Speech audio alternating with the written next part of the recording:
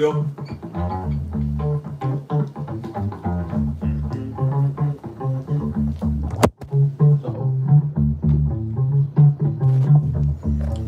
Silly stand.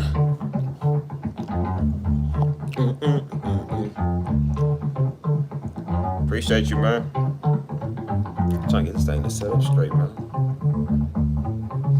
I'm not like these stands, bro. These stands, it's like faulty. Let's do this. Let's do right here.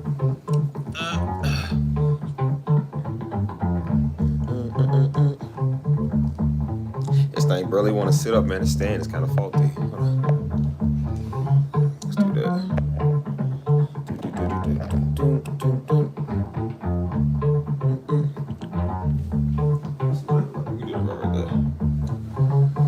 Hope it ain't cross-eyed or nothing. Let me see. It's a little cross-eyed.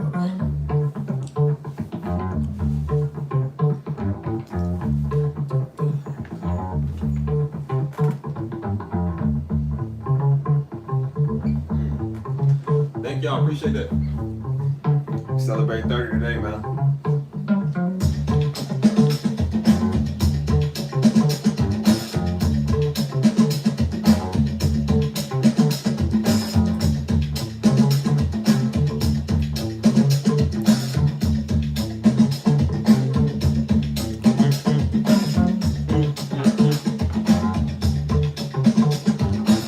Birthday to me. I appreciate y'all, dog. Hey, turn 30, man. It feels different. It really do feel different, bro. I promise y'all, I don't feel no older than 16.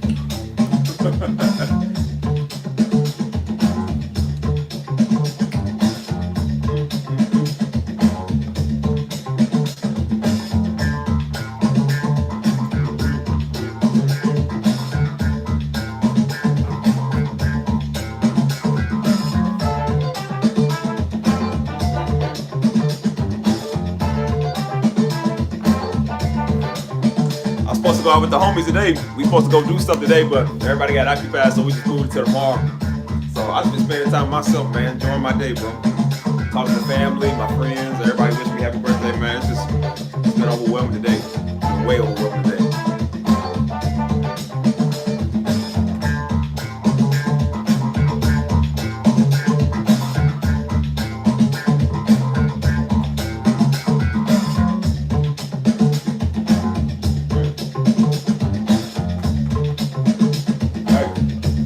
I don't even know what to do on stream today.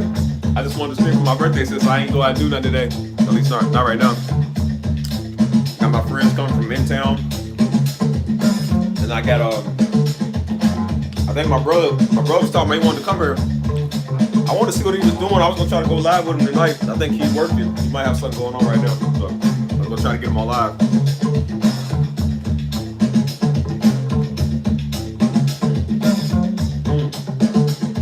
Feeling good, y'all. I'm 30, man. Feeling good.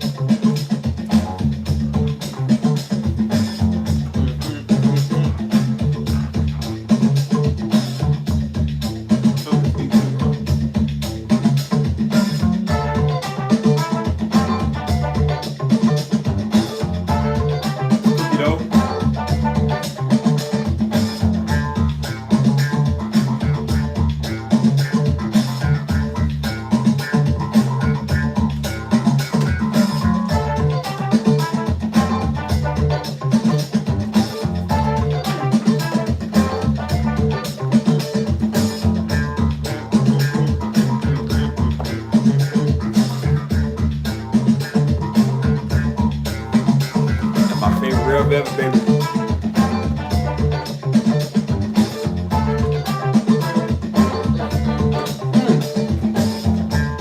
What's up, New York City?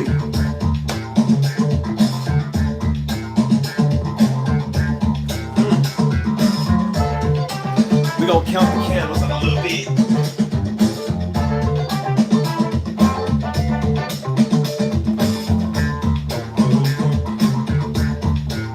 No, please don't. Thank you. Watch my stand. Watch my stand.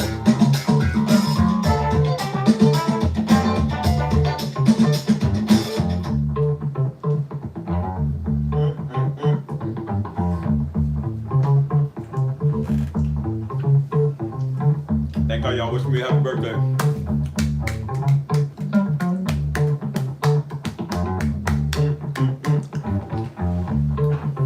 Hey man, I've been reflecting a lot today. Just on turning 30. Been thinking about a lot of stuff, man. A lot of stuff in life. Like, I was going back over my old memories, man. I couldn't believe it, dude. Like, I talked to my sister on the phone for almost an hour, and I called her from Costa Rica, and I was just talking about like our childhood and all that, the pictures I posted today, and just how time go by so quick, dude. Like, man, I'm in a 30 club now. You feel me? Like, I really don't even know how to feel, man. I don't know how to feel, dude. Like, 30. What's up from Philly? Where y'all be at, man? Drop where y'all location is. Wherever y'all from, drop in the comments, man. I love knowing where people that's on my chat is from, dude. I got somebody from New York. I got somebody from Philly. I know I got some people from Dallas. If I got anybody from Miami or LA, let me know. Sip. NYC.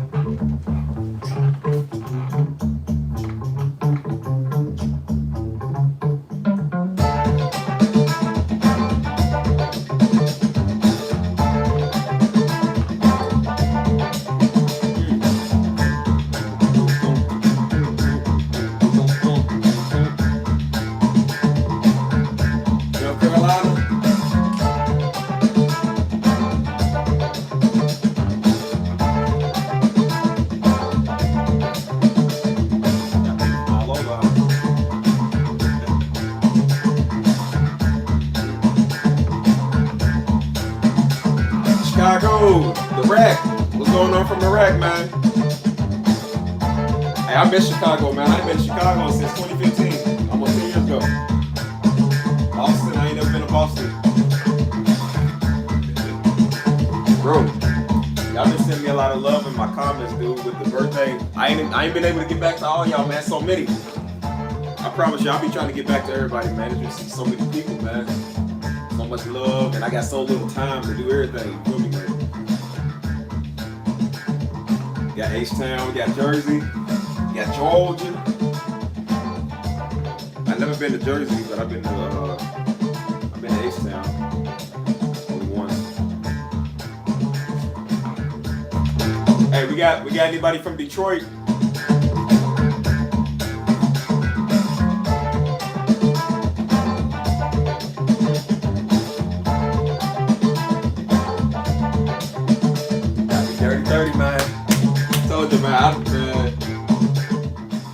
I ain't even gonna lie to y'all, man. Like, I've been overwhelmed today. I've been cool, keeping my emotions in check. So if y'all see me over here sniffling tonight, boy, don't judge me for crying. I don't know. I honestly don't know, man. I don't know how I'm gonna be feeling. Like man, I just been thinking about life all this morning, man. Like, I can't believe it, dude.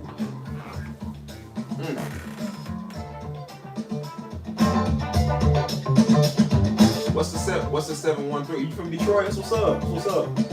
What's the 713?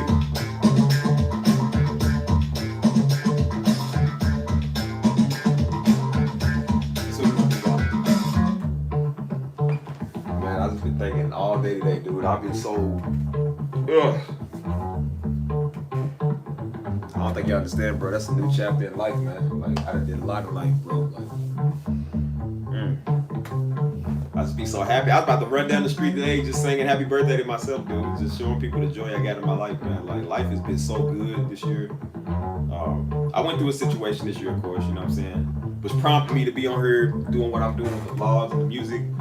Made me start, building the audience, and that's where y'all come in. So I'm glad for that bad situation that happened, because if it wasn't for that, I wouldn't be over here talking to y'all. I wouldn't be over here doing what I'm doing. So, other than that, man, everything else good. So I'm happy.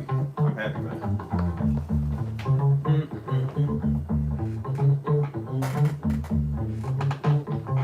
Houston. I think I only went to Houston because my homeboy got married up there. We went to Katy, Texas, and then we was in Houston for the majority of the time. I don't think we ever had a conference in Houston. I don't think we ever did it.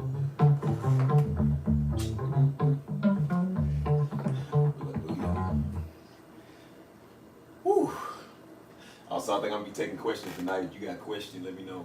Like I was doing that last night. I was taking like a Q&A or whatever. I don't know, man. I got a lot of things in life I just be talking about, and I want to get to know my audience, get to know my crowd. You feel me?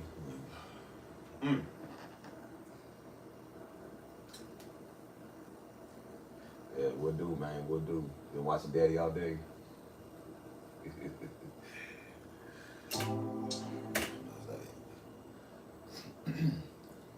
I was gonna go downtown San Antonio and live stream from there.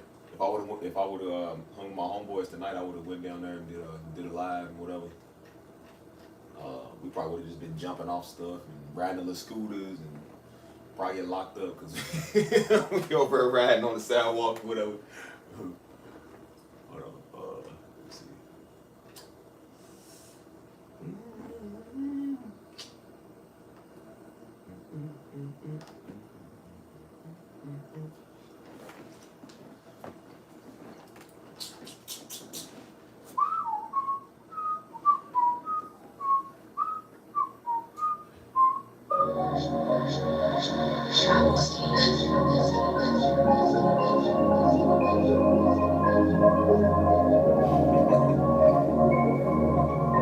I don't even like calling people my fans, man. I just call people supporters. That's all I say.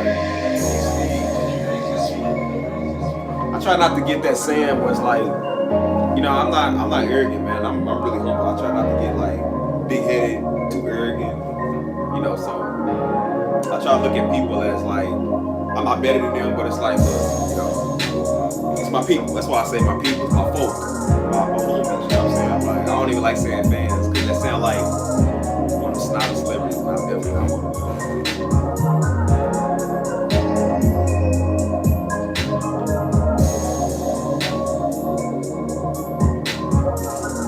Hey, truth be told, man, times we living in now, man. Daddy preached on that. That's why his messages are so relevant to today, man. Because he been preaching on that.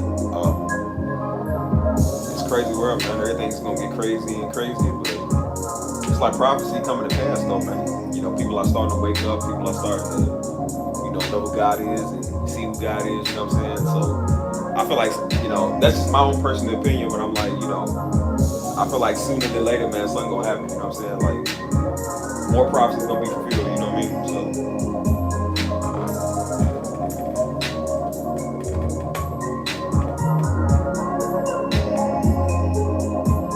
Hey, Kanisha, how you doing?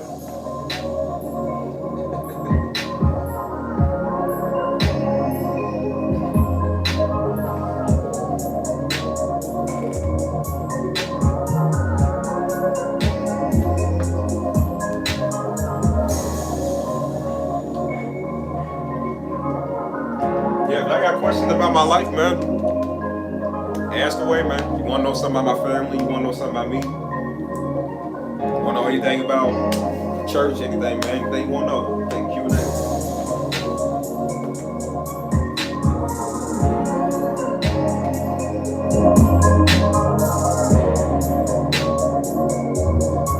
Yeah, Monte, I appreciate you. Thank you so much. Appreciate that.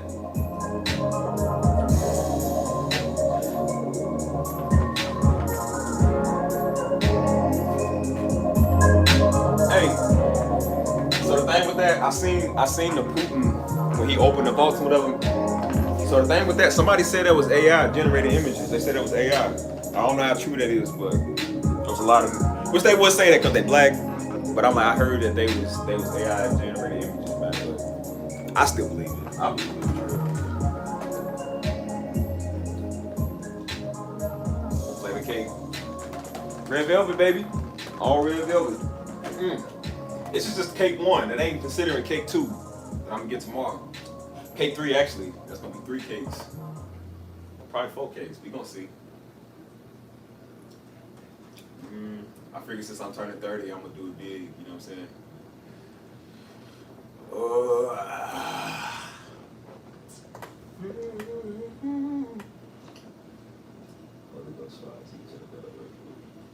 I appreciate that. What video? Daddy got so many videos, man. I don't even know half the videos y'all be mentioning. Like, he got so many videos, man. Like, I honestly don't even think I've even seen them all, man. It's too many.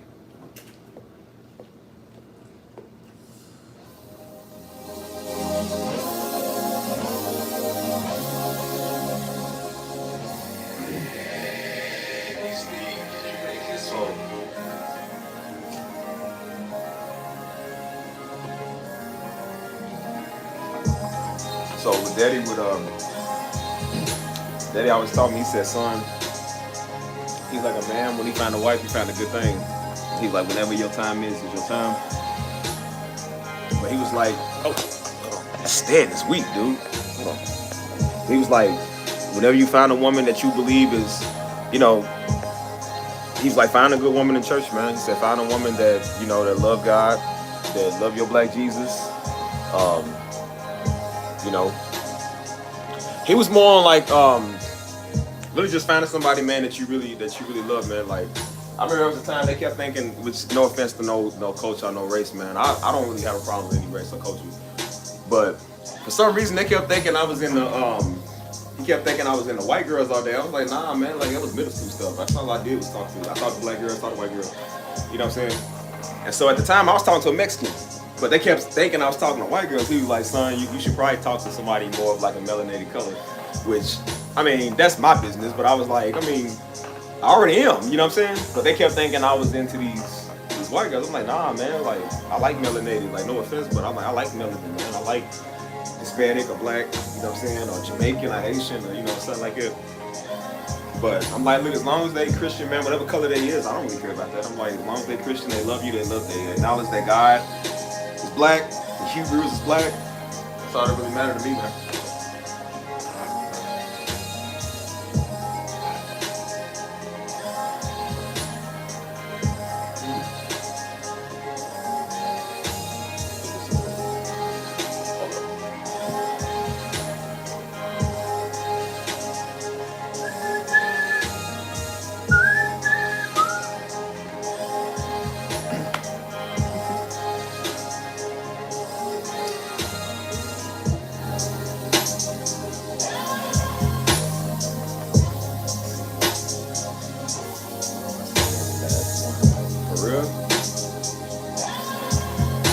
No, I never seen that book. I don't know what that book is.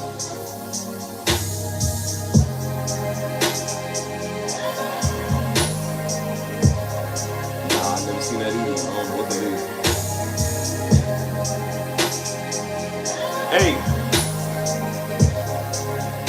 Hey, Cat, you gonna make me some bread when I come back in town? I'll be back right next week.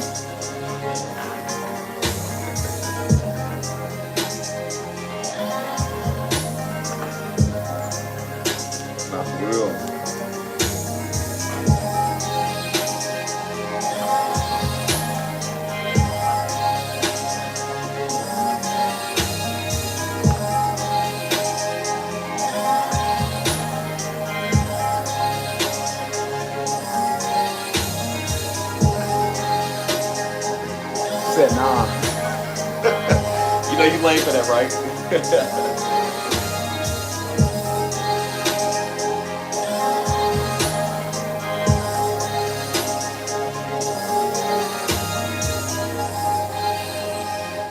Hey, I'm gonna have to give my brother, man, see what he's doing, see if he's busy. He might be able to go live with me tonight.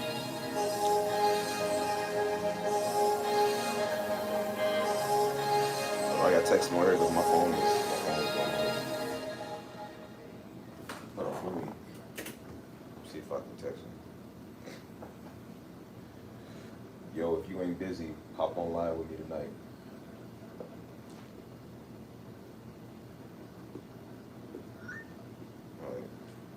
If you respond, I mean, he's still up, so you might hop on.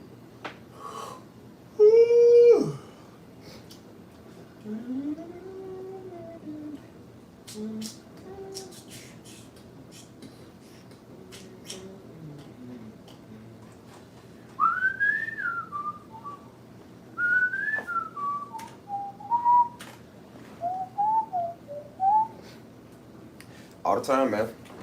All the time. But first, yeah, I talked to my little niece on the phone today. That little girl, man, she getting so big. she a handful, man. But yeah, all the time, man. I think about daddy all the time. It used to be almost every night, man. I would have a dream. Like, I have a dream about daddy, man. I have a dream about, like, everything went back to normal. It come and goes, you know what I'm saying? You know, come and goes. But it used to be every night back to back. You know, every night, you know, he's here, everything back to normal. It's cool. I remember when he first was gone, man. I used to have one every single night, man. That happened for months. I was tired of it. I was like, bro, I'm tired of having these dreams. I'm tired of keep on reliving the same moment, man. It's just too much.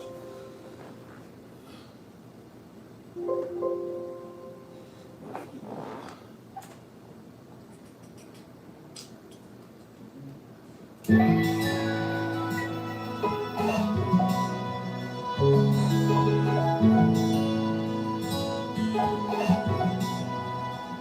one got lost. Never mind.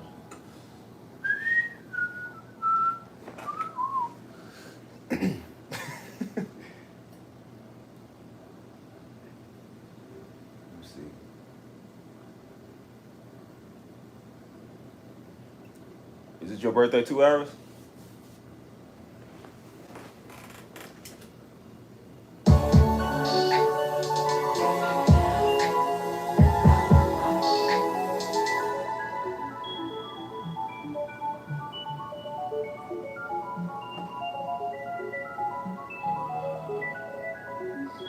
We'll go with the first one.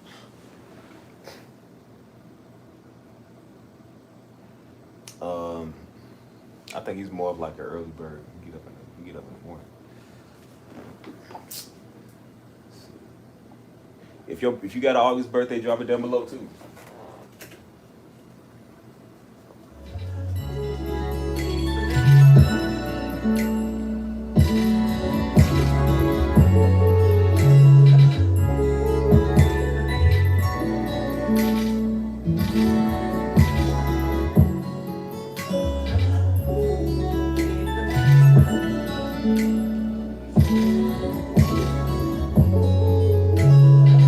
Nah, I ain't get no steak dinner today, Cap. I got some KFC. I didn't feel like going way after, man. You gotta understand, San Antonio's huge. So if you try to go somewhere, it take a good 15, 20 minutes, plus the traffic. I didn't even feel like going down there today. So I'm getting a quick workout in today. Give me a quick meal to eat, because I'm gonna go get something tomorrow when I go out. I'm gonna go get something tomorrow.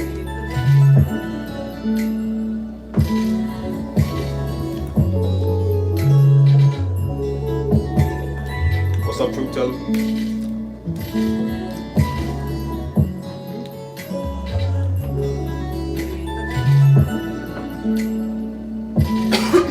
Y'all should have been here. Y'all should have been here the other night, man, when I was telling stories about my pops, man. Like all the good memories, all the bad memories. Like, man, I was dropping nuggets. Those stories are so priceless, man. I wouldn't change it for nothing, man. Like, for real. I'm trying to think. If so much happened between me and him, I'm trying to think of some more stuff, man. Like,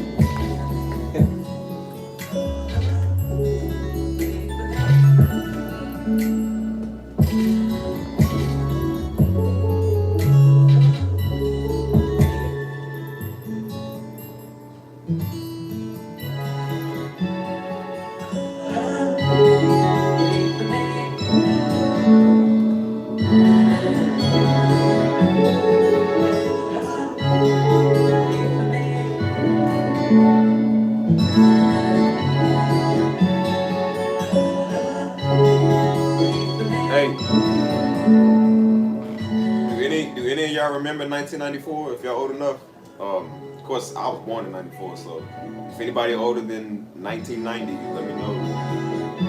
What was it like too?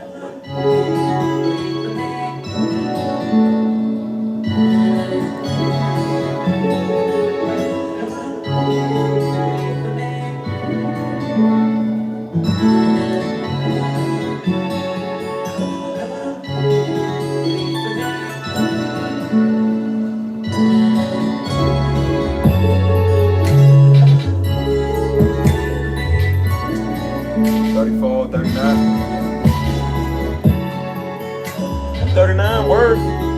Maybe it's far back. Your picture don't look like you're 39. You like 24. I ain't gonna cap.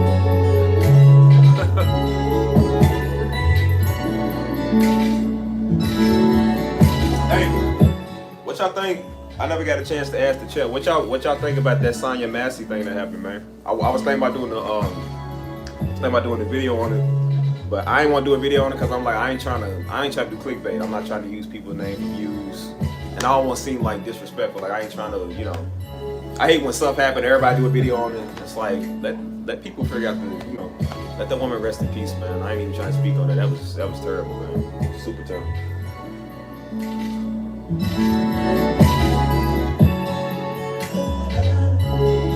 94, 85, word.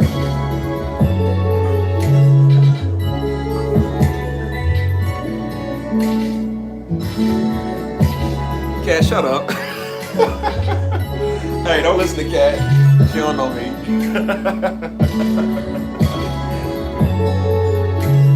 Hey, you know one thing? I don't even do the of course we don't do Zodiac, we don't do that. But everybody kept saying that for years, man. They kept saying, oh, you a Leo, you a Leo. I'm like, what is a Leo? Like, what is that? I don't even know what that is. And so I had somebody explain it to me, and it didn't even make no sense. I'm like, man, that don't sound like me at all. And that's what, well, technically, I forgot what the sign was. It was like, well, technically, you're good with others, and you know how to talk. I'm like, that would be if you would be honest, if we all did the signs, we would all be a little bit of everything. We all get mad at people. We all don't like people. We all kind of compassionate at times. We all kind of get pissed off. You know what I'm saying? I'm like, that wasn't deep to me at all. I'm like, bro, that don't even sound like me. It just sound like people just weird sometimes. She's silly.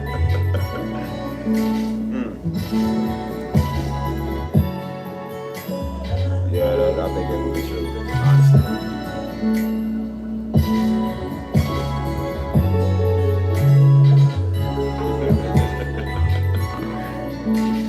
Yo, I love y'all chat. I love my chat, man. Like y'all be showing me love. I feel like I can talk to y'all, bro. I was talking some deep personal stuff yesterday because I didn't think I was gonna get on here today, but man.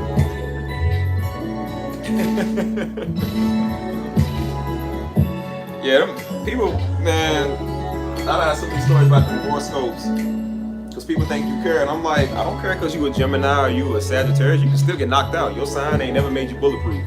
I'm like, that ain't never made you unwhoopable. You know what I'm saying? I'm like, your mouth is still gonna get you faded if you talk wrong to somebody that don't care. Nobody cares about that, man. I keep saying, like, bro, whatever language you speak, it don't matter. Like, you know what happens when everybody get knocked out or they get hit? They all say, ah, ah, ah, ah. That's a universal sign, universal language. Everybody, ah, they screaming. So I'm like, your sign show didn't stop this fist from flying. So people need to stop doing that, man, because that's gonna get people in serious trouble one day.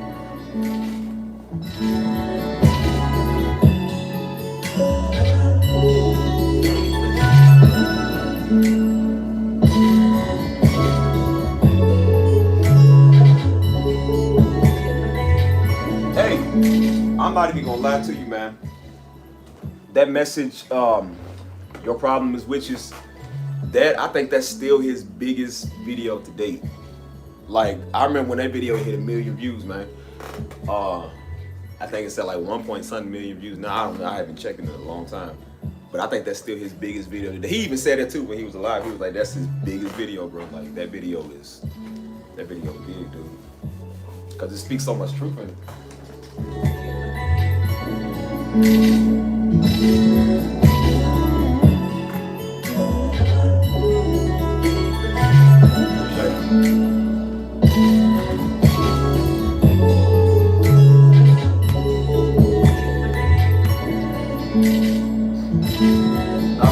On that, man, like, we got a lot of family that live down in New Orleans, and his daddy was from New Orleans, and he was like, they do a lot of that, because you know New Orleans is big on that. They do a lot of that voodoo messing around, and he was like, that's why we ain't never went to see them Negroes, because they always did that stuff. And I'm like, I ain't trying to get no expert on me. Like, I don't know y'all. You know what I'm saying? So I'm like, I don't, like, man, that witchcraft, that voodoo, ain't nothing to play with, man. I know Haitians. And these Haitians, they know about that stuff, and they like, bro, they don't even play with that dude. That ain't nothing to play with. That's not cute. That's stuff is not cute, man.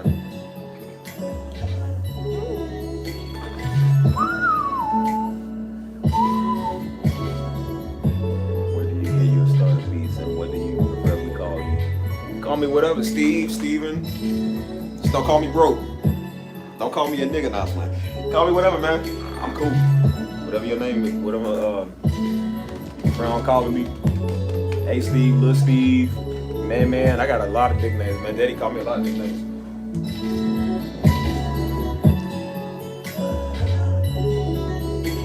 Oh, okay, I see. That's what's up. That's what's up. What is Lays? What is that?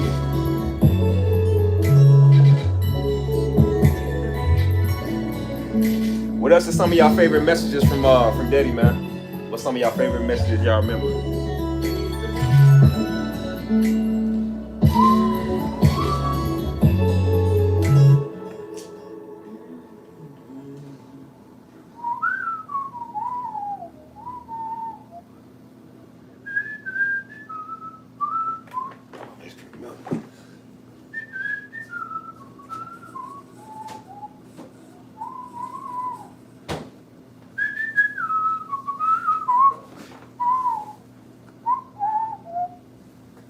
Hey man, I can't even watch He's Still a Healer, man. I can't even watch that video no more. That's deep. That was his last message, man. Hey Steve, hey Steve, hey Steve, hey Steve. Oh yeah, this was hey Steve.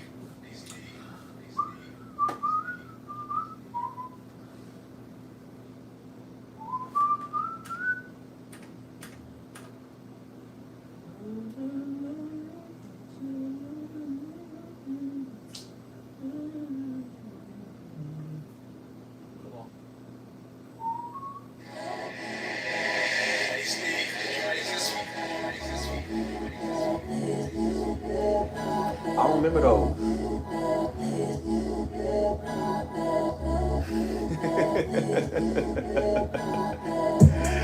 I don't remember half of those, man. That's why I say he got so many messages. I don't remember those. Cat, you been on I'm a chocolate man. What's wrong with you? Man, I don't remember any of those, dog. Like I said, we used to do this every Sunday, so it was common with us. It was like, well, oh, it's just another message today, you know what I'm saying? Like, I never kept track of them because we did so many of them. I was telling the chat the other day, I said, man, he had a whole crate. And if you know anything about old school, like cassette tapes, he had a whole literally it was a milk crate, a whole milk crate full of like cassette tapes where he used to record when we first started church. We recorded his very first messages on it. He said he preached harder on them tapes than he ever did on any other messages. He said when he first started preaching, he preached. I don't know if that was towards like the end of him before he passed, but he was like when he first started preaching, he preached harder then than he do now. Like, and that crate is somewhere, man. I don't know where it's at. Most of his stuff is gone. Like we don't know where it is, man. He has so much stuff, and we would misplace stuff all the time. So whoever got it, if somebody end up finding it one day, man, they're gonna be blessed because it ain't nothing but word and revelation, man. Like I ain't listened to a cassette tape in I don't know how long, but I would sit there and listen to the whole crate, man. Like I remember some of the messages too, because I was in charge of doing the audio visual. I was only like 7 or 8, maybe like 6, 7 or 8, and he was teaching me how to work a lot of that and how to record. So I remember doing some of that, man. Nah, I wasn't chubby, man. I was more muscular. That's what it was. I was muscular, dude. I think I lost around like 10, 15 pounds of muscle. Ever since that was the year, that was like a couple of months before he had passed. Like I wasn't able to, I don't know what was going on with me, man. I stopped working out as much and I wasn't eating right. I was just eating Mountain Dew and Skittles and Snickers and stuff all day. And I don't know, I slimmed down. I was never able to bulk back up like I was. My appetite is not as big as it used to be, so I did lose a lot of muscle. Because I noticed on the old videos too, like my jaw was thicker, neck was kind of thicker. Like I was kind of a little bit more broader. So I don't know what happened. I need to get back to that. That's why I'm actually trying to get back to that now.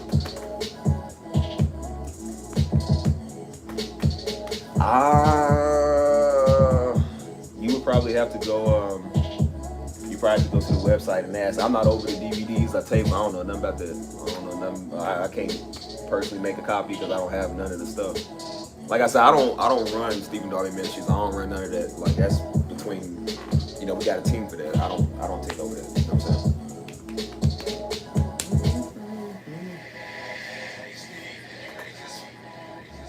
I used to be surprised when people used to like our worship. I used to just think that the worship music we did was just like, because we did it so much, and I was like, it didn't really sound that professional to me. So I was like, oh, this is just, what I'm saying? It's just Wednesday, it's Sunday, and I didn't realize how powerful it was until I started listening to it again. I was like, that do sound pretty good. I was just thinking it's like, oh, this is just generic worship we doing, you know what I'm saying? Because we ain't we ain't Kirk Franklin, so I'm like, we ain't, we just doing what we do every week. But people keep commenting on it. I recently seen a video that popped up of us doing it, and I think it was like 75,000 views, 100,000 views. And I forget that people be watching us. People be watching that. You know what I'm saying? And like I said, I don't really pay attention to that. I don't really, he got so many. It's so common to us that it's like, we don't really watch him as much as we used to no more. You know what I'm saying? But somebody ain't never seen it or heard it. Like they really like it, man. Yeah. Hey, I'm gonna tell you, there's this hard drive, man. This hard drive had all this stuff. I mean, like everything on everything. And I don't know if we found it yet, because we was looking for that before I even moved out of Louisville, and we couldn't find it for nothing, man. We searched the house, we searched the stores, we searched the church, we searched everywhere, dude. And it was like this hard drive was just number word in Revelation. I don't know where it is. I don't know if they found it yet, but I'm like, I pray to God that ain't lost forever, dude. Because I think he was even looking for it. That's how much it was. It's like, bro, this is like some Fort Knox type equipment. Like, this is something you need. You know what I'm saying? And I've not seen that thing since, man. So he got a lot of word on there, man. A lot of everything on there. You feel me? Appreciate it.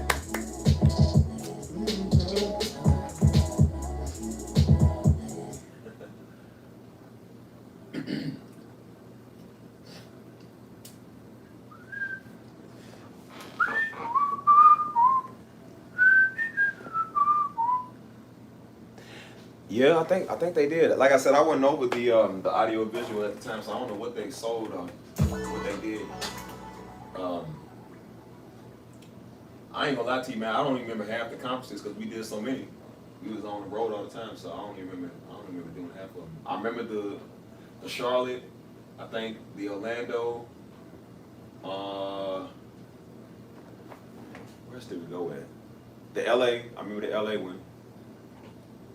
Dallas, of course, because we went to Dallas multiple times. We were supposed to go back to Dallas before he had passed, and we was coming up on the Dallas one.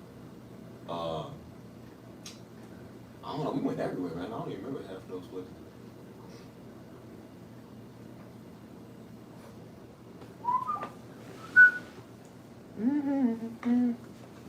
Now I'll go back in the town next week. I think I'm gonna see if Mama found it, and then I can update y'all on it, man. Cause if she do, she can upload more, or whoever's doing it can upload more on YouTube.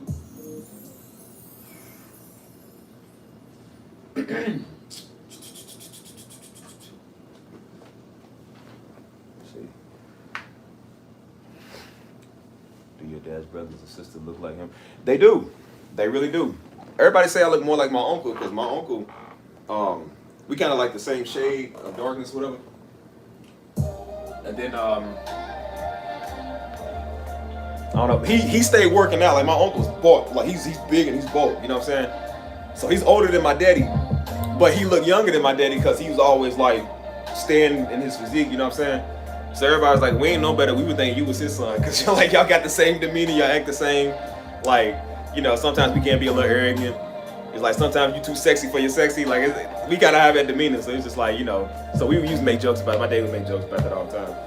But, nah, they all kind of look the same.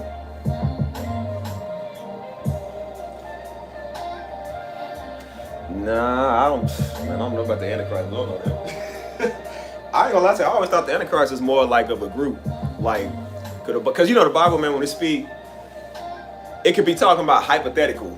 Like, when it's talking about some stuff, it could mean, like, I don't take my interpretation, this is me. But I'm like, when it's talking about some stuff, like it say, like the dragon rose out of the sea. I don't think it literally mean a dragon rose out of the sea. So I'm like, when it's talking about the Antichrist, I'm like, it could be talking about a group of people. It could be talking about the elites. It could be talking about the government. They be talking about alien. We don't know. Like I don't know, man. You know, it's just gonna have to be revealed. You know, I'm just letting time do its thing. Whatever's gonna be revealed is gonna be revealed. So I have no idea about that. I definitely don't prophesy. I don't try to give people my knowledge because I could be totally wrong. You know what I'm saying? And you know, I don't want God striking me.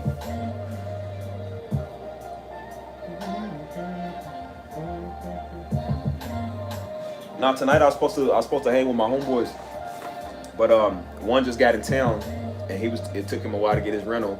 The other one with his wife, and I think the other one he got a test coming up. And so I'm like, that's cool. We just rescheduled it for tomorrow. So tomorrow we're gonna hang, and then Sunday we probably gonna do something too. And then when I go back to Louisville, we're gonna do something for my birthday as well. So I'm gonna be a little occupied. Mississippi? Nah. I ain't gonna lie to you. I ain't even trying to go to Mississippi. I ain't gonna lie to you. I always thought Mississippi, when I was young, I thought Mississippi was some old woman. And I was like, nah, it's a state. I'm like, what's in Mississippi? And then I looked and I'm like, from what I seen, I could be wrong, but from what I seen, I'm like, it looked like Alabama almost. No disrespect, but I don't know. I'm not really a fan of nowhere over there except Florida, and that's it. I don't really fool with no other states. I don't like Atlanta. No offense to nobody in Atlanta, but I don't really like Georgia, Alabama, Mississippi, Tennessee. Well, no, I like Tennessee, but that's just not my area. I'm more used to being like over here on the West Coast.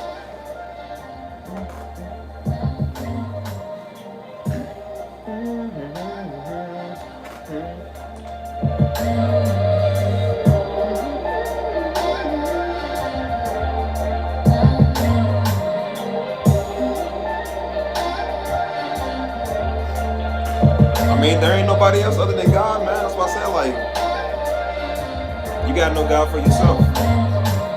Like, Daddy would say that. Daddy would say,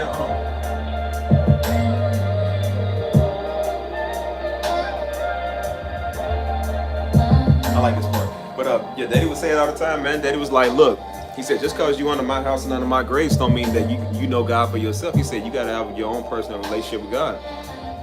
And so I started seeing that for myself, and that's why I kept saying, like, he would always do these preachings on, you know, because there's a big thing going around. People was like, well, what's the real name of God? When you know, is it Yah, is it Yeshua? They was like, man, look, he said, when I needed Jesus, I called Jesus. He showed up. And I knew that for myself. When I was in my situations, man, I called Jesus. I'm not even lying to you, man. I got to tell this story. I'm going to do a vlog. But every time I ever been in a situation, man, where it was danger, when my life was in danger, I promise you, dude, I always called Jesus, man. And Jesus showed up, bro. And so I'm like, I don't care what his name is. Like, I know what worked for me. I called the name. He showed up. He didn't care what his name was at the time. So I'm like, it worked for me. I know he real to me. That's why I say you can't persuade me that it ain't real, bro. Whatever language you in, he is who he is, man. He got many names, but I know the name of Jesus worked for me. So, what's up, Mike? Yeah, I was telling him I was supposed to be out with the homeboys, but we got some stuff going on today, so we just rescheduled it for tomorrow. I ain't even gonna lie, man. I'm gonna tell y'all something real quick. I'm gonna do a whole vlog on it. But you know I did a story about how I got shot. But before that, it was back in 2016, and we went over to Costa Rica to see my sister. And she took us to the Jamaican side. Now this side was known for she took us to the beach area. This beach was known for having super rough, deadly waves. Like these waves the currents were strong. Like, man, I'm talking about before you even got in the water, you could hear the like, there's some strong water. So, of course she was like, y'all be careful, don't go out too far in there. So, I should have known better because I've almost drowned several times before in my life. But this by far, bro, was the worst. And we walking out there in the water, me and my brother. And so as we walking, it's like the water's getting like, it's getting like more shallow. So the water was up here first, then it's starting to get like right here. So I'm like, oh, we good, you know, like, okay, well, there must be plenty of sand over there, you know what I'm saying? And so then I realized that the water's all the way up here. So then I try to sink down, and you know, like you try to bounce in the water, I try to sink down and hit the bottom, I can't feel the bottom. So I'm like, uh-oh. So I turn around, I'm just like, I was literally just on shore, like literally a bounce ago. So I try to swim back a little bit, and I'm still not feeling the bottom. And I'm like, uh-oh. I'm like, bro, I'm stuck. Now keep in mind, these waves are strong. So I kind of started panicking because I'm like, yo, like, where's the ground? That I was literally just standing on the ground. So the wave came and just like, kind of like, it didn't knock me out, but it just kind of like swooped me. You know what I'm saying? And it took me under. And of course, Joe, this nigga, he's over it. He pretty much drowned himself. But he somehow was able to move and get back. I wasn't paying attention because the wave had hit me. So I'm swimming out to sea, don't even know I'm swimming out to sea. He's like, man, what are you doing? Turn around. And so I'm like, oh, I'm swimming out. I said, oh, shoot. So I turn around and I'm trying to swim back, but the wave currents are so strong, they taking me out there. So you can't beat these waves, man. You ain't stronger than these waves. So I'm getting like swept out to sea, dude. Like I'm getting further. You know, your arms, and keep in mind, this water tastes like salt. It tastes like bad salt water. So that water getting all in your eyes, it's getting in your ears, it's getting in your mouth. Your teeth is getting like, you know what I'm saying? It burns too. So after a while, you trying to fight these waves, you ain't strong enough. So you tired, my arms is tired. And I'm just like, man, and I don't know why one of the first thing I thought about, I was like, man, I said, I'm about to die here, I ain't got no girlfriend. I don't know why girlfriend was the first thing on my mind at the time, I promise you. But I was like, man, I said, that's gonna look bad. I ain't got no girlfriend, I done died out here. And I just remember, man, I was trying to fight, and it was just taking me out further. And I mean, the water, you know, you're getting tired, and I was about to just give up, because I'm like, bro, you can't win. And I remember, man, I just started praying, bro. This is probably the craziest story of my life, man. Like, I literally started praying, dude. And I remember, this is why I say I call Jesus. I literally was saying Jesus. Because they always say, if you ever get in trouble, call Jesus. I called Jesus. And at first, like I said, nothing happened. And so I'm like, Jesus, you know what I'm saying? I keep saying it, because I'm like, no. I said, you got to make a way, man. You ain't showing up yet. You know what I'm saying? Like, I should have been rescued by now. You feel me? And so I remember, like I said, I'm getting tired. It's getting all, you know. And so I just remember, I was like, Lord, I said, you saved me, and I'll serve you forever. I remember saying that. I said, you saved me, and I'll serve you forever. Bro, when I tell you, I promise to God I can't make this up, man. There was no way there should have been a flat surface in the ocean. There was no way there should have been nothing right there. My toes literally touched rock, like a smooth rock surface out of the whole ocean. I'm like, dude, there is no way there should have been nothing right here. And I was sitting here and I was like, because I already knew God was gonna make a way, but I was like, yo, he really made a way, you know what I'm saying? I literally touched rock out of all the water. That shouldn't have been nothing right there, man. And I was able to throw myself to the current. That was like some sharp rocks that was sitting over there. And these rocks is like sharp, prickly. And I'm stabbing my feet, walking all on them, because I'm climbing up to the shore. I'm stabbing my legs, everything, trying to get up here. And I remember, bro, like, you know, right after that, I was just like, that's when I knew God for myself. I was like, yo, like, God showed up. I'm not even playing, bro. I promise you, this is sounding out like a movie, man. This is the craziest story I've ever had in my life. Like, it should have never been that way. It should have never been there. And I said, if it wasn't for that, man, I said, I would have done got swept out there. I would have done drowned. You know what I'm saying? But I'm talking about these waves is tall, man. Like, these waves, there was no way you was supposed to be able to get at these waves, dude. And literally, once I stepped on the flat surface, the current stopped. I was like, bro, I said, man, come on, dude. I said, man, you can't tell me God ain't real, dude. You cannot tell me God ain't real, bro. That's why I said I don't care what his name is. When I called his name, he came. He showed up. Every single time my life was in danger, I called his name. When me and my brother got in that near fatal accident, we called Jesus. We walked away with our scratch, bro. When I got shot, I know I was laughing and playing around, but I was like, what if this bullet travel up and hit my spine? What if it travel up and hit my heart? What if it travel up and hit my arteries? And I called Jesus. Right before they put me to sleep, I called Jesus. And he showed up every single time, dude. So that's why I said, it's no way that you don't owe him. I said, bro, I owe him everything, man. I owe him. Like, you owe him, bro. That's why I said, you can't convince me there ain't a God, bro. You can't convince me he ain't real, man. I know for myself. And I had to, and that's what Daddy was saying, like, one day you gonna learn for yourself. And that's when I had to realize that was my learning point for myself, man. You feel me?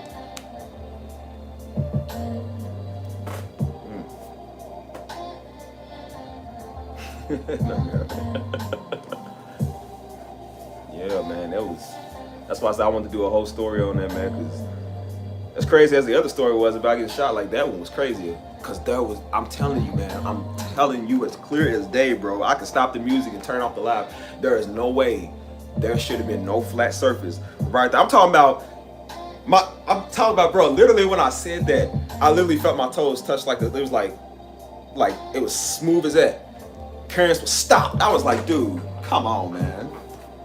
I was able to throw myself back up to the shore, and I said, there's no way you should escape from that. There should have not been no flat surface right there. There was nothing right there in the water. I thought I was stepping on a dolphin. I was like, because I'm like, he'll show up in mysterious ways. But I felt that it was like a smooth rock. Smooth rock. Like, what not, like, man, I can't, I promise to God, bro, I can't make this up, dude. I cannot make this up, dude. Like, man. That's why I said, man, like,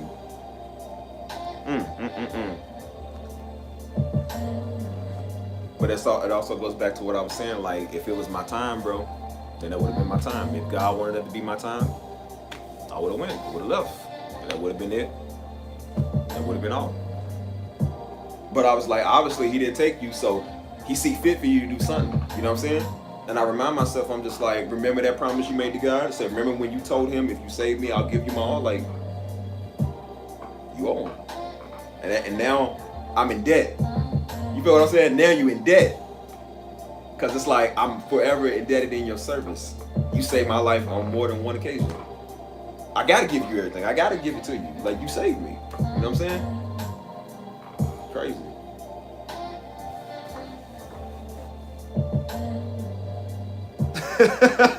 Nah, man. Nah, I ain't even preaching, man. But that's just how I talk, man. I'm just talking facts. I'm just talking like what I've been through. I noticed that, man. Like, I just like to talk real, man. You know what I'm saying? That's why I said, like, if people knew half the stuff I done been through, man, within the last 8-9 years of my life, they would know I don't care about no comments. I don't care about what you think about me.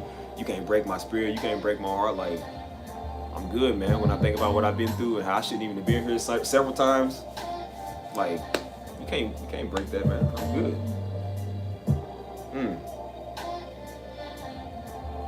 Man.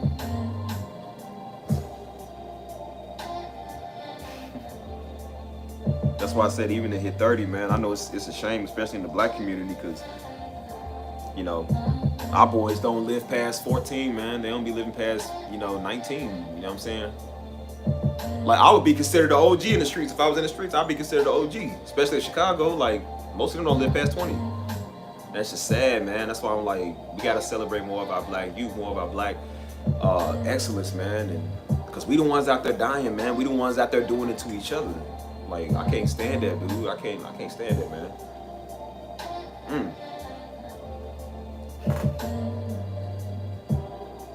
Yeah, man. Like, that's why I said, man, I could have been sent to see Daddy sooner, you know what I'm saying? And I knew he would have been like, son, this ain't the destiny you should have. But God knew that wasn't the destiny I was supposed to have. And like I said, one day in the future, if it's my time to go, I ain't gonna fight it, man. I'm like, all right, if God see fit for something to happen to me, then, And that's how Daddy was, man. He was always like, if God see fit to take him, he said, when it's his time, it's gonna be your time.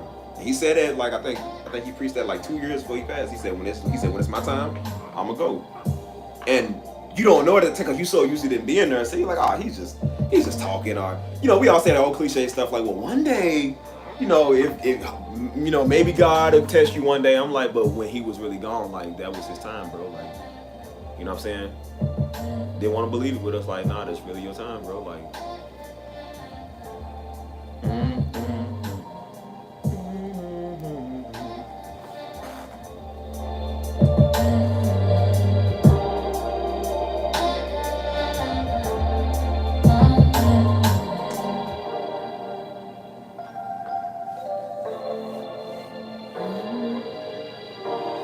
my friends is one is older than me, but most of my friends is in my age grade. I got all type of friends, man. Like, I be friends with old people, I be friends with young cats, I be friends with middle-aged people, I be friends with women, I be friends with men. You know what I'm saying? Like, friends in Louisville, friends in San Antonio, friends in Miami. I got friends all over the place, man. I got a friend in Turkey. I got who else do I know? I know a lot of people, man. I know a lot of people. I think I used to know somebody in Japan. Mexicans. I think I got more Mexican friends than black anybody, man. I know a lot of black folk, but I think I know more Mexicans than black people, man, for real.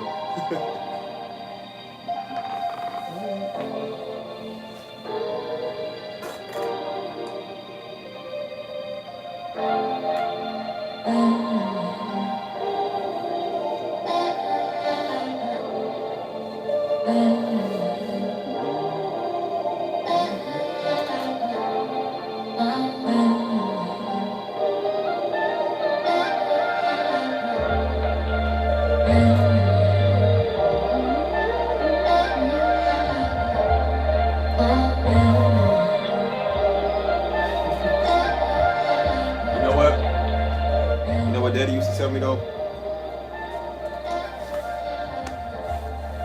He used to tell me that he was like, son, he was like, you're not gonna be able to run off of me and Mama Grace. Because we was riding off their grace our whole life, you know what I'm saying? Till you get older, that's why he was saying you gotta know God for yourself. And I'm telling you, it's cold as day, man.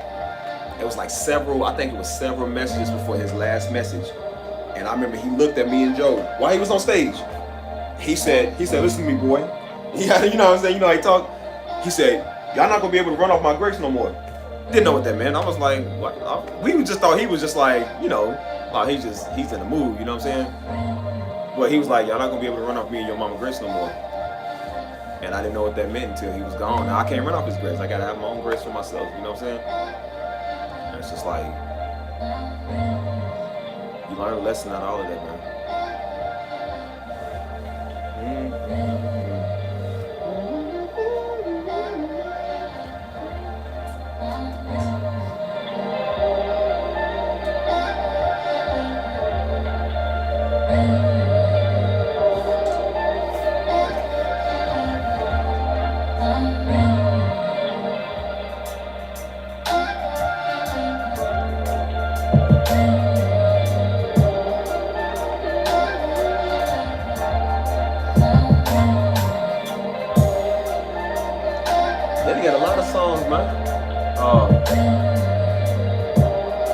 Me and Daddy used to make music together. He would hear me making beats, and then he would take some of my beats, and he would write raps over them and stuff like that. He used to rap, so he would do like some raps, and yeah, he used to encourage me a lot, man, to keep it up. You know what I'm saying? Daddy loved my music, man. He used to love hearing me do music. Oh, let me see.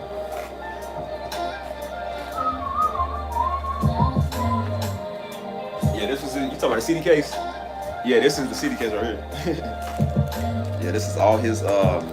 He might actually have some messages on here. I ain't even gonna lie to you, bro. He might actually have some messages in there somewhere.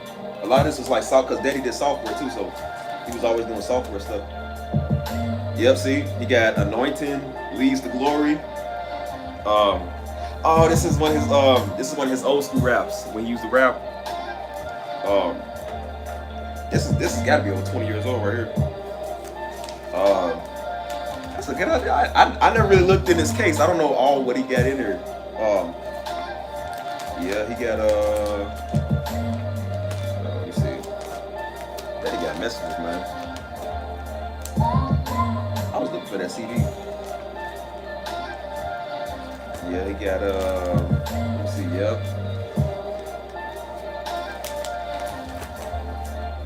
Man, this is memory lane right here. I didn't know he was even gonna have all this. He got the humanism gospel. He got a CD right here. I remember when he used to make and burn his own CDs. He got the old CDs where he used to have like him and Mama on the cover or whatever. This one was called it's when the church was called River of Life before it was Destiny Ministries. This is back in 2005. Y'all see that? 2005. I don't know if y'all can see that. 2005.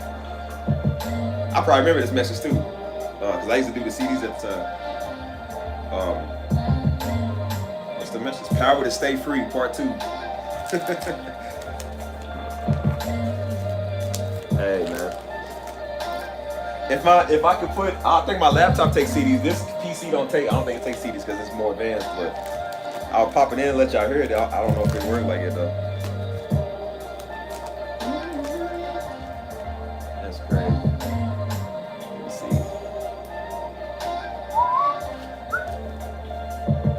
No, I don't write songs. I need to start, but that's just not really my thing, man. I don't know how to write music.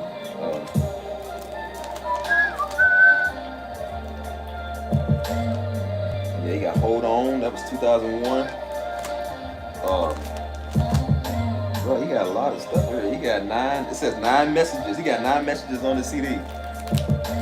Hold on. What do he got? That he got. I don't know why he had all this software stuff. I don't even remember him using most of these.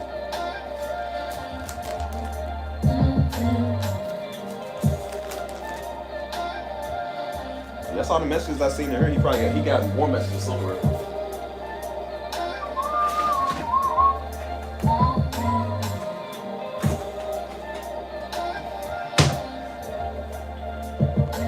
I actually enjoyed my birthday today.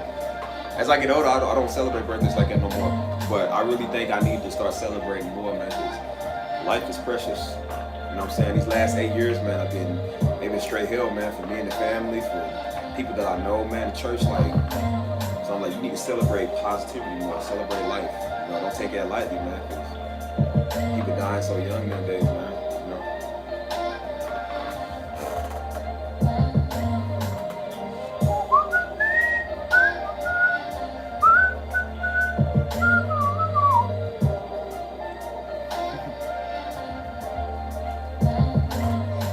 Daddy used to, I remember before we even had a church, I remember he used to do preaching back at a youth ministry. I remember that I was like 4 or 5. And he would preach at this church we went to. And he would do like the youth or whatever. And you know, when you grow up in church, you see how people get the hands laid on them and then they fall out and whatever. So I seen that growing up. So at first I thought the pastor was mean. I was like, oh, he's knocking people out. Like, oh, he's putting them to sleep.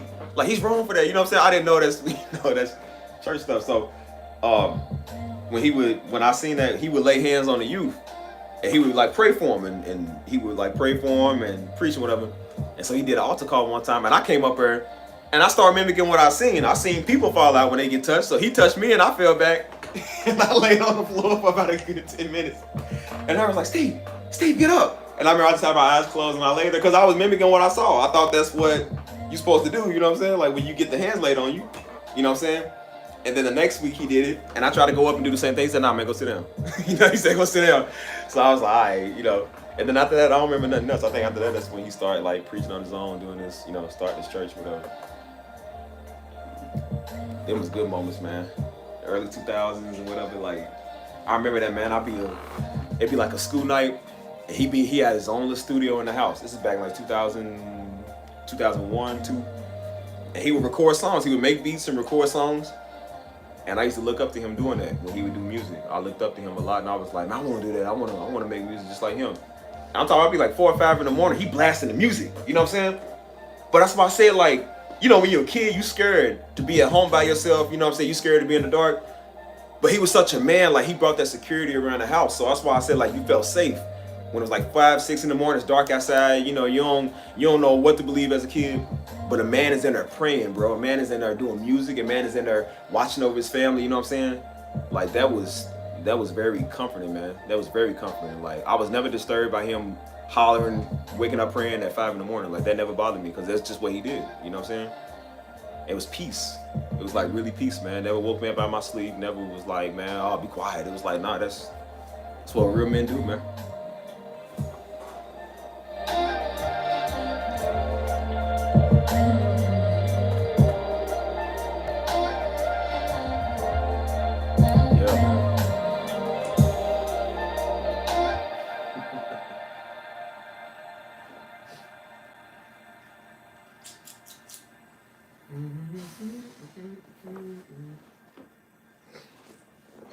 I appreciate y'all for making my birthday live, man. My birthday been I only been on YouTube for like this channel. I only had this channel for like it'll be 2 months on the 25th. And so I've just really been getting busy since then. I've been interacting with people and linking with folk and you know what I'm saying? Like that. Yeah, the channel grew relatively fast.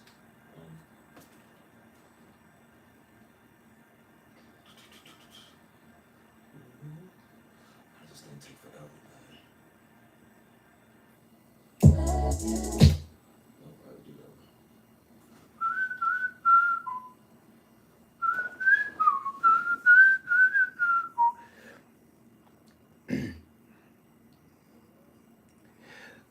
I guess I do, in a way. That's just what I seen. Daddy was, man, Pops was protective, man, over his family. He was, you know what I'm saying?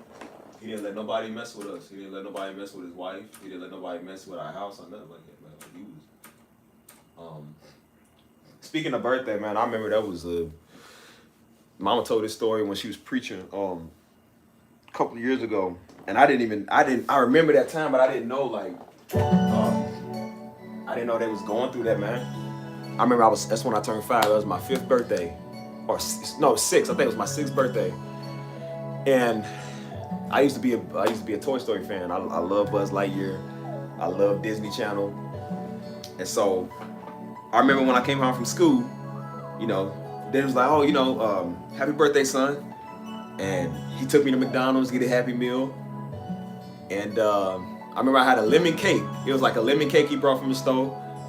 And he was like, happy birthday, son. He gave me this. This is back when VHS was a thing.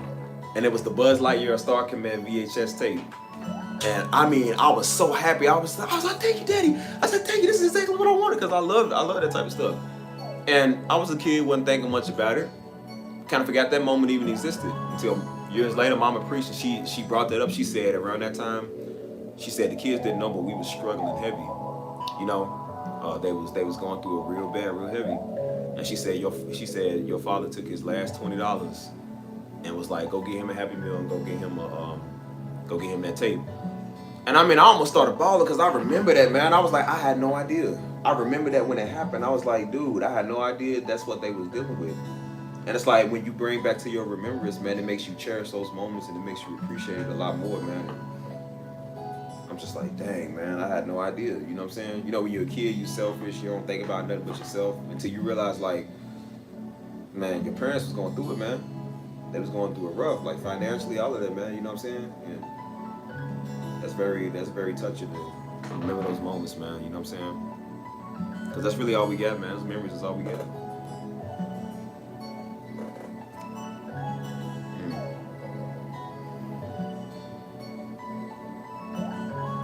That's why I said if I end up getting a little emotional tonight, don't blame me. But I don't know, I can't help it sometimes, man. Like, I've just been overwhelmed lately.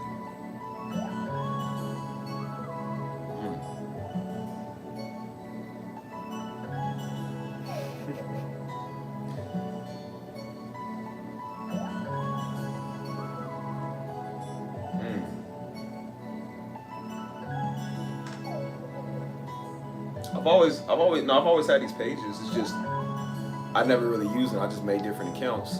But that's when I started uploading last year, like when my main channel was music. And then this channel, this has been up since earlier this year. I was uploading, like I was sitting right here. I had the camera right there, and there was no music, there was no edits. It was just like me talking about like the first church, like some of the old memories we had at Pastor Dark, because everybody kept asking. And then I was like, I don't really like those videos. You know what I'm saying? I was like, I could do better. And I just went ahead and deleted what I had on the channel. And then last month, that's when I was like, nah, I'm gonna start really uploading and vlogging for real. And my first video I did right over around the corner in my apartment complex. And then the rest of them, I was at the little workout park. I get through working out, take a video. Channel's been up for a while. It's just I never really posted nothing on there like that. You know what I'm saying? Thank you, Cynthia. I appreciate that. Daddy, man, he was. That's why I said, man, like, I'm gonna tell you something crazy. Right before he died, I remember he was taking us car shopping, and we was talking men to men. That's why I said that was right around the time we was being men to men. You know what I'm saying? And I forgot what the topic was about, but he said,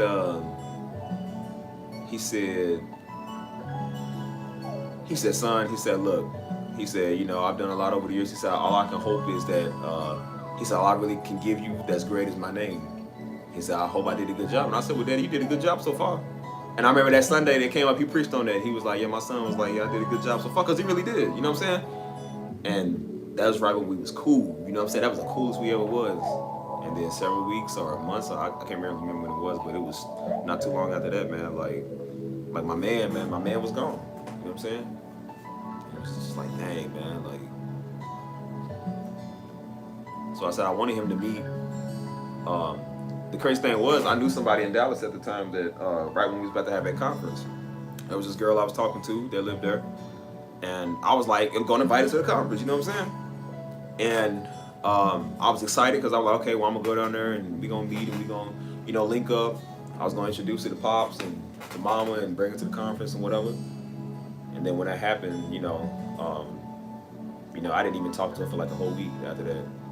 And I was just like, look, I can't talk right now. You know what I'm saying? She was like, is everything okay? I was like, because I didn't want to tell nobody at the time. Because I'm like, we was praying, we was doing our thing. I didn't want to talk to nobody.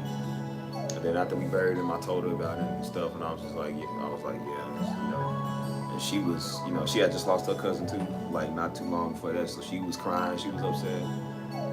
And she was like, I really wish I could have met your father. You know what I'm saying?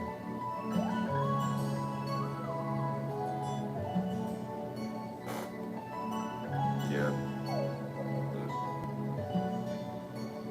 Yeah, that's why I was like, man, it just, some of those, man, they used to bring up dark memories, bro. Like, that's why I said, like, that's why I don't even really like being in Louisville, man, because a lot of Louisville reminds me of that.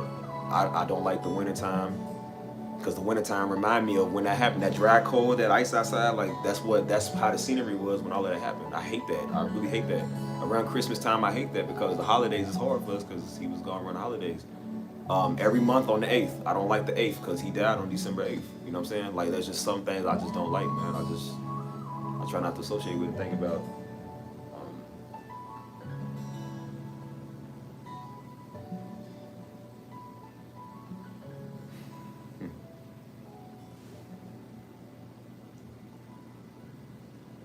Yeah. Yeah, he always with you in your heart, man. That's why I said all I want to do is just do him proud. You know what I'm saying? And then not too long after that, my brother got engaged. You know what I'm saying? He got married a couple of months later. And we had like a little dedication thing to him at the wedding. It was like a little dedication tree. And like I said, it was still very fresh at that time. That's when I was pretty much an emotional wreck. So, you know, in front of them you strong, behind closed doors, man, you letting it out. You know what I'm saying? And the girl that I knew in Dallas, she was the only one I talked to about it. Like, I didn't talk to nobody else. I didn't talk to my own family because I didn't want them to see me like that. I didn't want them to feel that way. You know what I'm saying? I talked to her, and she was the only person that seen me kind of going through that. And like I said, man, that was every day for weeks, every day for months, every day for years. Like, it's just, you just tired of reliving it. You tired of thinking about it. You know what I'm saying? That's why I'm like, all these years we didn't want to say nothing. Like, I didn't want to say nothing about it. I'm like, the last thing I want to do is talk to people, and then people come with these conspiracies. They messing with you. They messing with mama. They messing with all of us. I'm just like, bro, leave us alone. Like, let us grieve. A nigga can't even grieve, man. Y'all messing with us. You know what I'm saying? Like, so I'm just like, bro, leave us alone for a minute. That's why I like being by myself sometimes, because people get on your nerves, man. You know?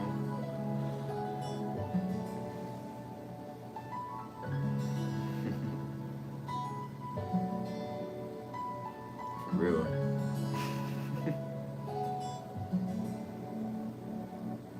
No, I never went to college. My sister did. My college definitely ain't for me.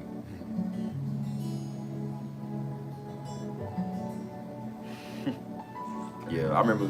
It's funny you say that, like you sound like him, because I used to think I was him when I was younger. I remember when I was a kid, I used to try to, because you know, you see a man and you try to mimic what a man is, and so I kept thinking like, I'm like, nah, I am daddy. I'm just like daddy. And daddy told me, he said, son, he said, you not me, dude. He's like, it's good that you want to be like me, but he's like, you not me, man. He was like, you got to be your own man. He was like, I'm who I am. I'm grown. He said, I do what I do. He said, you need to learn how to do what you do. You know what I'm saying? And so that's why I said many times people want me to be him. They want me to walk in his footsteps and, oh, well, you got to take up the mantle. You got to do. It's like, he already told me that's not my thing. Like, if a man is telling you it's not your thing, he's telling me it's not my thing. I'm saying it's not my thing. But people are still like, no, you're going to do it. Like, you know what I'm saying? And that's why I said it's just mad and annoying. I don't even argue with people on that, because I'm just like, they don't know. They wasn't there. You wasn't there. You didn't talk to him. So if you did, you would know what he said, but you wasn't there. So that's why I'm like, you can't prove nothing to nobody, man. I learned that in life. I don't even want to prove that to nobody. I just want to just be chill, bro.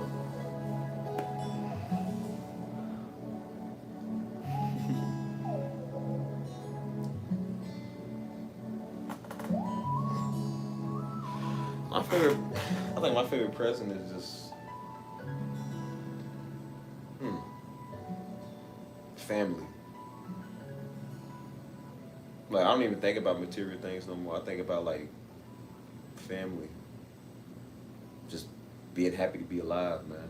You know, seeing my family do good. That's just something I love, man. You know, seeing mama finally at a place where she can kind of relax, and She's not like she was at first when this happened.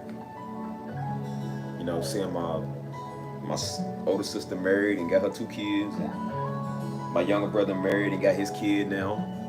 And my younger sister, she doing her little thing. You know, we all doing good, and that's all I really want, man. I want them to do good. That's why I was like, I ain't even worried about being married. I don't care about that right now. Like, I said, I want all y'all to get married, all y'all to be good first, and then I'll worry about me. I ain't even worried about that, man. I got time. I ain't think about that. I said, I like being by myself right now. I like being to myself, man, because it's peaceful. I said, once you get with somebody, you ain't gonna have it no more. You gotta be with them, you know what I'm saying? And it's like, enjoy your years while you by yourself, man, before you get with somebody, because you're gonna wish you were single if you get with the wrong one.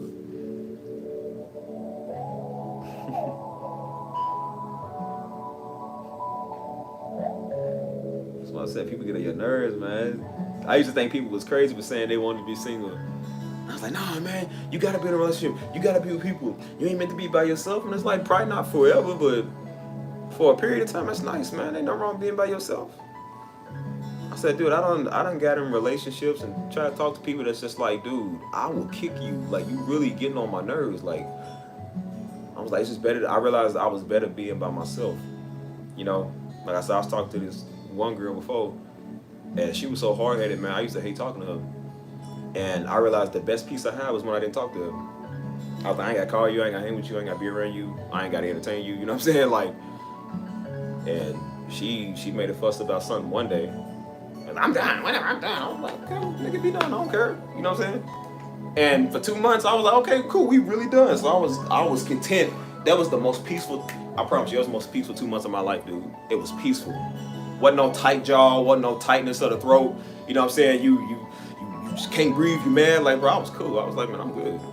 And that was nice. And then once she seen I ain't care, now she wanna, oh, well, I think we need to work things out. No, I don't wanna work things out. Let's go out of town. No, I don't wanna go out of town. Let's get back together. No, I don't wanna get back together.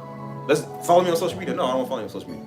I wanna talk. I don't wanna talk. Like, I don't wanna do that. No, I don't wanna get back together. You know what I'm saying? And then they come with the crying, like, well, I ain't want you to, no, save it. You should have been crying when you said what you said. I'm like, I ain't with that. I like being by myself, man.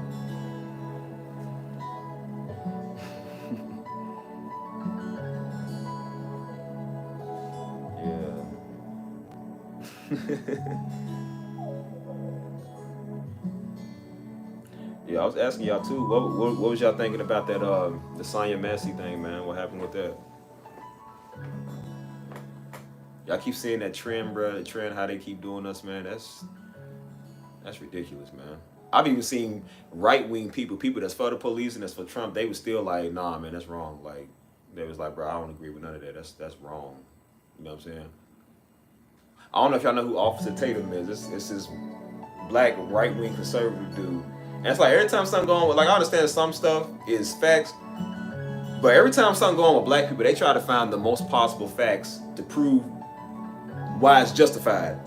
And I'm like, you got white people that are literally like, bro, this is wrong. He's still, well, no, see, it's justified because she was trying to throw the pot, and I seen the other image, and you know, you can see the steam right here. And so if it would have hit the officers, it would have been deadly force. So you know, he needed to shoot her. I'm like, dude, why is it every time something's going on with black people, it's always a nigga that's trying to always push that narrative like, well, you needed it. That's what they get. You know what I'm saying? It's like, dude, why are you so content on trying to destroy your people like that, man? Quit doing that. That's mad annoying, dude.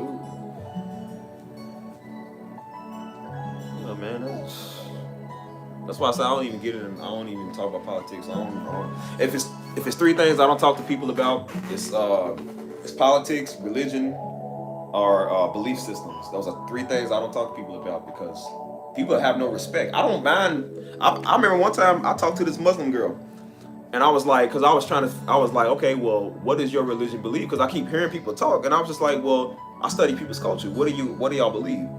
And so I was respectful. I was like, okay, well, you know, tell me about your mosque. Tell me about like what y'all do. And so she explained it. The minute she got on Christianity, dog, like, you know, a lot of them don't like Christians. And she just went off and, oh, y'all think the pastor's God and blah, blah, blah. And I said, I remember why I don't ask people what they believe, because that right there, I said, that disrespect. I said, I respected your stuff, and then you disrespect mine. I'm like, this is why I don't talk to people about belief system and then politics. Everybody, if you ain't vote Democrat, they don't like you. If you ain't voting Republican, they don't like you. Like, you can't win, bro. If you ain't voting at all, they still mad at you. Like, you can't win, dude. I'm like, it's just mad annoying, man. I don't want to talk about none of it. It's just annoying, man.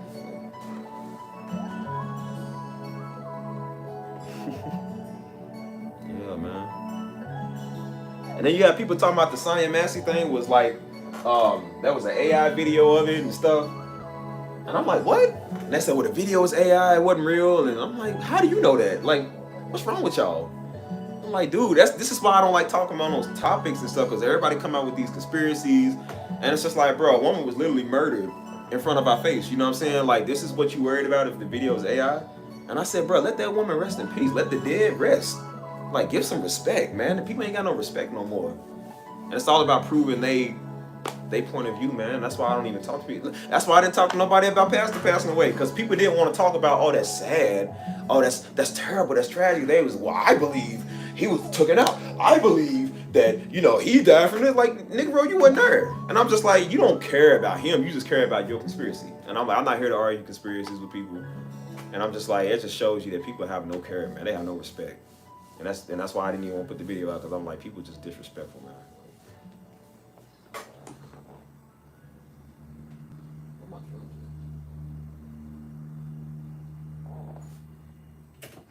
My stuff never loaded up.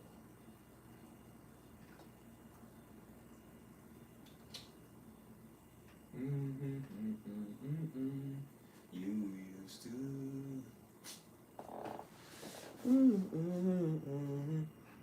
No, I think dude going away for good. Everybody said that, man. Everybody was like, I feel like it was a demon too, because dude, who gets mad when you say in the name of Jesus? Like, who get mad over it?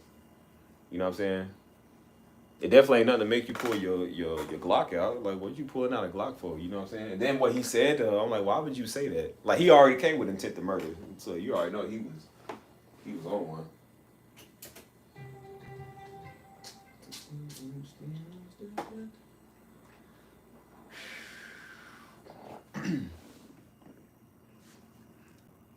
I love San Antonio. It's hot, man. It's hot here. Better than Louisville, but I love it. I definitely love it.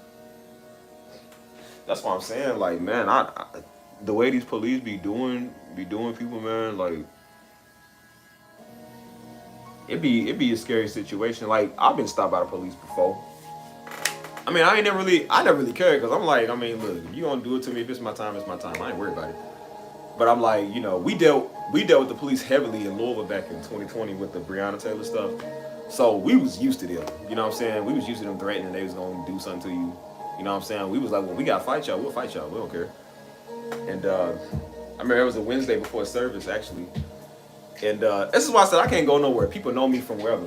Bro, I literally had on all black. I had on like a face covering, like a mask or whatever. And the news was walking past, and somebody pointed me out on the news. They was like, oh, there's RC on the news. I said, man, how? I was in all black. I was all covered up. How you know it's me? They said, because your physique.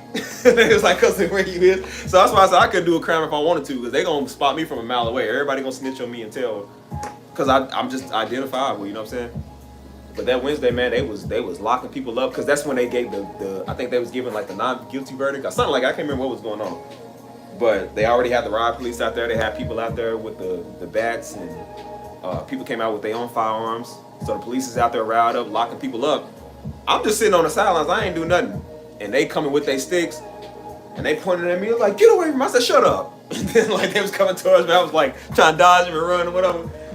And people was throwing, like, somebody threw a burrito. I don't know where they got a burrito from, but they threw a burrito. They was throwing bottles of water. And one white dude, they was trying to tackle somebody. He came over and pow, kicked them. He took off running. They went and grabbed him and tackled him. So everybody's like, hey, free my nigga, man, free my nigga. Like, it was funny. So the sheriffs, they was trying to lock people up. So the sheriff's department was cool. They was letting people move, like, go this way so they didn't get locked up. But I was like, yo, I don't do good with people touching me. So when that one white dude, he tried to touch me, and I was like, I ain't gonna lie, bro, I would probably sock you. I don't like people touching me. And then I ain't trying to get no extra charge. Because he was just rude, man. I wasn't even doing nothing. And he was like, get away, he pointed his stick at me. He said, get away from him, back up. And I said, man, shut up. Like, go do something then. I said, I'm gonna sock you and take off running. But that was, man, them police stuff, man, Louisville police, they corrupt.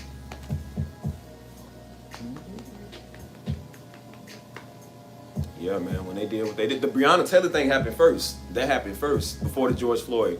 But they covered it up. So that's why it came out around the same time as the George Floyd, because they tried to cover it up. So when we found that out, along with the George Floyd, everybody's fired up, dude. I remember that same day I came back from running because I was doing my training for the fire department. And I came back running. I was getting my weight up again because I was eating and whatever. And so I was like, well, I'm gonna go out here to this march and see what's going on. And that's when I went out there, and then they start shooting. I got hit. 6 other people got hit. And then I kind of start slimming down again because they told me I can't work out for a minute. I can't lift no weights. And that sucked because my firefighter training was coming up and I couldn't do that yet. So yeah, man, the whole city was in turmoil, man. The whole city was just...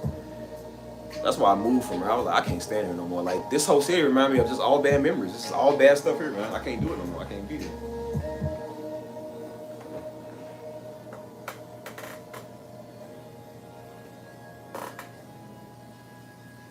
City View Apartments. Which one is that one?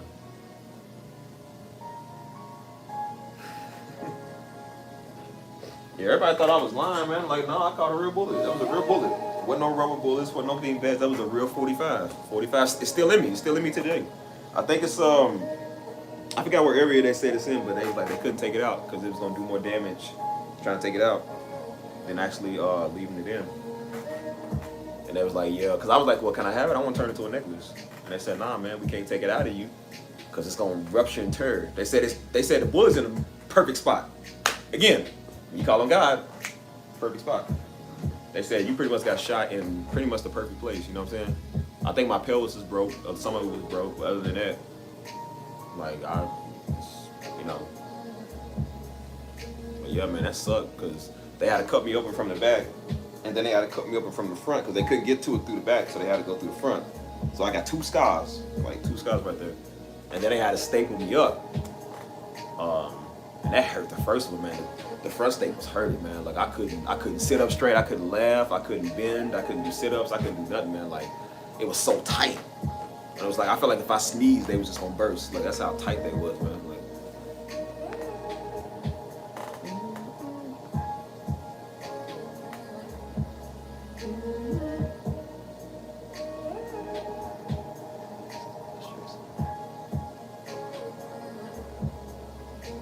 yeah. I'm opening up more about the truth now, man, because like I said, I'm in a comfortable place in my life where I can talk. You know what I'm saying? Where I can, you know, when I did this channel, man, it was really just, it wasn't even supposed to be talking about daddy. I wasn't even gonna make a video on it. It was really just talking about my personal life, my personal stuff. But I'm like, that is your personal life, that is your personal stuff, what you went through. So why wouldn't you talk about it? I wasn't doing it for clicks or views. I'm just talking about my own personal.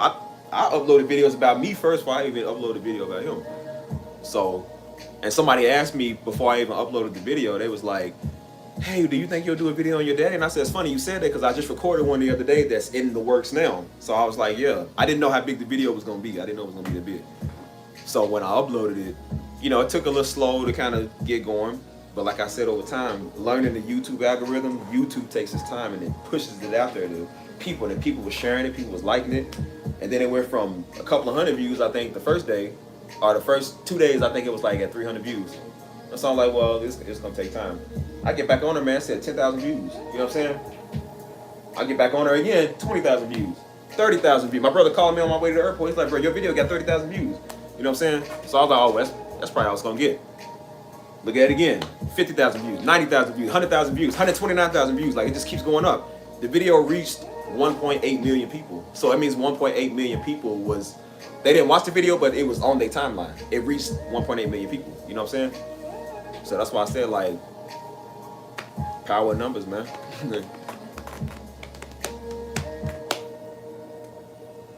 I was in the hospital for, I don't like hospitals. That was my first time being in a hospital since birth. Cause I don't do hospitals, man. Daddy didn't like hospitals. I don't like hospitals because of the money. I don't like spending money, man. And them hospitals are not cheap. They would charge you like $25 for a pill. And I'm like, nah, man, I'm good. Like, I was gonna go home after I got shot. I was literally gonna go home after I got shot. I was walking stiff like a penguin, like real stiff. You know what I'm saying? I was walking like holding my backside, you know what I'm saying? And I was on the phone with somebody because they was calling me when they seen what happened. So my friend and her mama was on the phone. I was like, oh my God, we thought you got killed. We thought you dropped him, you was dead. I was like, no, I'm good. And I was gonna go home, and then I heard how bullets can travel. I didn't know what bullet I got hit with. I'm still thinking it's rubber. So I'm thinking like, oh, it's a rubber bullet in me. I'll just go home and what they do in the movies, they pull it out with a tweezer and then sew it up with a hot iron or something. Like, that's what I was gonna do. Cause I'm like, I'm not paying nobody to take something out of me. Like, that's a lot of money.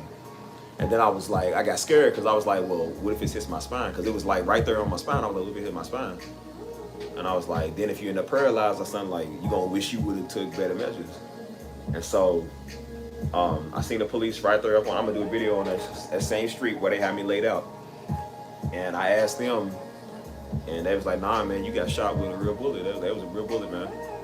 And they came and took me to the, well, after we got water bottles thrown at us, they took me to the hospital. And that one officer, man, he was like an angel in disguise, man. He was a real good dude. He was a really, really good dude, man. I felt for dude, because he was just a guy trying to do his job. You know what I'm saying? He was a good dude, you know what I'm saying? And then after that, they put me on the operation table, and they was sticking me, just constantly sticking me with these needles, dude. Like, oh, they pissed me off. They was doing more hurt to me than I was already hurt. You know what I'm saying? The bullet, when you get shot, getting shot don't really hurt. It's the fact that, because it's so fast, it happens so quick, it's more like a shock. Like, oh, like, it's more like, oh, I got hit. You know what I'm saying? It's not like a sharp pain. It's just more like somebody threw a baseball at you. It's like, you know, you feel like a presence, but it don't really hurt. It's just when the bullet cools down and when it starts getting stiff, that's when it hurts. Like, it started hurting after a while because it started getting cool, it started settling, and your whole backside is numb. Like, I feel like a whole baseball is just took your numbness out right there. And so yeah, when they was sticking me with needles and stuff, like, that hurt even worse, man. And then they was like, oh, we might have to do a prostate because we got to check for internal bleeding. I was like, you are not doing no prostate on me, my nigga. Like, no, you are not. No, we ain't doing that. He was like, well, we got to, just to make sure. And I looked at dude, I was like, man, you giving off some zesty symbols, man. I'm like, the way he said it too. I was like, bro, that's kind of zesty the way you said it.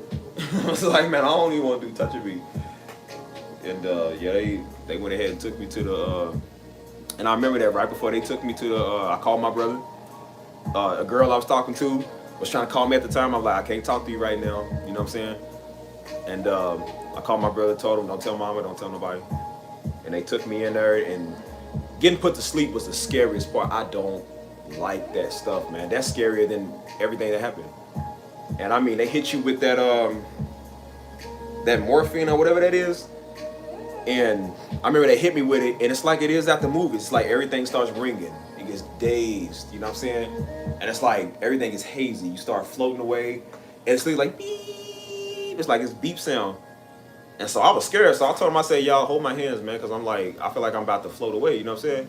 And so they held my arms down, and I just remember it was almost like I had a one-on-one time with God, bro. That's all I heard. I was just praying. I said, Lord, if I don't wake up, I was like, take my soul, man. I said, if I don't survive this, because I'm like, sometimes people don't wake up from that stuff. I'm like, take me. You know what I'm saying? Let the operation go smooth. If it don't, I said, let me wake up in glory. Let me see daddy, at least. You know what I'm saying? And I remember after they hit me with that, they hit me with the anesthesia next. And I don't remember nothing else after that. I just remember getting to 17. I counted backwards from like 17. And that was it. I don't remember nothing else after that. And then I woke up, and I was like, what planet is this? I'm like, who am I? Like, because you still high off the drugs. So you like, where am I at? What planet is this? And I felt like my heart was like going in and out because the machine kept doing that beep, beep, beep, beep, beep. So I'm thinking I'm dying. So I would jump up and I would start freaking out because I'm thinking like, oh, I'm dying. You know what I'm saying? And then they was like, no, it's not that. It's something wrong with the machine. And I said, woman, I know what I feel. I feel something. You know what I'm saying? And so I went back to sleep. Beep, beep, beep, beep, beep. So I'm jumping out. Oh, I'm dying. You know what I'm saying? And so you think you're going to see that white light. I'm thinking I'm about to see like a white light because it's scary. Like, you keep hearing that. And I don't remember nothing else after that. I remember I passed out again. And it was already like 4 in the morning. So I was like, oh shoot, I got called girl back. I was supposed to let her know because I told her I had something busy going on. I didn't tell her what happened. And so I called and told her, I was like, hey, she was like, where you at? And I was like, I'm in the, we FaceTime. She was like, where you at? I'm like, I'm in the, I was like, I'm in the hospital. You know what I'm saying? And she said, what happened? And I was like, oh, I broke my leg. You know what I'm saying? I didn't want to tell her. I hate the fact that I had to make up something. I didn't want to tell her because I'm like, nobody wants to know you got shot at 4 in the morning. And so I thought I was going to get away with it too. I said, I'm like, you know, my leg broke, whatever. And she said, are you sure that's what happened? I was like, yeah, my leg broke, whatever. Showing up here, the doctor come. So we could take the bullet out, but I was like, he literally said, so we could take the bullet out, but you know, it's still inside you. And so she's like, oh my God, you got shot. Oh my God. And I'm like, this is why I didn't want to tell you, because you was freaking out. I'm like, I didn't want you to know. And so I told her, I said, look, I'm good or whatever. She couldn't even go back to sleep. And I said, I'm good, man. The whole day she kept bothering me, checking up on me. I'm like, bro, I'm good. Like, I'm straight. And then all I was worried about was mama not finding out, you know. And then somehow, I promise you, man, it's like people find out somehow. I don't know how they find out, but everybody finds out and everybody's on your line messing with you. Same way when Pastor passed. Like, somebody found out, told everybody. The whole city. When I woke up the next day, dude, the whole city found out. Everybody's hitting my line.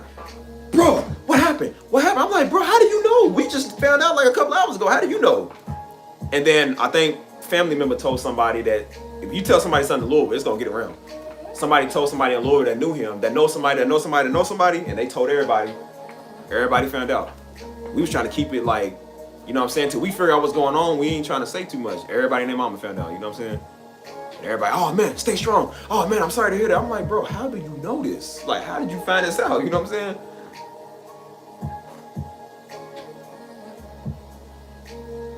Yeah, that's why I was like, man, it was, I don't know, man, that was a life-changing event. And I remember, man, just, because at first I was like, I don't care. Like, you know, when it happened to me, I was like, I don't care, man, I'm straight. But I kept replaying that thing over in my head, man. I was like, what if that was your last day? I said, a lot of people that get killed, they don't see it coming, so they never seen it. You know what I'm saying? So what if all you see, you know, you over laughing, all you see is black, and then you wake up in glory or something like, you know what I'm saying? And I said, you might not care about you might not really care, but I said, think about mama. I said, think of what mama would feel if she had to come and see you.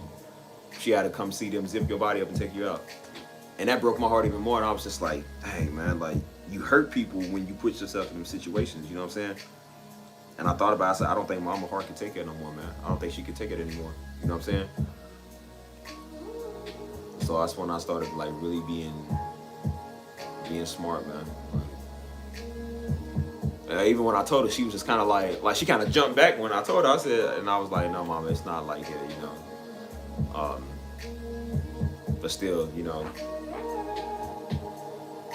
I know she was kind of scared at it at the time, you know.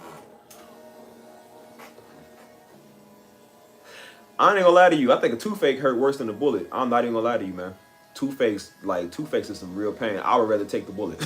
I ain't gonna lie to you, bro. Because toothaches, that's an unknown pain, bro. Toothaches, God should have never made us with toothaches, bro. That hurts. That really hurts, man. I've had them before, and there was times I'd be praying. I'm like, Lord, take this away. It hurts. It hurts so bad, man. Cavities are worse than bullets, man. I told you, when you get shot, depending on where you get shot at, but most people when they get shot, they don't even know they got shot. They don't even, because it's so quick. It's happened, and the bullet ain't nothing like that big. So when you get hit, it's so fast, you don't even know. Sometimes the bullet will go through you. You don't even know you got hit till you look down. You're like, oh, I'm bleeding. You know what I'm saying? It's only after time when it starts to set. And if it travels, that's when you feel it. And it's like, oh, it hurts. You know what I'm saying? It's like a pain. But it's almost like say somebody hit you. You know what I'm saying? That's what it kind of feel like because it's so fast. You know what I'm saying? Like most people, when they get shot, they scream because they shocked that it happened. Like somebody shoots you, you scream because, oh, they just shot me. But it's not like, oh, it's pain. It hurts. It's just like, oh, I got shot. You know what I'm saying? Like you're not, you know. Yeah, man. That's what I woke up to, man. That's why I said when I woke up, my phone was blowing up. Most people didn't know, but some people did know. And then I think my homeboy, I think he told people because he's known for having a big mouth, man. He tell everybody everything. And so he found out because I think my brother told him. And I said, dude, I told you don't tell nobody. Don't say nothing to nobody. And then everybody found out. They was like, bro, what happened? What are you doing? Oh my God, are you good? I'm like, bro, I'm good. This is why I ain't gonna tell people because people freaking out. You know what I'm saying? Like people act like I was dead. You know what I'm saying? I was like, yo, I'm good. I'm straight, man. Like nobody died that day. Thank God. You know what I'm saying?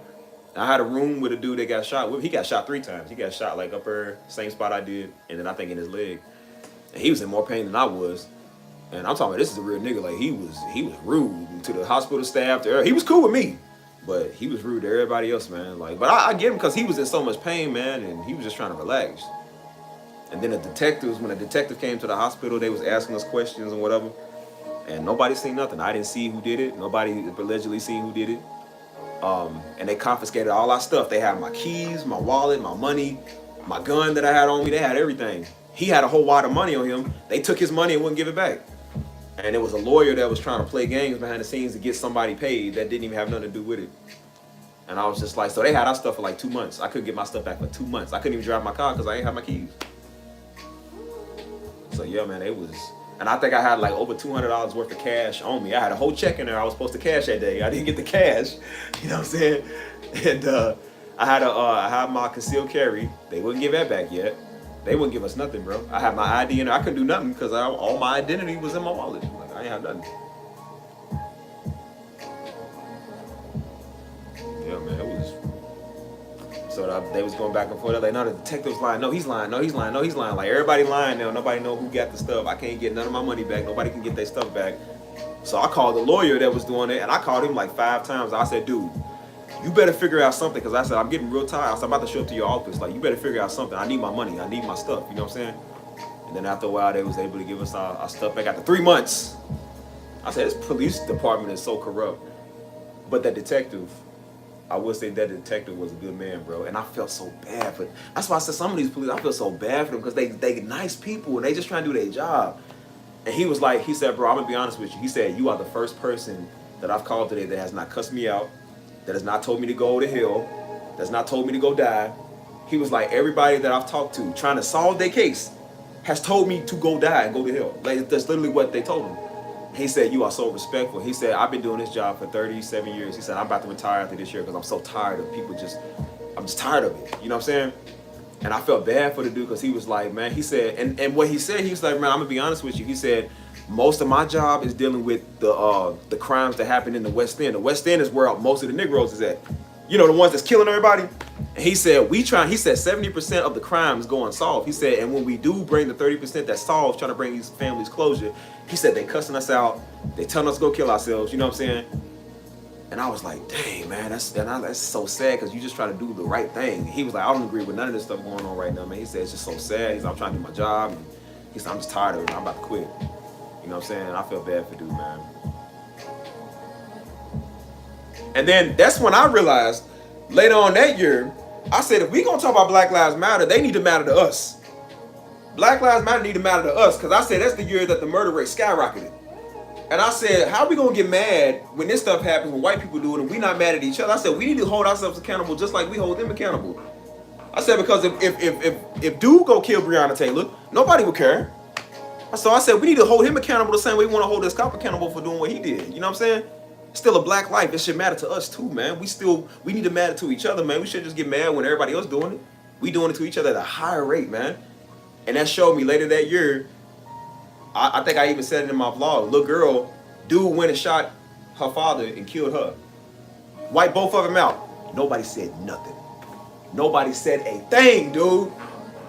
I said, where is the public outcry? Where is the Black Lives Matter? Where is the say her name? Where is all of that at? Where are the people that we need? It got one story coverage. One news story coverage, that was it. And then you ask people now, what's her name? People can't say her name. They don't know. They don't care. Because it wasn't the narrative that they want to push. And I said, if this had been a white dude that did this, they would have handed him his so fast. And I said, why does her life not matter? Because it was black. I said, dude, it should matter the same way. I said, that showed me right there. A lot of people, you know, I'm all for the movement, but I said a lot of these Negroes is hypocritical. They don't believe it for both sides. They just believe it for one side. I said, bro, it got to matter to us before it matter to anybody else. Because we wiping each other out faster than anybody else is, man.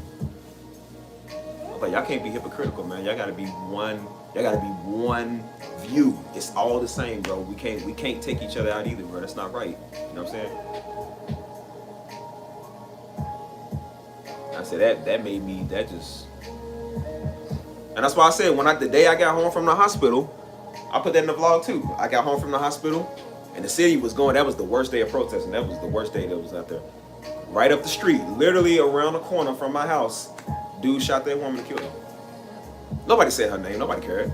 And I remember out there walking, and I said, bruh, the woman was holding, the woman that just got killed, they was holding her son. And they was like, he don't even know, like, and the son was only like 2-3 years old. And they was like, he don't even know, like, his mama is not, she ain't even here no more. Like, she's gone. And the son is just over like, oh, yeah, like, he's just over playing. He has no idea his mama ain't even here no more. And so you look on the news, one story coverage, you know what she got? A little memorial, a little cross. Nobody said her name. Nobody says nothing about it to this day. Nobody cares. It didn't matter because it didn't matter to us. And I said, this is hypocritical, man. Like, we got to matter to each other too, man, before we start hollering at everybody else, bro. Because we taking each other out faster than any police. I said that whole year I didn't deal with I barely even dealt with any white people, man. I said that whole year I dealt with more of my people that year than anybody else. You know what I'm saying? I couldn't really hang around my folk. You know, white people definitely made you like not feel accepted. The only people that I could really be around like it was the Mexicans. The Mexicans was the only people that was really showing me love that year, man. And I said it's a shame I have to fight my people more than anybody else, man. That's sad too, man. I was fired up. And I said, you know what?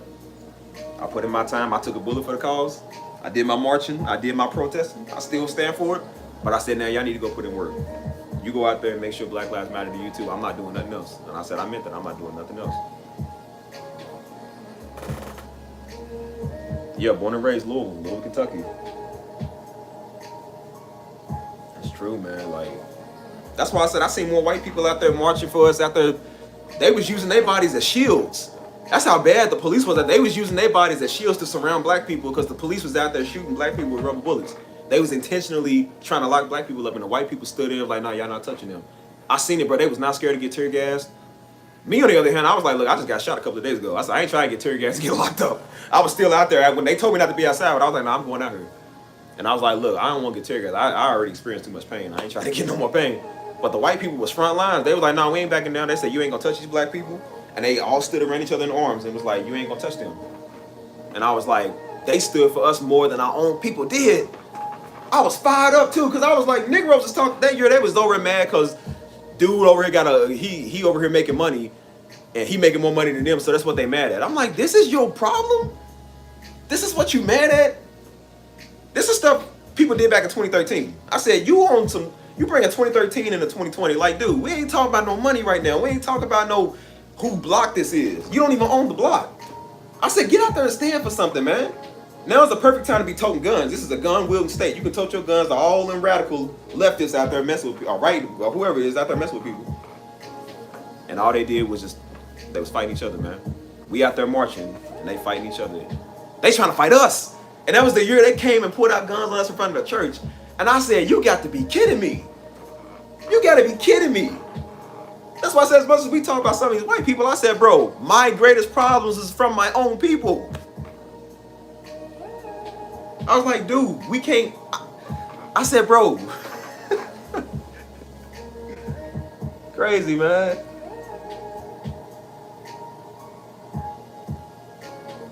Yeah, man, that's crazy. I was like, bro. It's so true and I'm white. It's true, man. I've seen that, man. There was a lot of black people out there that was standing for us, but most of them niggas, they was scared. They was like, no, man, and these is people that's from the street. They was like, man, I'm scared. What if I get locked up? I said, you weren't scared to get locked up when you was selling dope. You weren't scared to get locked up when you was repping the block. You weren't scared to get locked up on sliding on the ops, but now you scared to get locked up for a righteous cause, for standing for your people, for something right. And when they locked people up, they had to let them go because it was an unlawful arrest. So I'm like, you pretty much get away with what you just did. I said, when you doing murder, you're going to get 25 to life. You weren't scared to get locked up for that, but now you scared to get locked up for doing something right? I was like, man, y'all hypocrites, man. I said, most of y'all is hypocrites, dude. And I was like, this is why a lot of people don't respect our black communities, because people like y'all, man. I said, y'all make us look bad. You know what I'm saying? It makes us look bad. We can't stand with each other. And then when we out there trying to march and do the protest, you got people out there fighting. Who gonna lead the march? Who gonna lead the protest? You know, people out there trying to pray, and people out there being loud. Somebody's like, hey, can y'all be quiet? We trying to pray. So don't you tell them I protest. They can come over here and yell if they want to. Blah, blah. Literally 5 minutes later, two dudes is out there trying to fight with each other. And I'm like, this is why we can't get nowhere. We can't stand unified on nothing, man. We can't stand unified on nothing. And I'm like, bro, it just pissed me off so bad, because I was like, man, I said these allegedly these radical white and right liberals or whatever, I said they ain't gotta come do nothing. They just gonna watch y'all do it. Y'all gonna do it to each other. And all they did was they just did it to each other, man. And I said, this, and later that year we had an arms protest. We literally had an arms protest, man. The black militia came in town. We was like, okay, they was making people sign waivers if they was gonna burn it, because you know Negroes run guns. Negroes shoot themselves all the time. This had to be God too. Another story. This had to be God. I was standing in line trying to sign up and get my registration. I happened to leave my ID at home. This is right after I got shot. So I'm like, I left my ID at home. So I'm like, okay, I'm gonna step out of line real quick, and I'm gonna go to my house up the street. As soon as I come back, they got the whole crime scene blocked off. I'm like, no, what happened now? Where I was standing, somebody gun went off and shot like 3 people. I said, now imagine me getting hit again. I said, I said, see, man, I really think God be looking out for me a lot of times, you know what I'm saying? It had to be a miracle because I never leave my ID or wallet or nothing at home. But I was like, I left it at home, so I had to go get it. And I said, if I was standing right there, I think he hit him with a shotgun shell. So that's why I spread out and hit like 3 people. And I said, now imagine me getting hit again. Now I'm in here, they're like, what you in there for? I got shot again. You know what I'm saying? And I'm like, that's why they was making people sound waves. People was out there dropping their guns. Like, man, I can't make that up, bro. 2020 was a year, man. Stuff I witnessed and experienced, it was just a year, man. I was so fired up with it. I said, I can't wait for this year to be done. I can't wait for this year to be over. You know, once this COVID stuff start clearing up, I said, you know, life will go back, not to normal, but it'll go back a little bit more normal than what it was. I was like, and then you start to see how many people was really for the cause, man. As it kept going on, the marches got smaller, the protests got smaller, people standing for the right thing got smaller. The clubs started opening back up, the party life started opening back up, everybody went out. Everybody went to go have fun. They didn't care about us, they didn't care about what was really going on, and life returned as normal. And then, like I said, the movement died out, the cause died out, and that was pretty much it. Which reminds me of another story, which I literally think God be looking out for me. Literally, all of this is happening after I got shot. So we back on that same square, the same Breonna Taylor square. That was our first march we was gonna have before the other one. And, you know, everybody out there with their arms and whatever, so we're like, okay, you know, whatever. So I didn't stay that long. I was like, well, look, you know, I'm gonna go, cause I had to go somewhere. I was like, look, I'm gonna stay here for a little bit. I had my stuff. I was like, I'm gonna go home, whatever. So literally, as soon as I left, I think it's probably like an hour after I left, somebody came here and started shooting me. So my friend is calling me. She's like, can you come get me? I lost my car keys. I can't get in my car. Can you come get me? And she's like, they out here shooting. So I'm thinking in my mind, the radical right is out here shooting people. So I'm like, oh no, I said, I got to get down. We got to get down. So I'll go out there. I'm like, okay, you know, what's up? You know what I'm saying? So I'll go down there. And she was like, no, it was this dude. We know that it was this dude that was in the camp. It was a homeless guy. And he was out there doing stuff, harassing people. They kicked him out. So he said, all right, I'm going to come back. He came back with a gun and started shooting people. And that was like right after I left. And the bullets was flying everywhere. And, you know, I was lucky enough to not be there, but there was a dude, he was there. He wasn't lucky, man. He was a photographer. He was just doing his job. He got hit. And he didn't make it, man. It's just sad, bro. That's why I said it was just too much going on. And that was literally right across the street from where I got shot. Like that was a red zone, bro. That was a red zone for just danger. And I kept telling myself, you need to stop coming down here. You know what I'm saying? I was like, nah, you know, I'll be smart. I'll look around like, look, stop coming down here. You got the National Guard on top of the roof looking at people with the binoculars. The FBI's up there on the roof just looking at people. Like, it's almost like a movie, dude. Like, it's something that you would see off a TV show. It's like Mad Max or something, dude. It's terrible. All those stuff was boarded up. Police out there like a militia, dude. It's crazy. Streets blocked off. Man. It was bad, bro. And then, like I said, it was the same year they pulled out guns on us in front of the church. And now we scared to come. We like, man, we gotta worry about coming to church. And I'm like, dude, this is a place of worship, a place of safety. We've been there for over 10 years. And now I gotta watch my back when I come outside because the little Negroes pulling out. And I say, hey, be your own people. Your own people. And this is how I knew it was God, because none of us had our pipe on us that day. None of us had it. None of us had it. Now, all of us carry our concealed carry. None of us had it on us that day. We either left it in the car or it was at home. And I'm like, man, it had to be God. Because, start sizing us up and everything. Where y'all from? I'm like, where you been? Where you from? You know what I'm saying? And I got smart with dude because I'm like, I know what that means. Like, bro, you ain't gonna size me up on this block. I've been at this block for over 10 years. I ain't never seen you a day in my life. I don't know who you is. And so he's like, what? I said, what? You know, he started getting smart with him. Because the homie came around with the hoodie. And you know they about to do something. They come around with the hoodie looking around doing that. And I was like, oh, they trying. And I'm with some real street dudes. And even they was like, look, let's just go ahead and get out of here. Because none of us had our pipe on us. And I was like, all right. So I started walking back to the car. So they walking around toting guns like they about to do something. And I remember I just casually walked. I told my brother, I said, I ain't worried. And I did it in front of him. I said, I ain't worried about them. And I walked calmly to the car. Because I'm like, if they want to shoot something, you're going to shoot something by them. And I said, when I get to, I told him, I said, Joe, when I get to this car, I'm gonna shoot him. I said, cause I said, legally in Kentucky, you can do that. If they threaten you with arms, you can shoot them. And I said, Joe, I'm gonna have to shoot him because he's threatening us. You know what I'm saying? And so I sat right there with it on my lap. And I said, when I ran past this dude, if he pointed at me, I'm airing it out. I'm just gonna air it out. And so he was just sitting around, he was toting it around, looking around, but he didn't point it at us. And I said, now, thank God he didn't point at us because I would have had to get him. And then I got mad. I was so mad. I was like, dude, I probably need to circle the block. Because I said, I'm not going to be scared to come out here on the church, a holy ground that we are here every Sunday and Wednesday we just got out of prayer. That's what we was doing. We just got out of prayer. And I said, it made me mad. Like, it's like, dude, I'm like, dude, I could have did something to him, man. Like, I really could have did something to him. And I was just like, bro, go home, just leave it alone. And the next day I had to come back to the church to do something. And I'm literally, every time I'm looking over my shoulder, got my pipe looking over my shoulder. Because I said, if I see dude again, I'm going to have to pop him. Because I'm like, we ain't going to do it. We ain't going to play this game. And turns out that it was one of the people, like, those is his people. Somebody that go to our church, his people, they didn't know us, but his people knows us on the block. And he said, bro, don't ever let him do it. He said, dude, if that ever happens again, there's going to be a problem, man. And I noticed everywhere I said, you ain't even safe in front of a church building, dude. You ain't safe nowhere. You go ahead, man.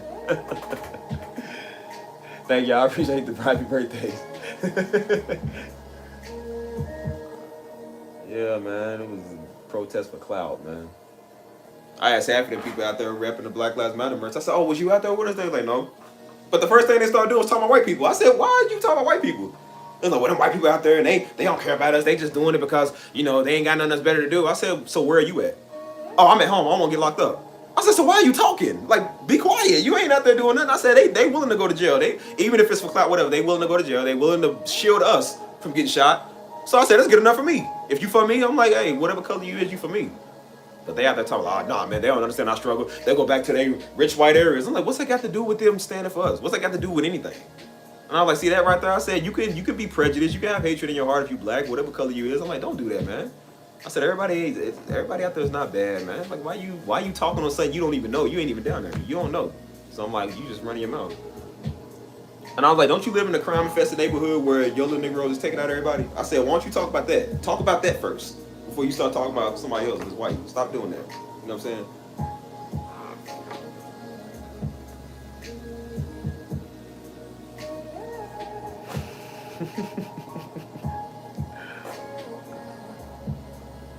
I get that, yeah. That's what I'm saying. Like, I understand it because a lot of white people are like that. They like, hey, we take responsibility for what happened.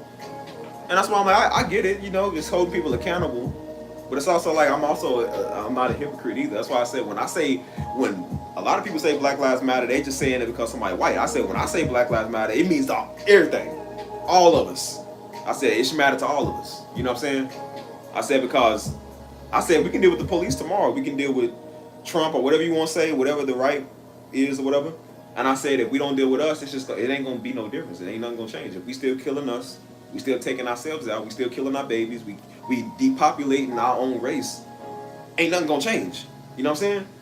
I said, every cop I see is not killing Negroes. Like, we doing it to each other more than they doing it. I'm like, if we stop all of them, we still got to deal with us, bro, because that's still a problem. And I said, little dude on the block, he done took out 10 George Floyds. He done took out 10 Breonna Taylors. Nobody said nothing about that. I said, bro, those are still precious black lives that could have been something with their life. I said, it needs to matter the same to us as it does to them. Like, bro, you can't, you know what I'm saying? That was somebody's daughter. That was somebody's son. That was somebody's husband. That was somebody's father. You know what I'm saying? Like, that should still matter, man. It should definitely still matter.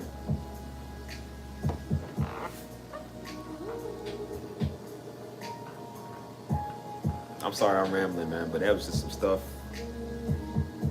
that happened, man. That's why I said I've just been reflecting on my life all today, man. Just stuff I went through, man. Stuff I've been through since, 23? Yeah, 23 all the way up to now, man. Like,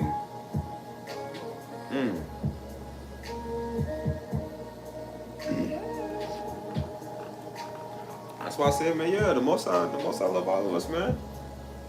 That's why I'm like, I don't get too. That's why Pastor, man, he was glad to preach on, healing the Hebrew and who we are as Judah.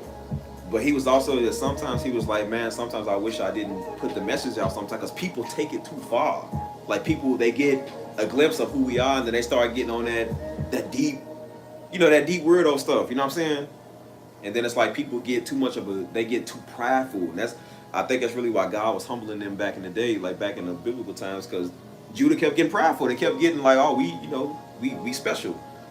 And it's like they forgot who God was, man. They forgot who rescued them, who was the savior, man, who's their God. You know what I'm saying? They start making their own self God. They start making the king God, you know what I'm saying? And that's what some people was doing with the messages, man. It's just like they forgot God was supposed to be the center of the message and start saying, well, nah, we black people, nah, see, and they start getting into that weird stuff, you know what I'm saying? I never really paid attention to it, but he had to deal with a lot of that. That's why I'm like, I ain't him. I ain't got that grace to deal with you. I'm just gonna let you know what's up and block you. I don't play that. Like I even said over here, I'm like, look, because I had somebody do today was like, well, what do you think about? What's your thoughts on the hero? I'm like, what does it matter what my thoughts are? Like, did you not watch Negro Land? Did you not watch the messages he put out? Like, I'm not gonna tell you nothing different. It don't matter what I think. It's already out there. I'm not gonna react to the video. I'm not gonna speak on it on my channel. We're not doing it over here. That's not what this channel is about. We ain't doing it over here. You know what I'm saying? I'm like, why do you care what I think? Why you need my validation? Go have your own validation. What does it matter? Like, that's why I said it just shows you that people can't think for themselves. They can't just take truth and go with it. They gotta have, what do you think about it? What does it matter what I think? Daddy knew more than me. If he's telling you something, it must be factual. I'm not gonna tell you nothing that I don't know. So what you want me to tell you?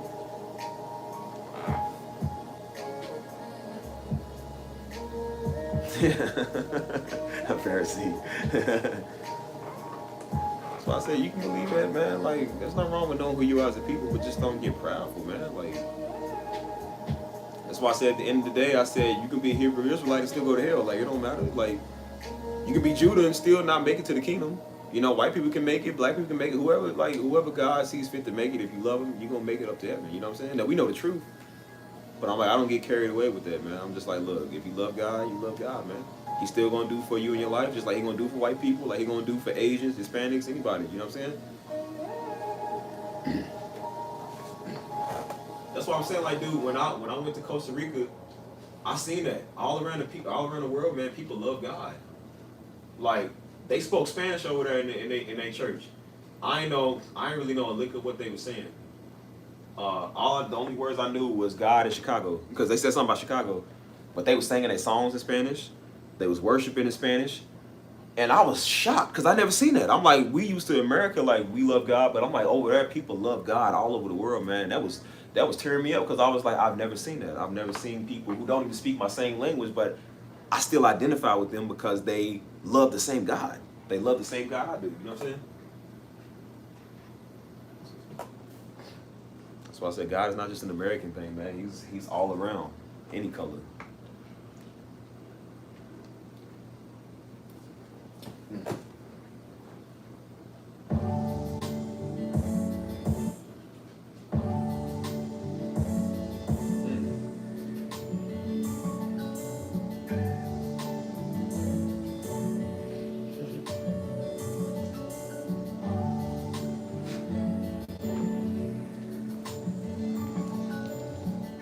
Costa Rica nice too. It's a real nice place. Move, Tank, move. Costa Rica a real nice place though, man. Like,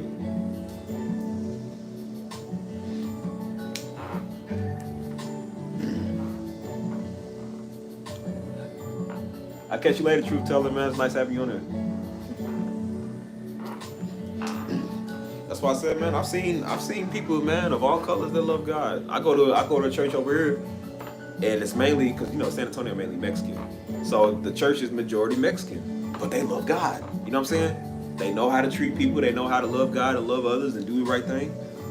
You know what I'm saying? It's not just like I said, you still need to know who the people are, but all that really matters, man, you love God, bro. You know what I'm saying? That's why I said I've seen. Now I ain't gonna lie, ain't no soul and no music like black gospel, bro. I ain't gonna cap to you, man. I don't know nobody else doing music like us. Like that's just something I noticed, bro. I ain't never heard nobody sing like a black woman. I ain't never heard nobody sing like we do. Even like you hear a lot of those churches and the pastor's like, they dance, like they do that, like, bro. I ain't never heard nobody else do that. They can't mimic that, bro. I've heard white people try to do. I've heard everybody else try to do it. They can't do it like we do it, man. It's that soul in it. You know what I'm saying? We mix a lot of soul with our gospel, and you know what I'm saying. That really is from your spirit. You know what I'm saying? Like, but I'm like, it's still important to know, man. Like, God loves us all, bro. You know what I'm saying? Like me, I personally never, like I said, I don't look down on my people. And I think any race shouldn't look down on their people, because I've seen white girls that's like, oh, I wouldn't date white dudes. You know what I'm saying? I'm like, look, you ain't gotta look down on people if you don't like them. You ain't gotta date them, but I'm like, don't look down on your people. You know what I'm saying? Like, if you don't want to date black women or black men, that's fine. There's nothing wrong with that. But I'm just like, as long as you love, you know, if it ain't your type, it ain't your type. I'm not offended by that type of stuff. Like I said, my sister's married to a Costa Rican, but he looked kind of white. So, like he looked kind of Jewish from some pictures because of his, I guess it's like his beard or whatever, and his curly hair. But he's really he's like Costa Rican or whatever. And so I'm like, I'm not mad because he ain't black. Like, who cares? You know what I'm saying? Like he said, he loves her, he loves God, he treats her right, treats his family right. That's all that matters. You know what I'm saying? You know, like I said, if my wife happens to be Brazilian or Dominican or Mexican or, you know, it's whatever. If she black, she black. If she white, whatever. I don't really care. You know what I'm saying? I mean, I got a preference. I could choose whatever one I want, but whatever their color is, they don't necessarily have to be the same color as me. If they love my God, they love me. That's all that matters, bro. Like, you know what I'm saying? That's why I said I've seen so many people worried about. I said that's the wrong thing to even be worried about, somebody's color, their spouse. I'm like, our youth is out here dying. Our kids is out here dying, man. Like, that's all you care about is somebody's color. You know what I'm saying? And like, oh, it's killing the black race. I said, no, what's killing the black race is y'all aborting the babies at a high rate. You know what I'm saying? I said, y'all effeminizing the black men to where they don't want girls no more. They want each other. You know what I'm saying? I said, the black men is out here murdering each other. That was somebody's husband. That was somebody's man. Why is that not a topic that y'all want to talk about? Y'all only want to talk about it when you go to some white girl or somebody outside his race. And I said, all brothers are not going to the white side. I'm like, no, most of them is either in jail, they murdering each other. You know what I'm saying? Like, y'all talking about ain't no good black brothers. I'm like, there's plenty of good black brothers out here, man. The true killer of our people is us. I'm like, bro, we are stopping us from doing anything. Black men are not, and that's not even true too. I'm like, bro, black men literally marry black women, but 85% of black men marry within their race. They don't show you those sides. They just keep showing you the ghetto. I'm like, ghetto black people don't speak for us. They don't speak for us. So if a hood rat can't get a black dude, she don't speak for black women. That's not black women. Black women get married to black men. All these black babies out here, I'm like, the government ain't just making these experiments and dropping them off in the hood. I said, dude, somebody's knocking somebody up. You know what I'm saying? I'm like, black people get with black people, man. Stop that foolishness just because you can't get a black man and now they don't want black. No, it's not. You just can't get one. You know what I'm saying? That ain't got nothing to do with you don't like black women. Every black dude I know like black women. They ain't got nothing to do with that. They just don't like those type of black women. Like, you know what I'm saying?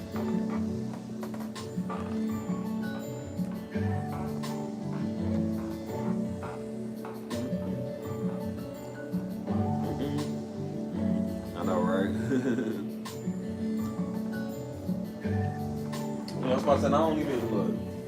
I know sometimes social media posts those narratives of like interracial marriage, or they'll, you know, post. I don't pay attention to that either, man. I could care less. I'm just like, look, man, they treat you with love, they care about you, whatever. That's your thing. That ain't got nothing to do with me.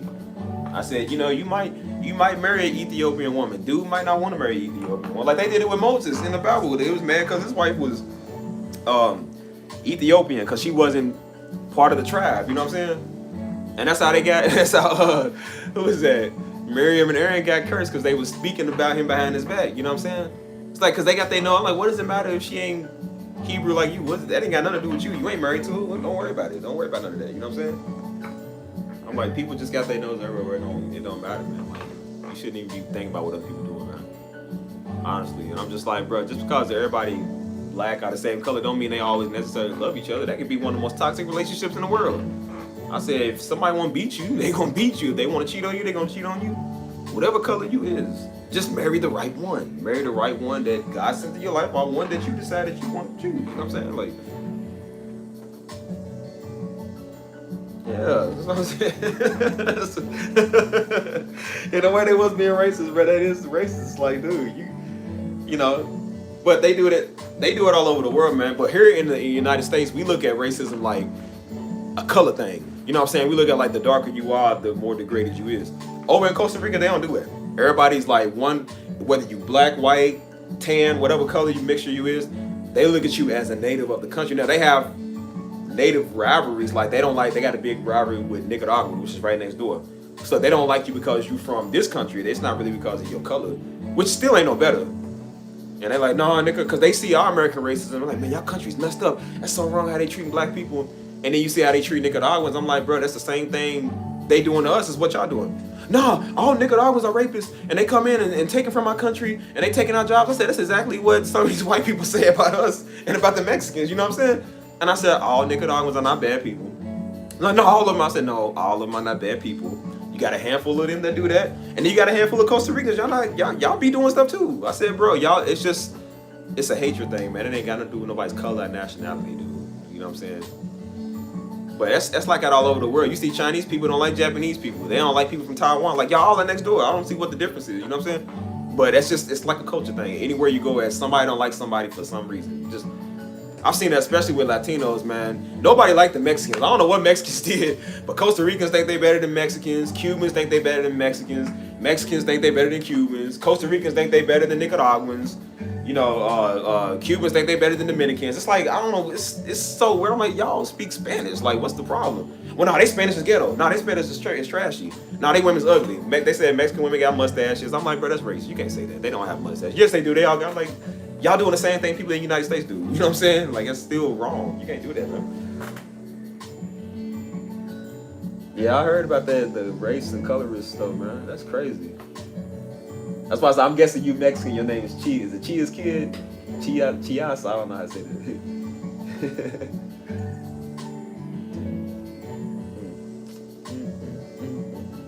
That's true. Shout out to Houston, man.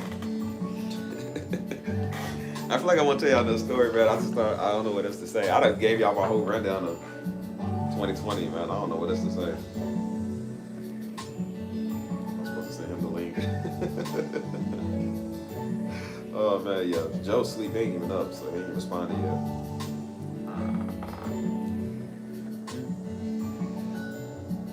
Yeah, I've seen that too. Mexicans don't like Mexican Americans. Seen Africans don't like African Americans. Like, it's... Bro, I'm telling you, that's why I said I'm so done with people. Like, that's why I said Daddy was graced to deal with Negroes. I ain't graced. You know what I'm saying? And even he was tired. He said, Negroes be hard-headed. He did not want to deal with a lot of people. When I said, that's okay, Daddy, I won't. You know what I'm saying? I'm like, that's why I said, I just send people over this message. I'm like, look, I ain't got nothing to tell you. I ain't gonna deal with you. You know what I'm saying? I don't speak like that. You ain't amusing me. You know what I'm saying? Like, that stuff be mad annoying. People don't understand. Like, they used to annoy us as a family. People would just mess with us on that. That is so annoying, bro. Like, leave us alone. We don't want to hear your word. We be out there trying to outreach to the people, and somebody trying to come up talk they deep. Like, we don't want to hear your deep stuff, man. Go on somewhere. What you mess with us? Oh, Mexican American?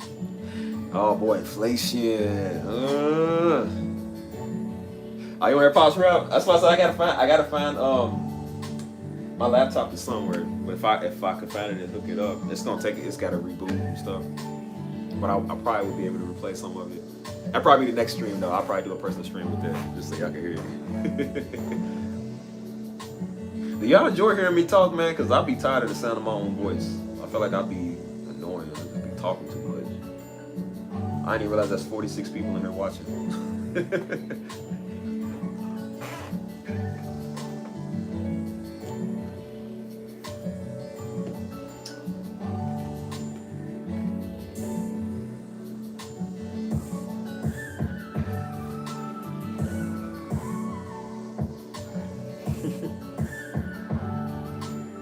Bro, I remember one time, hold on. Kamala Harris. That's why I said I don't even talk politics because I don't know really much about that. I just know all of them ain't good, man. Whatever side it is, they all ain't good. You know, some people might be more for the people than others. But at the end of the day, I'm just like, look, because I was discussing it with somebody. They was like, well, now see, you know, Trump, when they get in office, I'm like, well, I mean, yeah, I know. We know what he's about. We know what they do. And they was like, so if he does that, he's gonna stop democracy. And I'm like, yeah, but you gotta understand this other side, they don't like Christians neither. I said, when they get power, when they decide, and I said, you know what they stand for.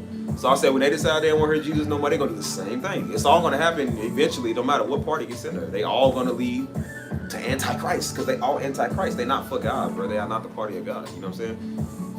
So that's why I said it don't really matter to me who gets elected. It's just a matter of time when it goes to hell sooner. You know what I'm saying? I'm like, when America goes to hell, it's not really gonna matter who's in office. It's just gonna matter when. You know what I'm saying? It's only a matter of time, bro.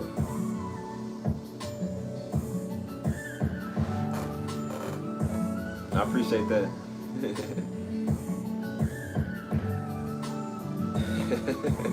That's why I'm saying 2 wings on the same beat system, man. It's the same thing, man. Like, Are you a preacher's kid too? That's what's up. That's what's up. Yeah, I remember Daddy said that one time, man, because Daddy, I think it's before he was kind of cool with us. Because he was like, you know how most people, when they from royal families and stuff like that, they be like, oh, you need to marry a queen, marry a, a princess or whatever, you know what I'm saying? So Daddy told me one day, he was like, son, he said, I ain't never telling you what to do. He said, but I would like it. He said, I think it would be best probably if you marry he said, if you marry a pastor's daughter. I said, Daddy, why would I want somebody exactly like me? I said, I don't want somebody exactly like me. I was like, just because I'm a pastor's kid don't mean I want to marry another pastor's kid. Like, this ain't no royalty. We ain't doing it over here. I was like, dude, let me figure it out. That's why I had to keep telling Daddy. I said, Daddy, let me figure it out, man. You keep saying like I'm my own man. You keep saying I can't go off your grace. Let me figure it out for myself. You can't always try to choose for me. You know what I'm saying?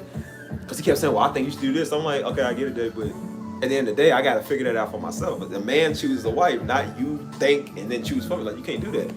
And so he was like, yeah, he was like, all right, And he started understanding, backing up and letting us, decide for ourselves. He would just give out advice on what he would think, which is good. But I'm just like, because for the longest he kept thinking, I talked to white girls. I was like, even if I did, that's my thing.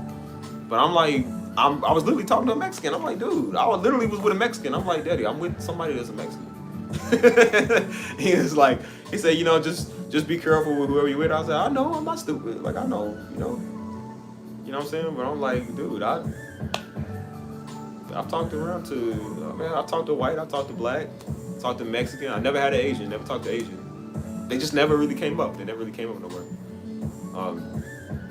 But yeah, I'm like, I don't really care. Some was cool and then some was not, man. Like I said, I guess you could say ex or somebody I used to talk to, she was Mexican. That girl was the devil.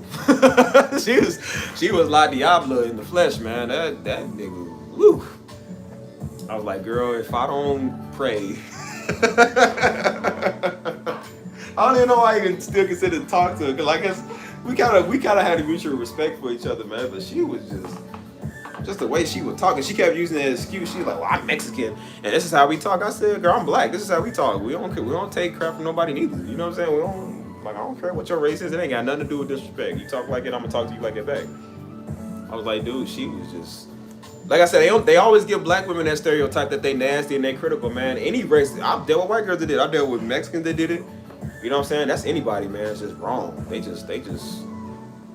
I was like, you gonna have to tell them to step out in the street so they can catch the fade. It's like you talking like a grown nigga. Like we gonna have to step out in the street, catch a fade. You know what I'm saying? Like you just disrespectful, mad disrespectful, man. Like, and so that's where I get a lot of my like sarcasm from. Well, I just don't care because I used to have to deal with people like that. So I would just not care. I would laugh in their face when they mad because they kept trying to get at me. I was just like, I don't care. I would just laugh at them and like, oh, it's too bad. Sucks for you. I was like, oh, if only I cared. I'm sorry. I don't care. And then they start crying. I'm like, oh. You want me to wipe your tears? Cause I'm like, when you do that to me, man, I don't care, man. I don't care who you are. And I was just like, oh, I'll go tell your mama, cause I don't care. Like, it ain't got nothing to do with me. So that's why I said people can't hurt my feelings. Like, I'll ride you out all day, man. Like, I got nothing but time. I used to be a troll. We used to do that stuff, man. So that's why I'm like, just be careful you get in these relationships and these situations. People really get on your nerves.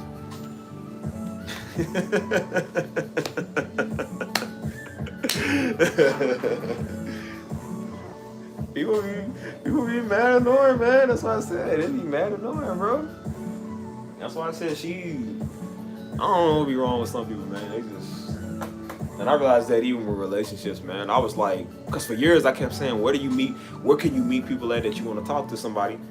And for years people kept telling me church, and I was like, nah, man. I grew up in church. I know how people are in church. I don't want to talk to no girl to go here. Especially our church, because I knew some of the girls that went to our church, they were weird. And I'm like, no, I had one girl, man, she would not leave a nigga alone, bro. She kept messing with me. And I was like, dude, I don't want to be disrespectful, but you are not my type. I'm not into you like that. I don't think you're attractive. I don't like your personality.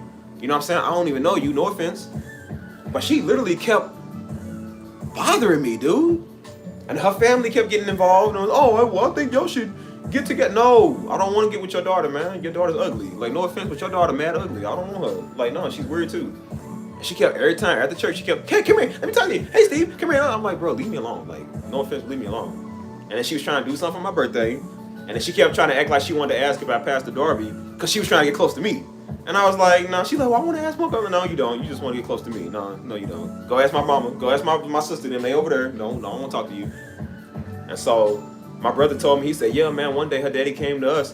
And that's why I hate that punk stuff. It's that punk stuff. I'm standing right there. You didn't say nothing to me when I was standing right there. So after I leave, he went to my brother. What's wrong with him, man? He can't see this is a beautiful woman of God that wants him and try to talk to him. And they was looking like, dude, what you want us to do about that? Like, why didn't you tell him, man, when he was standing right there? And then when he seen me again, oh, hey, how you doing, bro? I was like, that old punk stuff. I said, nah, your daddy would have got socked for that. I said, because I don't play that. You know what I'm saying? I don't play that stuff. And then you giving your daughter false hope, and now I got to break both of your hearts. Because they was trying to make their daughter like a pastor white daughter. I was like, no, we don't do that over here. And I said, little did they know, I didn't want to marry nobody in Louisville. I made that very clear. I didn't like even talking to people in the city. I was like, I ain't marrying nobody in the city. And definitely no deep weirdo. I'm not.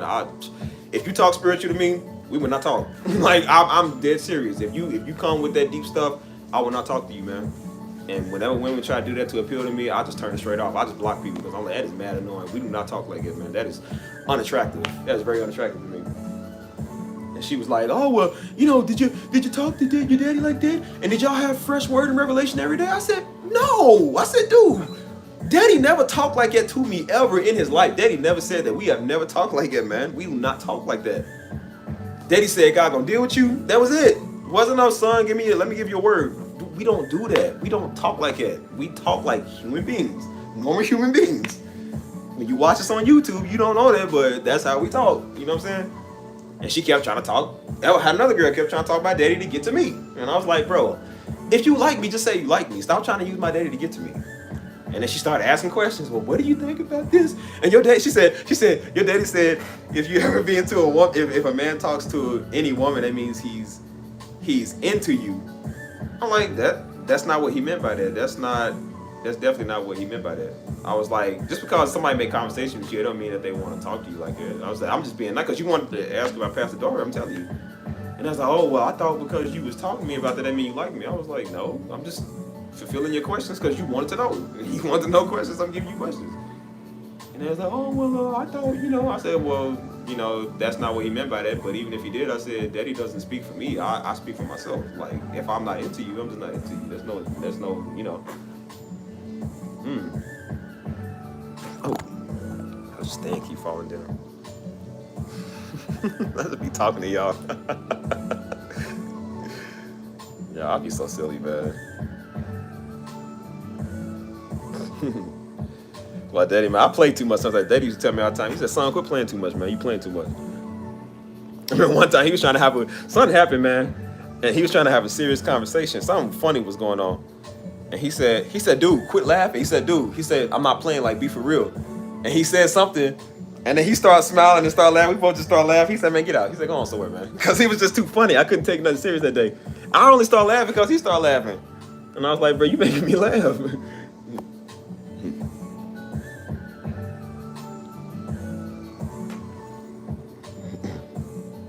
Gotta stand, won't stay for nothing. Stand. I gotta get a better stand.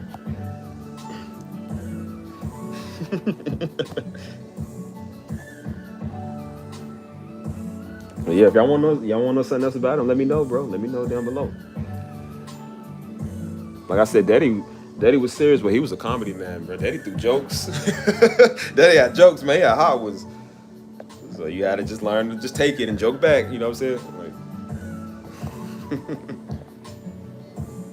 be still, man. This thing won't be still. There we go. Turn this some more. Come on, man. Just be still. Yeah, man. Daddy was funny, dude. All he had was jokes, man. Like he be joking, especially when our head was nappy. He be throwing jokes. Yeah, I'll be right there.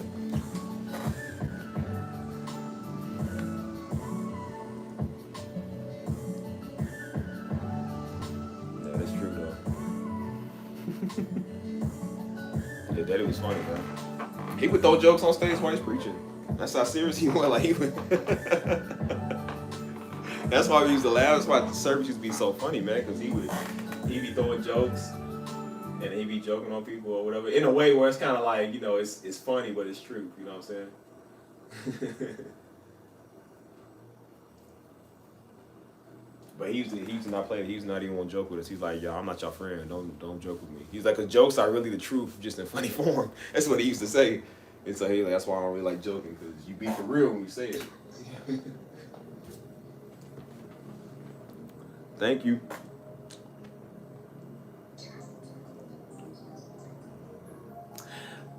Had I heard that sermon? I don't know if I heard that sermon with the pancake. I don't know if I heard that one. Bro, I remember one sermon, he was reenacting something, and he used to hurt his knees all the time, so his knees be hurt. So he was doing one sermon where he was like, I think he was like, this is how you look in God when you don't know how to be still or something. And he was doing all this jumping around, and then it looked like it was part of the act. Like he tripped, and because it looked like that's where he was going, so he tripped and hit his knee and was like still scattering. And he was up at preaching. He said, y'all thought I was playing, but I really hurt my knees. I really hit my knee. It really hurt. Like he still kept preaching. And we was laughing. He's like, no, for real. I really hurt my knee. Like my knee hurt. You know what I'm saying? Like Daddy was goofy, man. I remember this one story, man. I was like 6. We was out having a snowball fight. And man, Daddy that's why I said, man, Daddy could be a brute sometimes, man. He used to throw with such force, man. It's like getting hit with a cannonball. And he would throw snowballs hard. And I remember I was a kid in my puffy jacket. I promise you, I don't know how he did this. It was this big old snowball. My sister was making like a snowman. And you know, you got to make the bottom half big. Bro, this is clear as day. I remember I was throwing snowballs at him. He picked up the big old snowball. I don't know how he did it. That man had strength. And I remember I was running down the sidewalk, and I just felt douche. It's like something off Elf. Like when he got hit with the snowball, and the whole thing just collided. You know what I'm saying? All I seen was white.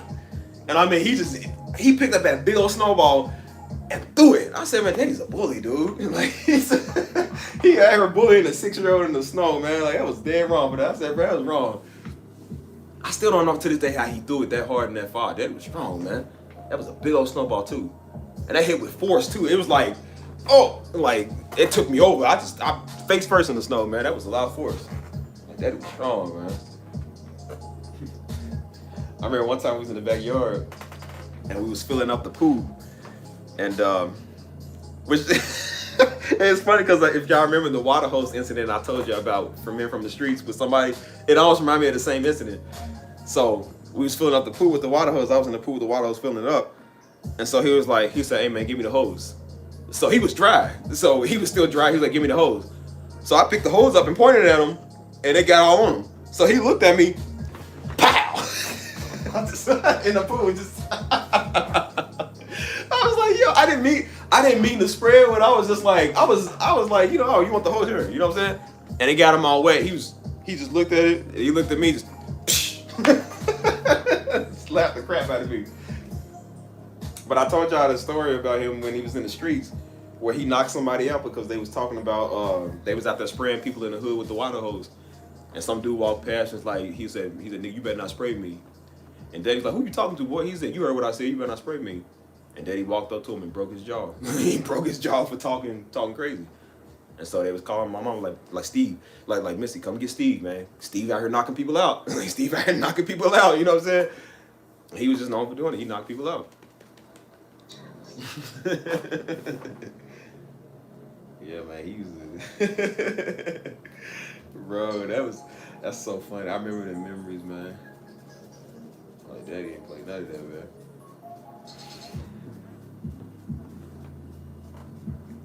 That's why I say the stories, man, with this man, it'd be so funny, dude. Like, it really be so funny. I remember, what happened, man? Something happened one day. Man, what happened one day, bro? I got so many of these. It happened so much. You don't even remember. I remember one time, me and Steve we was kids. We got in trouble for talking. We was talking bad about Mom and Daddy behind their back. And so Mama heard us. She was a cold eavesdropper. I don't know how she heard us every single time. And it's like she knew how to hide and spy. And it's like we didn't even know she was even listening. And so, you know, you get that feeling like somebody in here. You know what I'm saying?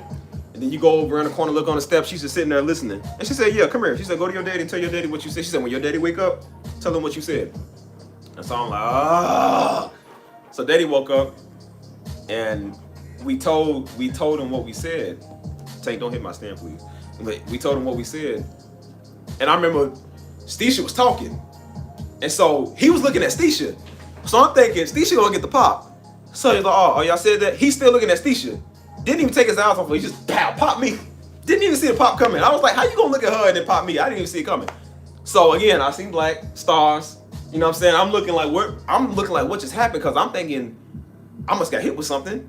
Because I'm like, I didn't see him hit me. I just seen him looking at Stisha. You know what I'm saying? And then Stisha got slapped. And then he come with the hands, brother. He's like, oh, y'all talking? You're talking? He's like, come here.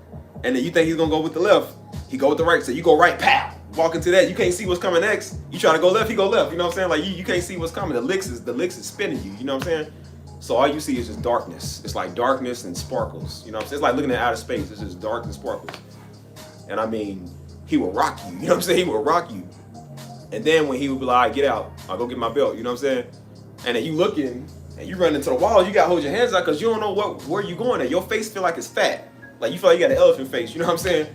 And you looking like, I don't know what way I'm going. I don't know what I'm touching. I'm running into the drawers, the dresser. You know what I'm saying? Like, I don't know where I'm going at. And so then you go sit down for a little bit. Your whole face is swollen. Like, it feels swollen. Like, it's 10 times bigger than what it is. And he was like, don't you ever talk about your mom again. He's like, don't you ever talk about me again. He said, if you do next time, it's going to be worse. And then Mama called us again one time. She called me talking to Joe. She eavesdropped, bro. She was a cold spy, bro. And she would just be eavesdropping. And she was like, when your daddy wake up, you know what to do. Go tell your daddy. And I was like, no, Mama, I was just telling you. And Mama was cold with that. She ain't let you say nothing. She's like, go tell your daddy. And so I was like, fine. Daddy gonna wake up, fine, go tell him. Then Daddy wake up. Pow, pow, pow, pow. And Mama be in the background. Bro, that used to make me mad because Mama be in the background.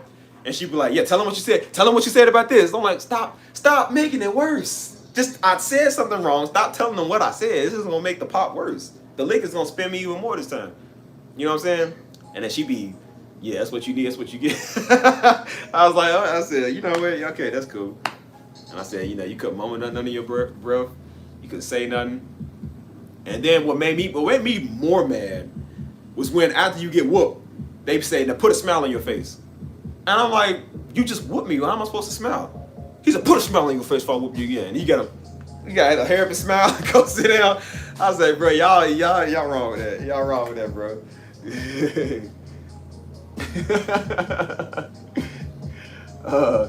I started playing music at I've been doing music since middle school. I was always in band class, but I really started doing music when I was like 15. 2009. I was 15, I think. That's when we first started doing the church music. And ever since then, I've been doing music really ever since, man. And it just became a part of me, and I would do that every day. You know what I'm saying? And I just got better at it and whatever. But it really be like it, man. Like, especially when it came to the music equipment, man. Anything that cost money, Daddy didn't play none of that, man. Like, he was real. Like, he was like, dude, y'all better not break none of this. I better not find a scratch on his keyboard. I better not find, like, he was for real, man. And if he found anything, it don't matter if you did it or not. It don't matter if you knew about it or not. He could have did it by accident and didn't know it, but because it was your responsibility, it's your responsibility. So he was gonna hold you accountable. And he was big on responsibility. And so he was like, whose responsibility did I say this was? And then you had to say, well, Dad, I didn't know. You're like, it's mine. And then he would hold you accountable. And then what started sucking was he was like, I'm gonna make you pay for this. He's like, you broke that cymbal, and then you're gonna take your money that you get, and the next money that you earn, you're gonna take it and go replace that. And that hurt it worse than getting popped. I'm like, man, I don't even want to pay for this. Like, I didn't even know I even did it. You know what I'm saying? You gotta take your money and go replace it. But I mean, when it came to the music, Daddy didn't play that, man. When it came to church, Daddy didn't play. When it came to being on time, he didn't play, man. Like, I told y'all, the way y'all see him up on stage, he really liked that. He really lived that life, man. He was really about that. He was really holy behind closed doors. He was really serious. The way he talked, his demeanor, that real man wasn't no for show or for YouTube. That's really how he was. That's really how he talked to us, man. Like, he was for real. That's why I said I could respect him so much, because he was real. Like, he didn't back down, even though I didn't like it sometimes. Like, he was the only person that wasn't scared. Him and Mom was the only people that weren't scared to tell you the truth. They didn't care how you felt. They would tell you the truth, and you gotta respect it. You know what I'm saying? Yeah, it wasn't cheap, man. That was a $4,000 keyboard. And he was like, if I find a scratch on it, If I find anything wrong with it, he said, you know what you're gonna get. He was like, yeah, I'm gonna hold you responsible, and you was responsible for that. You know what I'm saying? And that's why when we had to wrap up, I didn't want nobody wrapping it up. I didn't want nobody touching nothing, because if something happens, I remember one time we was setting up for a conference. This is after he had passed. So we were setting up for a conference, and one of the brothers dropped the speaker. And so we all stopped, because usually when that happens, when he's there, you hear him in the background, he goes off. So of course he ain't there no more. So we was kind of like, I was like, bro, I can hear Pastor Darby right now. I said, dude, I can hear what he would say. Like, I can really hear what he would say, like if he was here. And because Daddy didn't play about nothing, man. I don't know thing he didn't really play about. Like, he was serious about really everything, bro. Like, for real. Kids need a whooping, right? I remember one time I signed up for boxing class. I was like, this is back in like 2015. I signed up for boxing class. I was just trying to take boxing lessons. You know what I'm saying? I was, because I'm just trying to take some lessons. But this place I signed up for, I think they was trying to make you go on tour and you got to fight. And so Daddy was like, I told him about it. I said, well, Dad, I signed up for boxing. And so Daddy talked calm at first. He was like, son, he said, look, you got to understand, like, he said, it's good and all. He said, you got to understand, I don't want you getting hurt. He's like, because when you get hit so many times, it starts to mess up your mind. And then he's like, you got musical capabilities. He said, your hands is precious on them keys. You got that anointing. And then as he kept talking, he got mad. And it went from a calm talk to like getting real mad. He was mad. He said, see, man, why would you do that? That's stupid. He said, why would you put yourself in that situation? You're going to damage your talent, man. You're going to, I'm like, Daddy, if you don't want me to do it, just say you don't want me to do it. Like, I didn't think of it like that. I was like, if it's not good to do, I won't do it. He got mad like I was doing something really. I was like, Daddy, like, if you don't want me to do it, I won't do it. Like, okay, fine. He's like, see, man, you ain't thinking right. You ain't smart. I said, well, I'm sorry for not being smart. I didn't know that was something that I probably should do. I was just trying to take lessons. I wasn't trying to fight nobody. I was just trying to take lessons. And he got mad at that. I said, Dad, calm down. It ain't that deep. Just calm down. Like, we ain't fighting nobody. We ain't doing nothing wrong. Just taking lessons. He said, see, man, you need to start thinking. I was like, okay, well, just if it's not good to do, I won't do it. I'm like, I won't do it, man. Like, I ain't trying to start nothing. You know what I'm saying? Like, yeah.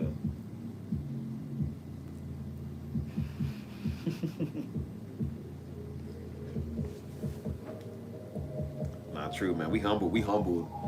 Because my parents was young parents at a young age. You know what I'm saying? They was young. They was 16. He was 16 when he had my sister. And was he 20 when he had me? Or I can't remember. But yeah, man, I remember that he was just like, God gonna make a way. And he told my mama that they got engaged. You know what I'm saying? They got married. And they said the day they got married, they got married at the courthouse. And then they had to go to work later that day, because I think he had just started a brand new job over at Lowe's or something like that. And Daddy worked, man. He hustled for his family, man. He worked and hustled for his family. He told Mama that when I was young, he said, I can never see another man raising my son. He said, I don't never want another man raising my son. You know what I'm saying? And that's why he definitely wanted to stay with his family, because he couldn't imagine life without us, man. Like, and I understand a lot of times why he was overprotective and why he didn't really want us to branch off and go nowhere too far, because he was always worried about us, man. He was a family man, you know what I'm saying? And he always told, like, even when I told him I wanted to get out of Louisville, and he was like, okay, well, where you want to go? And I said, the furthest I'll probably go from here is probably Chicago. You know what I'm saying? He was like, well, I don't want y'all to go too far, because just in case something happens, And he was worried about us, and we should have really been worried about him, but it just happened, bro. Like, and that's why I said I know it affected my sister probably harder, because she was in Costa Rica. She's far away when it happened. So when I had to call her and tell her, he's gone, you know what I'm saying? Like, it definitely hit different,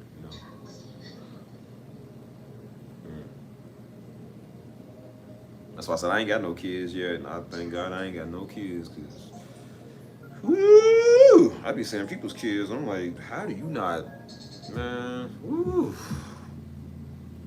He's like a child, man. I gotta deal with him. He's a little filthy, nasty, stinking, begging all the time, a little dirty. Ugh.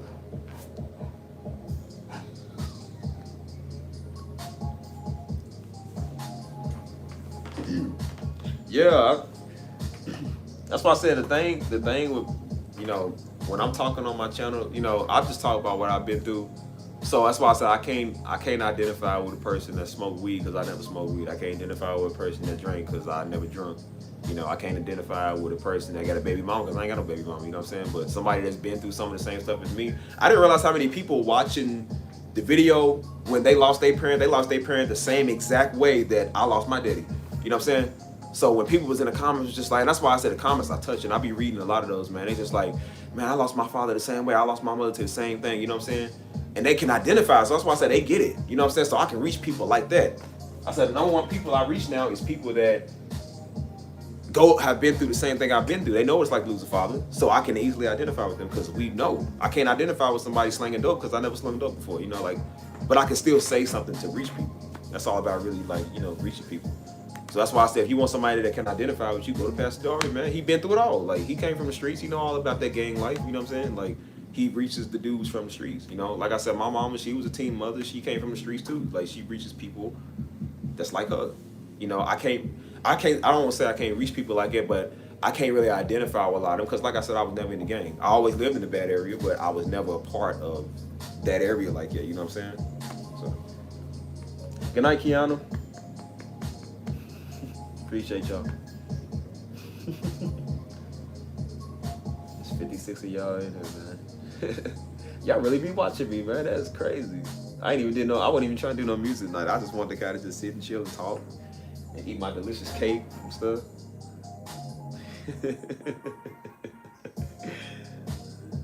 Yeah, man. Y'all some real A1 day one. Oh, word? Dang, man. I'm sorry to hear that, man. Sorry to hear that, dog. That's why I said, man, like, I feel like 2017, man, a lot of people was dying in that year, man. Like, that's crazy, man. That's why I said I hate to see people lose loved ones and people that they close with. I hate to see anybody go, man. That's just bad, dude. But I can identify with people that lost a parent, man. Like, I remember that too. I could never imagine life without Daddy being here. I remember that because he was always here for as long as I remember. So Daddy was like Superman, you know what I'm saying? You growing up, he was like Superman. I was like, can't nobody whip my daddy. You know what I'm saying? Like, can't nobody replace my daddy. He's the best man in the world besides Jesus. And I remember saying that, and I was just like, Daddy gonna always be here. He's gonna always be a part of everything. And it's like, what do you do when they not? When they don't? You know what I'm saying? And it's just like, that's why I said my whole world came tumbling down, because it was just like, you were supposed to be here all the time. You know what I'm saying? Like, you're not here. So it's like, now I have to really live in a realization like, you really not here. You know what I'm saying? And that's tough, man. That's why I said it'd be one thing if we seen it coming, but I'm like, you never seen it coming, and it was just so unexpected. It's just like, that's why I said that situation wasn't just sad. It was like, dude, that messed the family up. That messed us up, dude. That really messed all of us up. You know what I'm saying? Like, that literally messed me up mentally, man. Messed me up emotionally. I was a wreck, man. I didn't want to talk, man. I didn't want to be around people. I didn't want to cry in front of people. I didn't even want to cry in front of myself. I couldn't even watch TV because there was so many shows that was coming on that dealt with fathers and sons. I couldn't even watch it. I'm literally trying to just watch a TV show, and that hit deep too, because that was right when Joe got engaged too, man. And it was a show in Chicago Med, and it was the episode that I didn't even think was gonna be that good. And a father was dying on the table, and his son was over in like France or something like that. It's black father. His son was over in France. His son was engaged. His father didn't know. He never talked. He hasn't talked to his father in a while. His son found out. Came back to Chicago, and was talking to his dad on the table. He said, Dad, you can't. He said, look. He had his fiance. He said, look, Dad, that's my fiance. He's like, you're gonna be there the way you're gonna be there, blah blah blah. And his dad smiled at him and had a tear come in his eye. He died. And the son just dead. And I bawled, man. And I threw the remote. I hate the show, dude. Like, I bawled. Because I was like, dude, that literally reminded me of what we went through. I was like, that reminded me of Joe and Daddy. I was like, he didn't get to see that. You know what I'm saying? And it couldn't have been more perfect time. And I was like, I can't even watch TV now. Like, there's just a lot of things I can't watch. Like, it was hard to watch, man. It was hard to watch a older black woman on TV that lost her husband. He died or something, because they reminded me of mama. You know what I'm saying? It was just like everything was reminding me of that, bro. And it was hard, man. That was real hard. Like, Daddy said that too. Like, when his daddy died back in like 2005, he was like, you know, his father went heavily in his life. So he said when his father died, he was dealing with it heavy. He was like, you know, he would watch stuff about fathers and sons on TV and get teary-eyed and stuff. And I was young at the time, so I was like, why do you care? Like, you know, you a grown man. Like, he wasn't never there. Why you care now? You know what I'm saying? Until I went through it. And I'm like, man, you feel that same thing. It's just like you can't watch everything, bro. Like, that's why I was saying, like, when I put in the video where I was like, I seen him on the table and the life was gone out of his eyes, bro. Like, that's the way I never thought I would see him. That's why I said it wasn't just sad, it messed me up. Cause I was like, now when I see that on TV, when I'm watching a movie and somebody's hooked up to the tubes and it's just like the life is gone out their eyes, that's literally the first thing that it reminded me of. And that's why I said I can't watch stuff like it, cause it takes you back. It literally messed me up, bro. Like, it was hard to get that image out of my head, man, like, for real. Cause I always thought, you know what I'm saying, he would be here. That's why I said when people's life is gone out their eyes, I'm telling you, like, they not there, they gone. Their eyes start turning red because it started getting like bloodshot, you know what I'm saying? Like, it's a very disturbing feeling, man. And I seen that and I was just like, as soon as we get to the hospital, I seen that and I was just like, we just like, what happened? Like, you know what I'm saying? And I'm just like, nah, that's why like we just stopped praying and doing everything we could, man. You know what I'm saying? And I couldn't look at him like it. I couldn't look at him like it. It was too tough, man. Way too tough.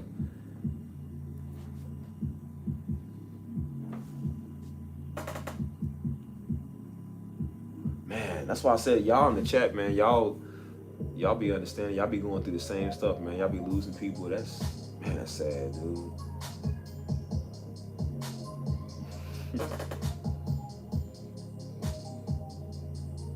Thank you, Miss Catherine. I appreciate that.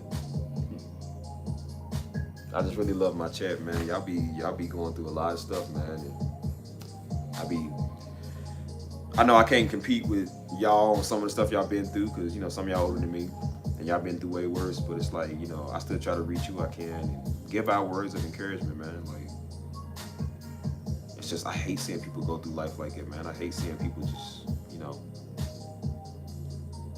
it's just tough, man, because I know what that's like, man. I know what that's like to lose somebody, man. It changes you. It's not just sad, it changes you, like, for real, you know what I'm saying? Just seeing it. That's why I said I couldn't get that image out of my head, man. I couldn't get that day out of my head. That's why I said I don't like the cold. I hate going back to Louisville. I like San Antonio because it stays pretty much warm all year round. We don't get no ice or no snow like that. But I'm like, every time in Louisville, when it's that icy weather, that cold weather, it takes me back, and I hate that. I can't stand that no more, because that's what it reminds me of, that, man. You know what I'm saying? That's why I said certain highways, I hate driving on that highway, because when I was on that highway, that's when I got the phone call. Right by the airport. I hate even taking that highway, because I hate that just certain stuff I don't like, man. I don't like going to certain areas. I don't like looking at certain stuff. You know what I'm saying? Like, certain shows I won't watch no more, because I watched that show around that time. Like, it reminds me of that. Like, ever since that night, the night I got home from the hospital, I had a TV on. And now I sleep with the TV on, because I got so used to doing that. And ever since that night, that's when I've been sleeping with the TV on ever since. You know what I'm saying? That's just stuff I developed since that happened, man. That's why I said it's tough, man. It affects you, dude.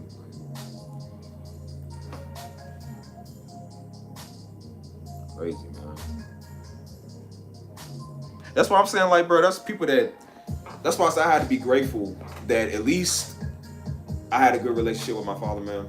And I had 23 years. I even said at the funeral, I was like, I'm grateful for the 23 years that I did have him in my life, man. That, you know, we didn't always see eye to eye at first, but, you know, we started to come along. We still had a great relationship, you know, because some people don't know till it's too late, or they never met their father, you know what I'm saying? Or my cousin was even telling me that, like, hold on. My cousin was telling me that, because he said, man, it sucks. He said, but hey, he said, at least your daddy, you know, died of natural causes. He said, my daddy got killed, you know what I'm saying? And he got killed when he was young, so he never really got a chance to get closure from that, you know what I'm saying? So I was thinking, I said, what if daddy could have went out that way? What if it was something that was horrific? You know what I'm saying? That would be even worse, because I'm just like, you know, you don't know what to think or what to feel, you know what I'm saying?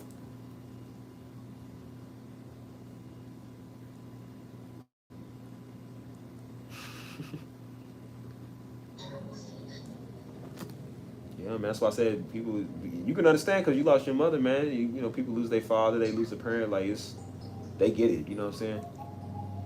That's why I said most people, they don't understand until they lose somebody. God forbid that ever happen to anybody, but until you do, you'll understand. You will definitely understand. I don't know, I was in Texas for, I first came to San Antonio because a friend of mine told me about it. That same girl that I knew from Dallas that I talked to, she told me about San Antonio.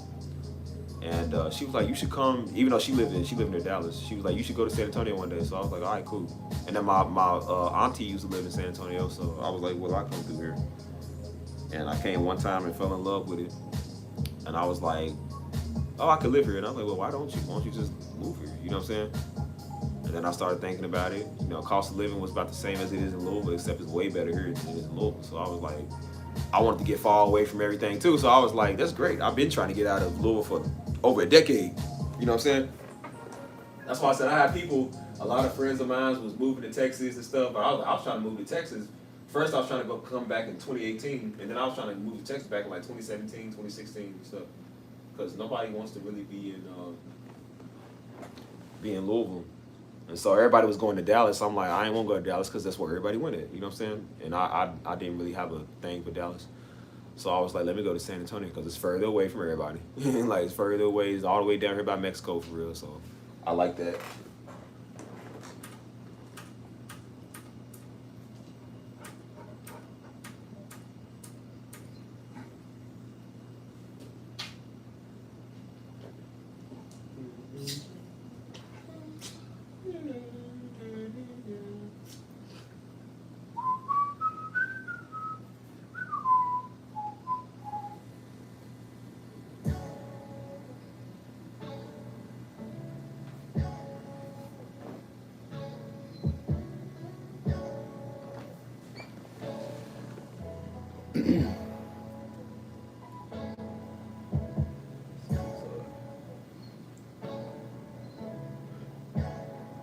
Jesus, that's crazy, man.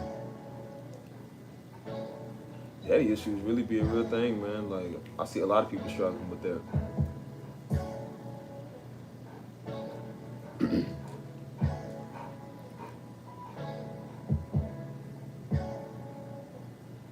That's what I'm saying. Like, you realize one day, man, like, we all gonna die one day. We don't know the day, but, you know, you can't live forever. So it's kind of like, well, you know, you kind of don't think about it till you probably either get a little older or you do some real deep thinking. You just like, man, one day we all gonna die. You know what I'm saying? Like, you know. But I'm just like, man, that's why I say you live your life right, live your life good. So that way, you know, you ain't live a life of hell and, you know what I'm saying? Like, I mean, it's just, you know.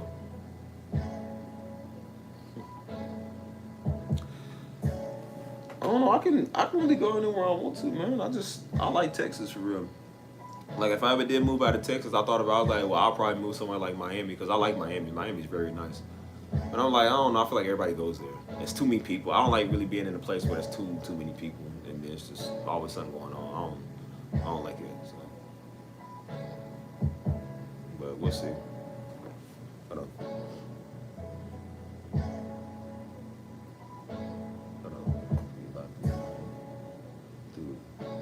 Hold on, what's that say? Let me know. Oh, word? Hold on. Did you send the logo yet? Or did you put it in the did you tag it?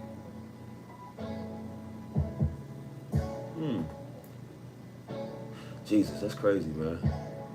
2 weeks? Man.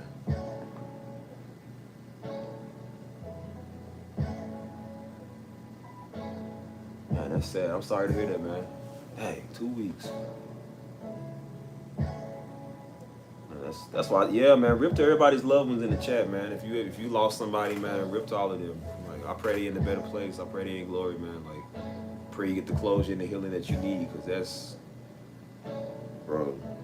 That's why I said life be so deep, man. That's also what stops me from, you know, sometimes going off on people too, because sometimes they do need it. Some people do need to just get, you know, get talked to like that.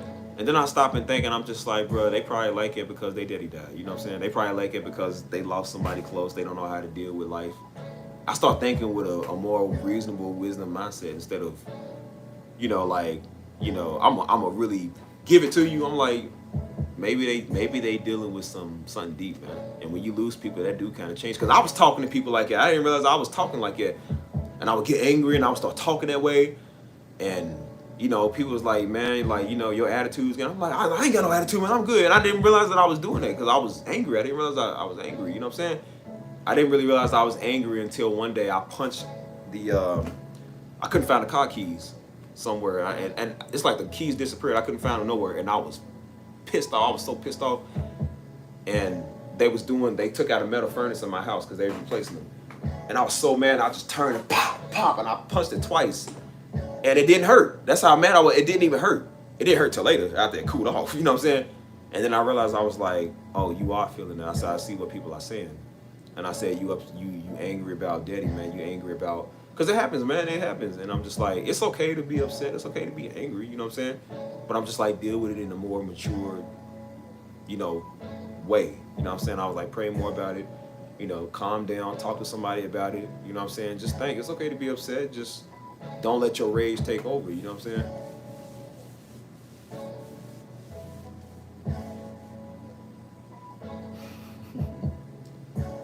Yeah, that's what I'm saying. Like, people got to express, it's okay to be angry, man. That's why I said when I get angry now, I try not to stay in the house.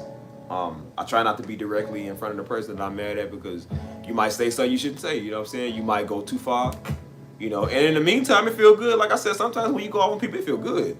And then you think later, you like, man, I should have said that. Like, I probably shouldn't have did it like that. You know what I'm saying? So that's why I said now it's good. I got gym membership. I can hit the bag. You know what I'm saying? Running, I go running every day. Like, running really blows off steam. Running blows off a lot of anxiety, a lot of steam, a lot of PTSD, whatever you're dealing with. Running really helps that because it gets your heart going.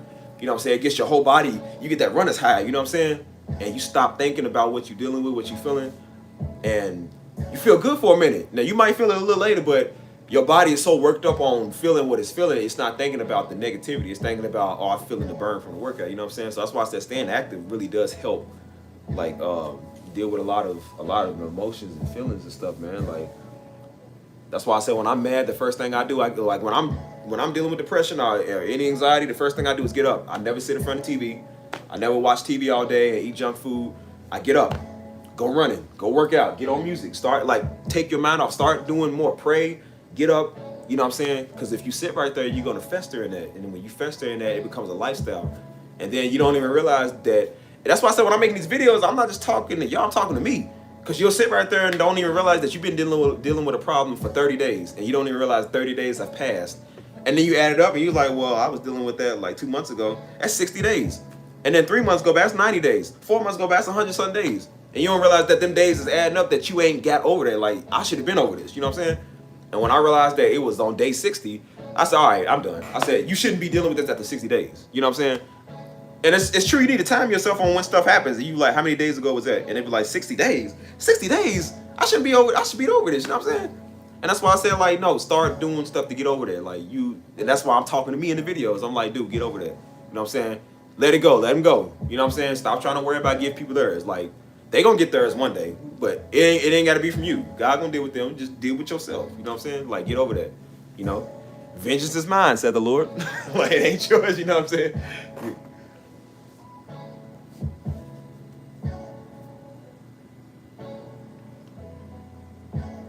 Yeah, even when I was, even in the video, man, in the video I did about Daddy, I said I was angry. And of course you got the right to be angry, man, because you upset. Like I said, you just lost a parent. You gonna be mad. And I even said in the video, I said at first, when it didn't happen the way that I wanted it to happen, I was just like, God, why didn't you? I was like, God, we prayed, we did everything. Like, why didn't you do that? Because I was like, I felt like we literally moved heaven and earth. That's how hard we prayed. And I said, God, you supposed to, and I was just like, God do what he want. He gonna do what he want. If you can pray all you want to, if God decides to say no, he gonna say no. And I'm like, yes, sir, it's your will. Like I said, Paul prayed 3 times for the thorn to be taken out of his side. God didn't remove it. So if God told him no, he can tell you no. If God decides that he won't do it and change his mind, it's up to God. He gonna do what he want. Sometimes he says no. Sometimes he says yes. And then right after I said that, I was like, God, you still good. Name's still lifted on high. You still worthy. You still as holy as you've been before. Whether you do it or whether you don't do it, it doesn't matter because you didn't do what I said. You still capable of doing it. You still care enough to show us that you're powerful enough to do it. And I say whether you do it or whether you don't, you're still worthy. So that's why I said whether God do what I want or he don't do what I want, he's still God. It's not going to change anything, man.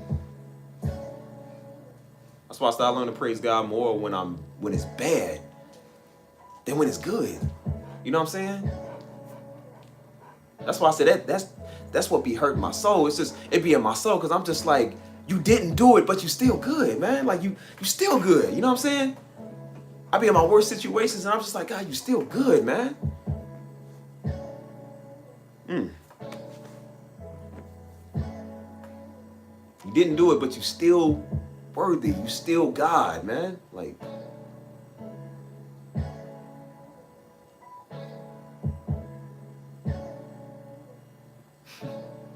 man. Am I preaching? I hope I'm not preaching. I'm really not trying to, bro. I'm just really talking, man. I'm really not trying to. I'm just talking. Like, I'm being for real. Like, I'm just talking, man. But that's just what I had to tell myself. I was like, dude, he's still God, even if he didn't do what I want. Appreciate you, King Zachariah. Thank you, man. Appreciate that, man. Thank you so much. I was like, dude, that. I remember I got scammed one time. I got scammed out of $1,700. And oh boy, when I tell you, I got on the phone with them, I was like, when I see y'all, so I was like, you know what I'm saying? And I was so mad, and I was like, you want to say bad stuff. You really do. I'm being real serious. Like, you want to say bad stuff. And I remember the first thing that came out of my mouth, I was like, God bless. I said, God bless. I remember saying, I said, God, you are worthy. I said something like, God, you're worthy, your name is still high. And I remember I was shocked, because I'm like, what you really want to say, you don't end up saying. You end up saying something else. And I was like, God, I said, God, you still good. I said, your name be lifted on high. You still good. I was upset, but I was like, God, you still good. You still good. And I said, you still good. And I kept saying that. And I kept saying it. And I never got my $1,700 back. But I was like, whether he brought it back or not, you still good. It doesn't matter about this. No, it does matter. It doesn't matter to me. But I'm like, you still good. You know what I'm saying? You worth more than $1,700. God's priceless, man. Like, and it taught me to be smart. It taught me to have wisdom. You know what I'm saying?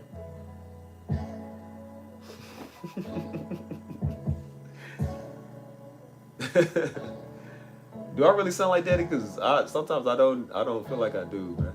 I feel like when I talk like that, like when I start raising my voice, I feel like, because that's how he kind of sound. But other than that, the way I talk, I don't feel like I sound like him. Mama's good, man. Mama real good. That's why I'm so happy, because Mama doing the best she's been doing in life, man. She with the grandbaby, so she's distracted.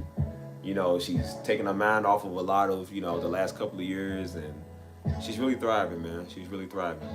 And I talked to her about it, and I was like, Mama, because she was like, if she ever gets remarried and stuff, I was like, yeah, I understand, Mama. Like, you want to be with somebody sometimes, it'll happen if it happens. If it don't, then I'm like, look, you got us. You got the grandbabies now.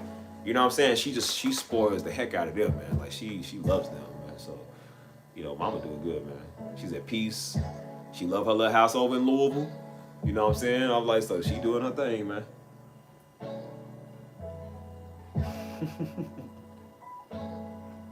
Right, man.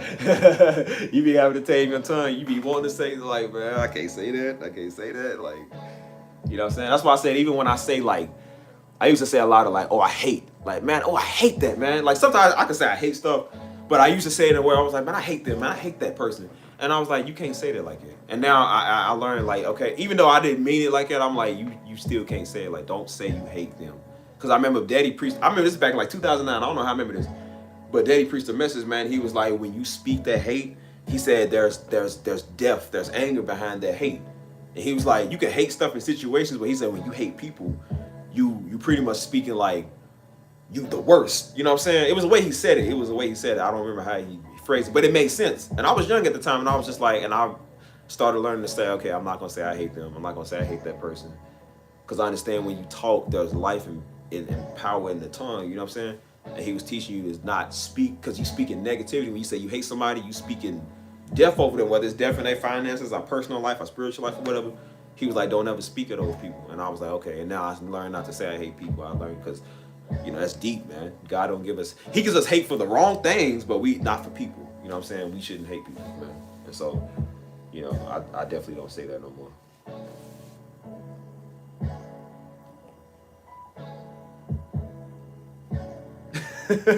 Probably I'm telling you, man, the way that I talk, is the way that Pastor Darby taught.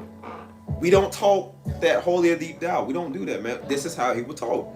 I'm so straight up because when he would talk, man, Daddy was always like, son, be real when you talk. He was like, look people in their eye. He was like, talk with a serious demeanor. You know what I'm saying? When Daddy talked, man, like I said, Daddy didn't want no son. God told me to give you a word. Daddy was like, hey, man. And he would talk. He would put his finger like that. He was like, hey, dude, quit doing that. He's like, you need to stop. You need to change. Quit doing that, man. He's like, read your word more. Go pray more. Like, he would talk like that. It wasn't no in between the lines. Daddy would talk real. He was like, hey, man, quit. Stop doing that. You know what I'm saying? And then you would have to listen because his demeanor was so serious as a man, dude. Like, that's just how he was. But when Daddy talked, like Daddy would tell, he would preach one time and he was like, he asked the brothers, he said, y'all, have I said anything spiritual to y'all all day? They was working all day. He said, have I said anything spiritual to y'all all day? They was like, no. He said, because I don't talk like that. We don't talk like that, man. We don't speak like that. We not deep with all of that, man. Like I said, you can call God whatever you want. If it's Yah, Yeshua, you know, all them names, you know, if that's what you want. But we didn't do that. We didn't have to prove that to nobody. We called Jesus. We called God. That was it. I don't have to prove to you all the names that he got. Like, we're not deep. We just us. You know what I'm saying? We humans. Daddy was a family man before he even said before he's a pastor, he's a family man. He loves his family. And he was like, he would shut the church down. He would get rid of everybody else if they ever come against his family. He meant that. You know what I'm saying? So as much as, and that's why I said as much as people, I understand a lot of people was hurt when he passed, but I'm like, y'all gotta understand that the family, of course, was hurt more because this was y'all pastor that y'all just met. This is our father. This is our family member. You know what I'm saying? So we grieving, we hurting. You know what I'm saying? So as hurt as people are, like, we hurt more because we know him. We grew up with him. You know what I'm saying? So it hit different, man, when it's really your own flesh and blood, man. Like, you know what I'm saying?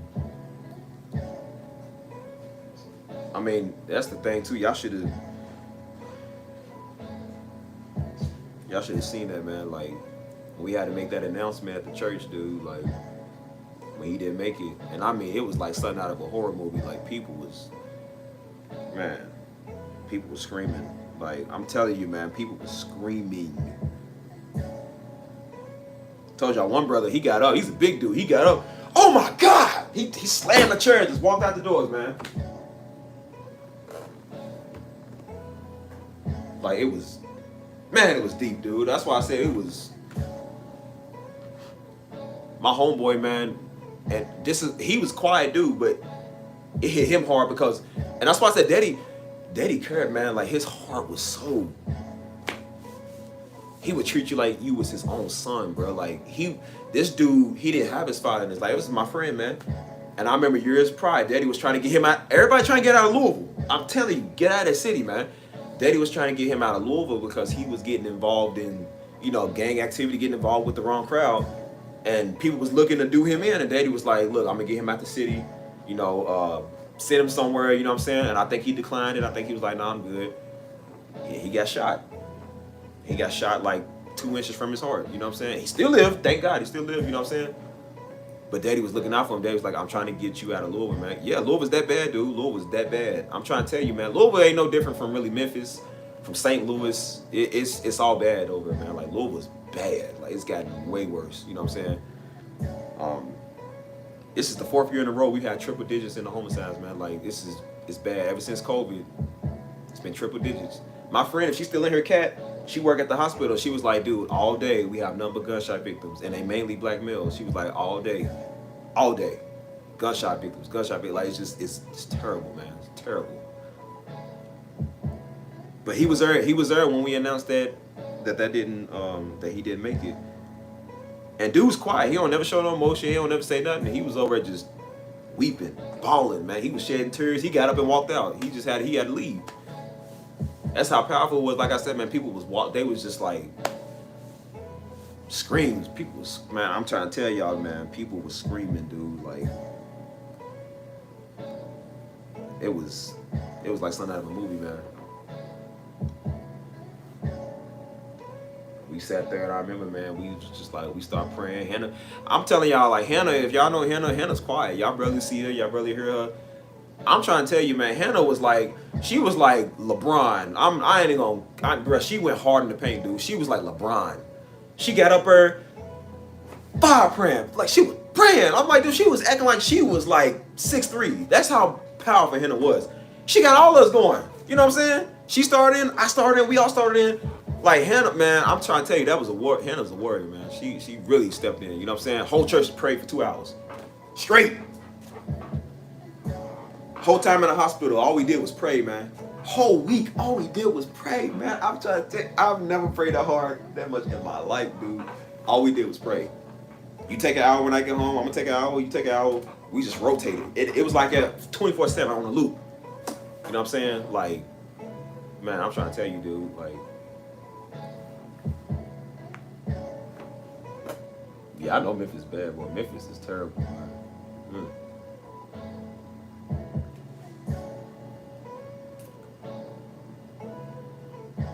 A word?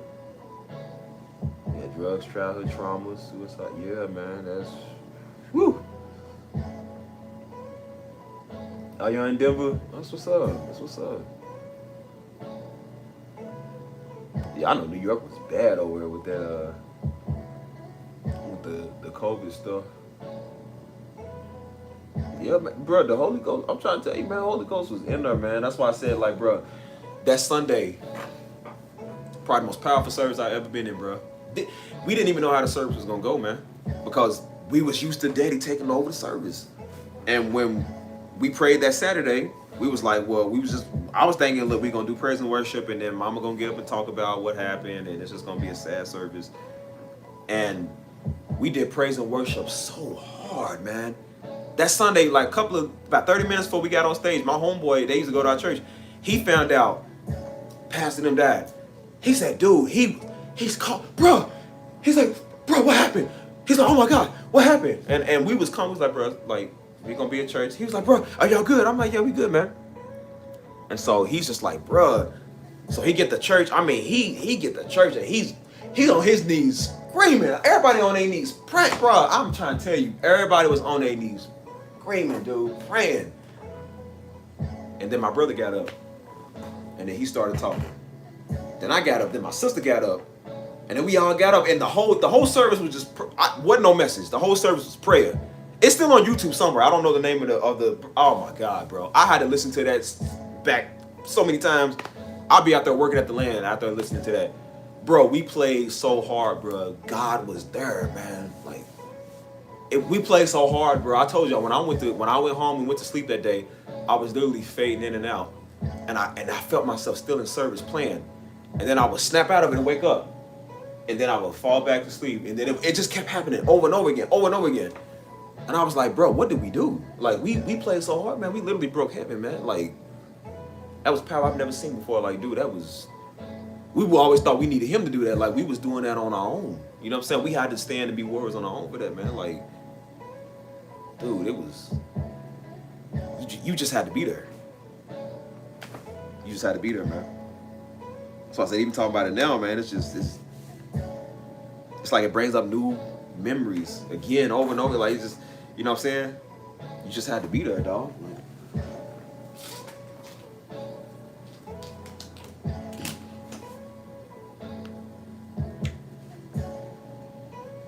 It was tough even going to like I said, we went to the morgue, man, and if you could see how he looked, man, that's why I say, like, when a life is going out of somebody, like, they start turning gray. It's like that bluish look, like they turn in gray blue or whatever. And it was like starting to leave his face, you know what I'm saying? And we looked at him and we was just like, nah, we bring the oil, we bring the holy stickers, man. We was in there praying, man. We was, man, praying hard, man. And man, you wouldn't believe, dude. That's why I say you had to be there.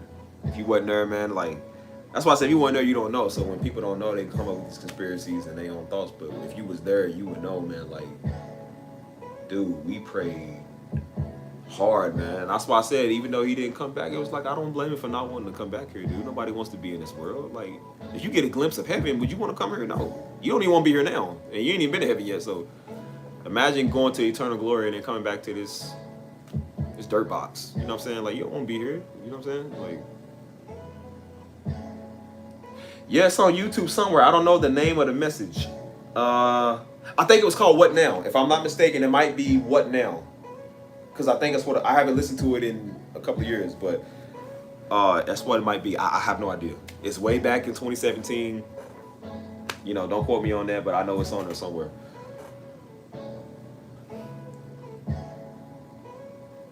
But that's what I'm saying. Like, dude, y'all should have seen the way people was praying. Like, wasn't no praying like, you know, Father God, like, bro, people was on people that don't even pray. That was people in there that don't even pray.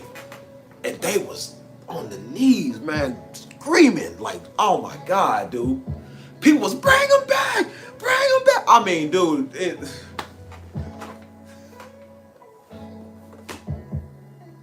you seen that, man, like kids was in there doing that, bro. Like, I'm trying to tell you.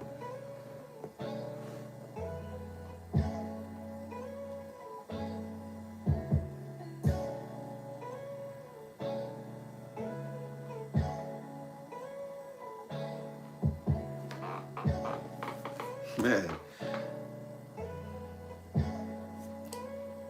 you just had to be there, man. You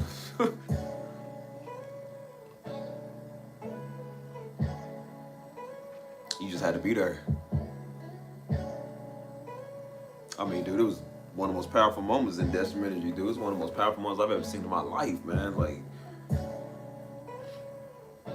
you got over 30, 40 people screaming.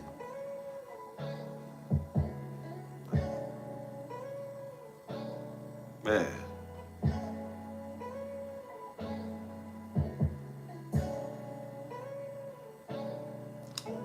I remember my homeboy Juan, he said when he found out, he said he literally dropped his phone. They texted us like Pastor Darby died. And he said he literally just dropped his phone. Like, what? Like, dude, I'm trying to tell you, man, people that didn't even pray was praying, dude. Like, I've never seen that before in my life. Like,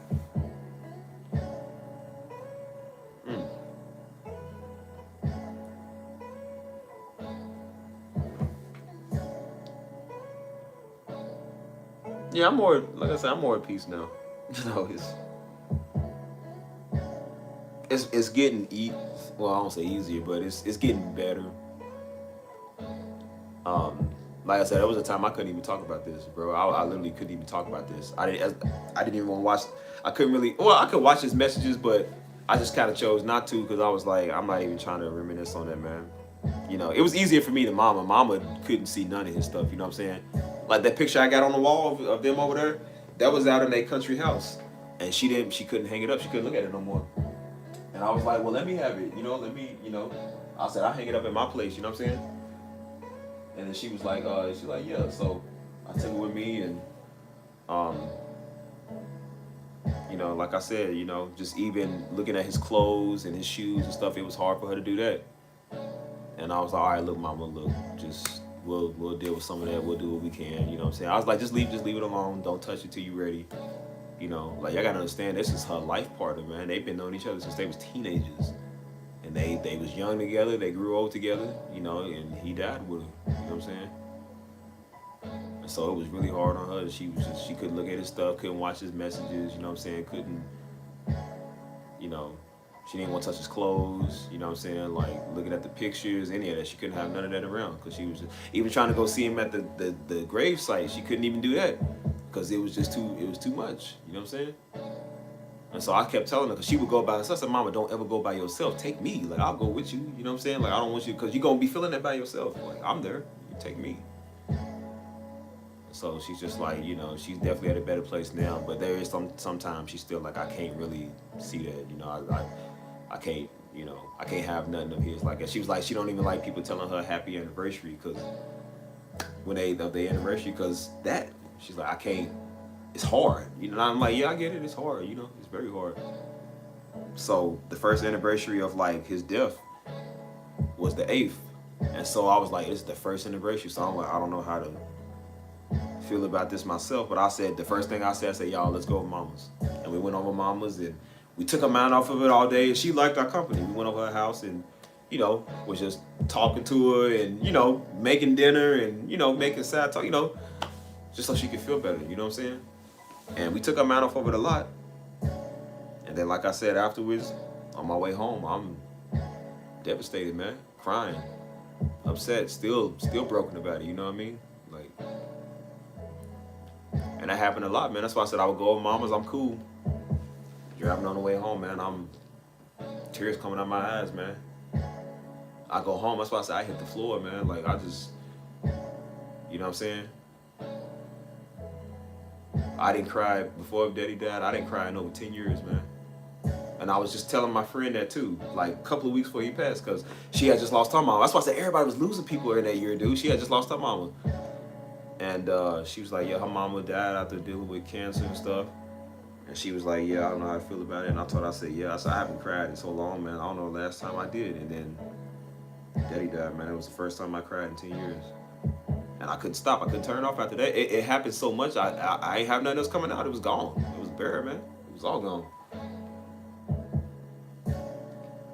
Like, y'all, man, mama was... That's why I said mama is still... Like, y'all don't understand how strong mama is, dude. Like, she got a backbone because she come from the streets, too. So she ain't soft. You can't be soft. But, like, seeing her being able to deal with what she's dealing with, man, it's tough, man. I'm just trying to tell y'all, man, if y'all was there, man.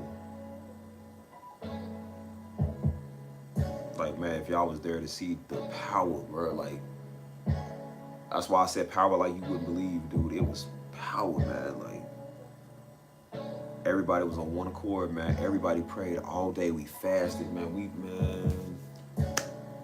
I remember the day later that night when after we buried him and stuff. And I remember, you know, I was strong in front of everybody, but I was tearing up on stage. I was like, nah, I'm not gonna cry in front of nobody. I'm not doing that. You know, we got in the little funeral, the limo, and they was asking me, I said, Steve, are you okay? I'm like, I said, man, I'm good. You know, I'm straight. And I was like, it's okay. I'm like, I'm good. And, you know, we went to bury him.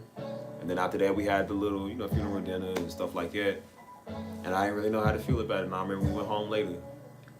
And a couple of hours later, I went over to the store. And I was just talking to myself.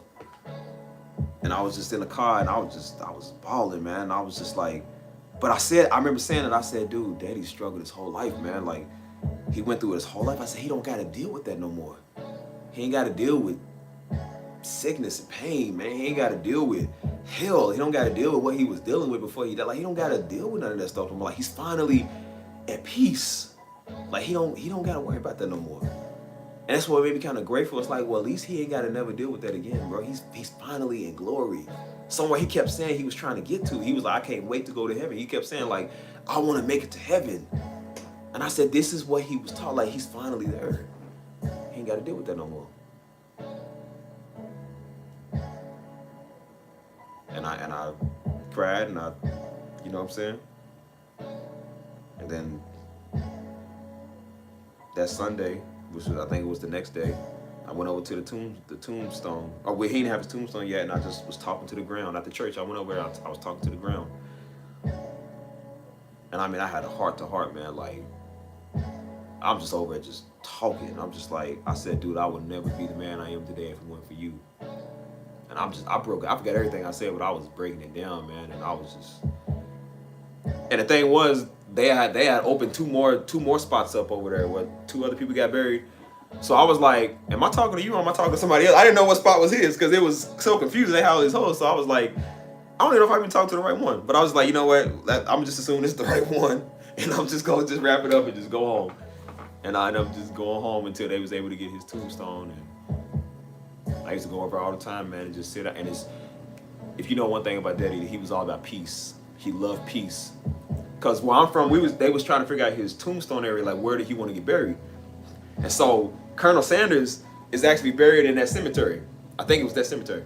And Muhammad Ali is also buried in that cemetery too. So they was like, oh, he can get a spot next to Muhammad Ali. And we was like, no. Like, we know how he is. He don't like people. Like, he don't like being around people. You know, we want somewhere where it's more. And the spot he got buried at is like perfect. It's like, right, there's literally like a lake next to it. Big old lake. It's got little ducks and birds. It's peaceful, quiet. And Daddy was all about peace and quiet. And I said, he's in the perfect place. Literally in heaven and buried in the perfect spot. And when you go over, it's peace. Literally peace, man. Yeah, Muhammad Ali was from Louisville. We got the Muhammad Ali Center, the little museum or whatever. Yeah, Muhammad Ali's from Louisville. He was buried in Louisville too.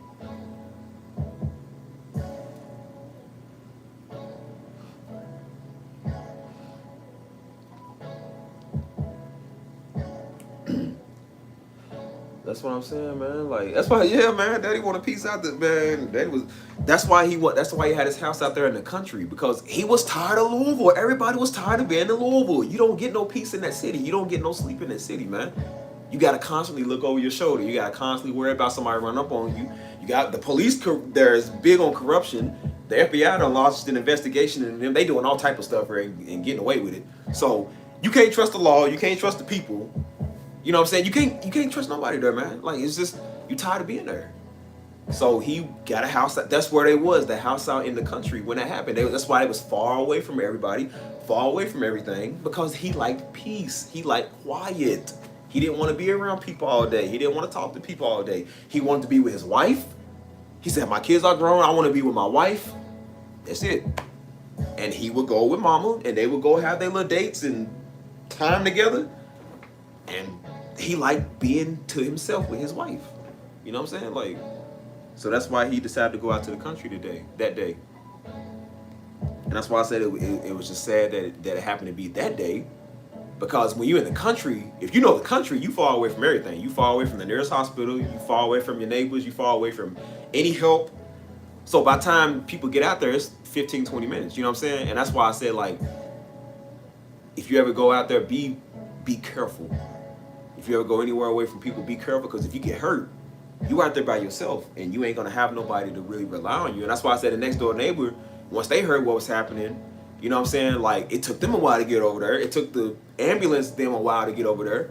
You know what I'm saying? So it was like, and even if they would have got there like that, like pretty much when he was going into what he was going into, you already gone. Like, there's nothing you can do. There's literally nothing you can do. So that's why I said it was pretty much like, it's a lose-lose situation, no matter how it would have played out. But I was like, you know, they did what they could. You know, you do what you can, but it's like, dang, like, I really wish he would have stayed in town that day. You know what I'm saying? But it happens, man.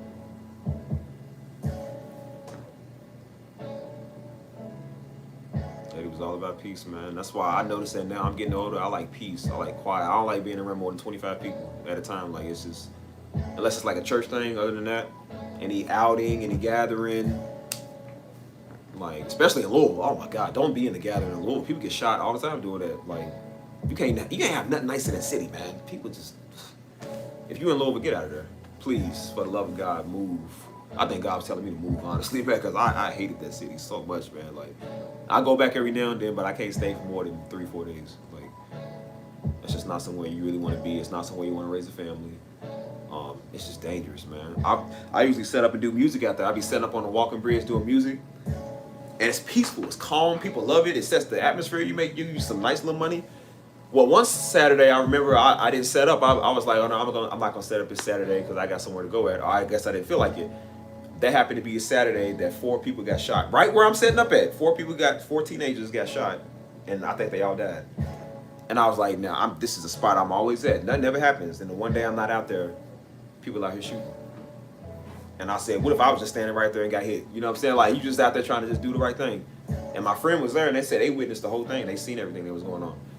And then I went out there the next week, and some people, it's really the white people, they came up to me, they was like, they say, I just have so much anxiety coming out here since that thing happened. They said, but when I hear your music, they said, when I hear you play, it just calms me. It was like, it makes me feel at peace. Like, it makes me feel safe. You know what I'm saying? It's just like, I was like, that's why I'm out here. I like to bring peace. I like to bring that safety. You know what I'm saying? Like, it makes you feel good. And a lot of times, I guess it's the annoying. I don't really always realize it. I'm just doing what I do. And some woman was walking with her man one day, and she was just like, I don't know why, but I heard it from far back, and I just wanted to start crying. And I don't know why I wanted to start crying. She was like, I just felt something. And I was like, I knew what it was. I wasn't going to tell her because she don't know. But I was just like, it's that anointing, baby. You felt that anointing. You know what I'm saying? But it brings that peace out there. My music was so loud, like Louisville was on the tip of Kentucky and Indiana. So right across that walking bridge in Indiana. My music was so loud, people could hear me all the way in Indiana. And they would be walking the bridge, and I was like, what is that beautiful sound? I was like, what is that? and they would get off the bridge and see me, and they was like, dude, we can hear you all the way over in Indiana. Like, it sounds so good. It sounds so nice. You know what I'm saying? And people was like, that really calms my anxiety. That really calms me down. It makes me, they said it's romantic. It puts you in a scene with your significant other, and they said it's also peaceful. They said it makes me feel comfortable, safe. And I was like, look, I was just out here trying to get some tips. Like, I just, just make some tip money. It's just, I ain't doing that right now, but I didn't realize how much that was affecting people. Like, that was really affecting people. People was recording me, putting me on social media. You know what I'm saying? Like,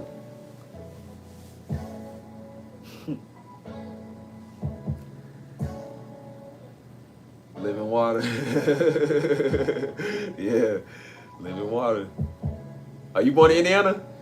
Hey man, Indiana's a whole story. Yeah, I used to be in Indiana all the time. Sometimes, bro, that's what I'm saying. Sometimes I don't know if it is the presence of God. I don't, like I said, we don't talk like that all day. We don't walk around thinking like, oh, am I deep in, like, we don't do that. So a lot of times you think you're just doing what you know how to do. That's why I said the best thing you know how to do is something that you just normal with or you don't like doing. I hated doing music for a while because I did it. We used to do it every Sunday and Wednesday. So I was like, I'm tired of doing music. So when I did it, it was nothing special to me, but I didn't know it was special to other people.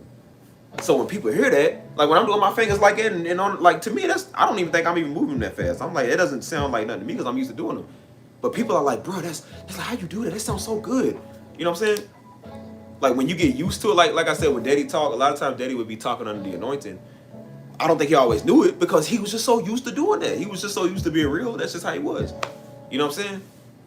And so it's just when you so used to doing it, it's not really special to you, but it's special to other people.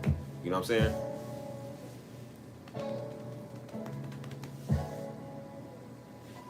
So yeah, when I was out there playing, I was even do it in San Antonio sometimes, and people are just like, man, they say, and people are like, you got to play for a church. That's some of the first thing they say, like, you got to play for a church. Like, what church you play for? And then I'll tell them, and I'm just like, why? Is it give her at church sound? That's like, yeah, I can tell that soul and that gospel and whatever. It was this church I go to now. They get in this new building, and we was checking out the new little building there, and they had a piano sitting right there. So you know me, I'm a piano show off. So I was just like, well, I'm just gonna play this piano real quick. So I got on the keys and just start playing.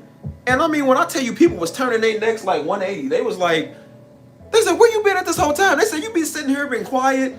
They said, where you been at this whole time? You been in the pews this whole time, and they said nothing. I was like, I mean, well, this is what I do. I just do music. They said, bro, where you learn to play like that from? They said, you been in here this whole time, and you ain't said nothing about doing no music. I was like, well, I mean, I ain't no thunder stealer. Like, I'm just chilling. You know what I'm saying? And they was like, bro, the way you play this, I love how you put that soul on it. You know what I'm saying? And I told him, I said, well, I come from this church. You know what I'm saying? I said, I'm still a member of this church. You know, I said, my pops is a pastor. You know what I'm saying? We grew up doing music. You know what I'm saying? Like, and that's just like, oh, I love how you do that. That just sounds so nice how you play like that. But people was really like, you was here this whole time and didn't say nothing. They was like, why ain't you saying nothing? They was mad at me because I didn't say I do music. You know what I'm saying? Like,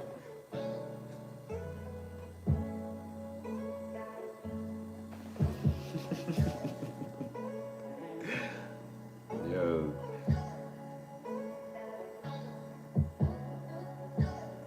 No, it just crossed your mind because you just like, sometimes, bro, you really don't realize, man, you be walking with grace on you. You don't even know that. That's why whenever I survive something or something goes on, I'm like, of course you might be like, oh, you know, I was using my smartness, you know what I'm saying? Or, you know, I'm just lucky, but it's like, nah, man, it's all gonna lead back to God.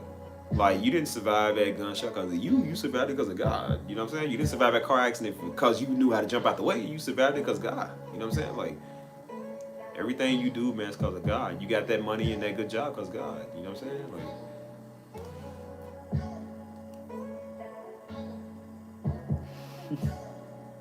most definitely, man. Like,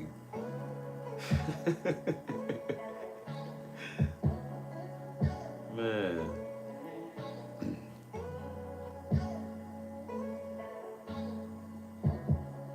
Oh, so. I'm trying to tell y'all, man. I wasn't even trying to reminisce about Daddy this much and personal life tonight, but I just be talking, man. I just like talking to the chat. I just like talking about what I know. You know what I'm saying? Like, how Daddy was, how my family is. Like, I'm trying to tell you, man. Like, Like Daddy was so real, man. He was a man like you wouldn't believe, dude. Like he said he was gonna do it, he was gonna do it. You know what I'm saying? He was real to his word. He kept his word. You know, he loved his family. He loved God. I'm trying to tell y'all, man. And once again, this is not for show. This is literally how he was, man. Literally how he was, bro. There was times I come home, he's in there praying. Times I come home, man, he's in there meditating on the word. You know what I'm saying? Like he's doing his little vlog channel. Like them videos y'all see where he's doing, I guess, playing his little piano to himself, his own personal videos. He would be doing that. I remember one time I put up on him. I was coming home from work, and I seen him parked on. I knew it was his car because he was parked on the side of around the block. And so I thought maybe his car stopped, maybe he needed help. So I pulled up next to him. I said, "You good?" He said, "Yeah, man, go on. I'm doing a vlog. You messing me up." I was like, "Oh, my bad." Like I was just seeing if he was good. You know what I'm saying? But then he was constantly working, man. He was constantly on it. Like, you know what I'm saying?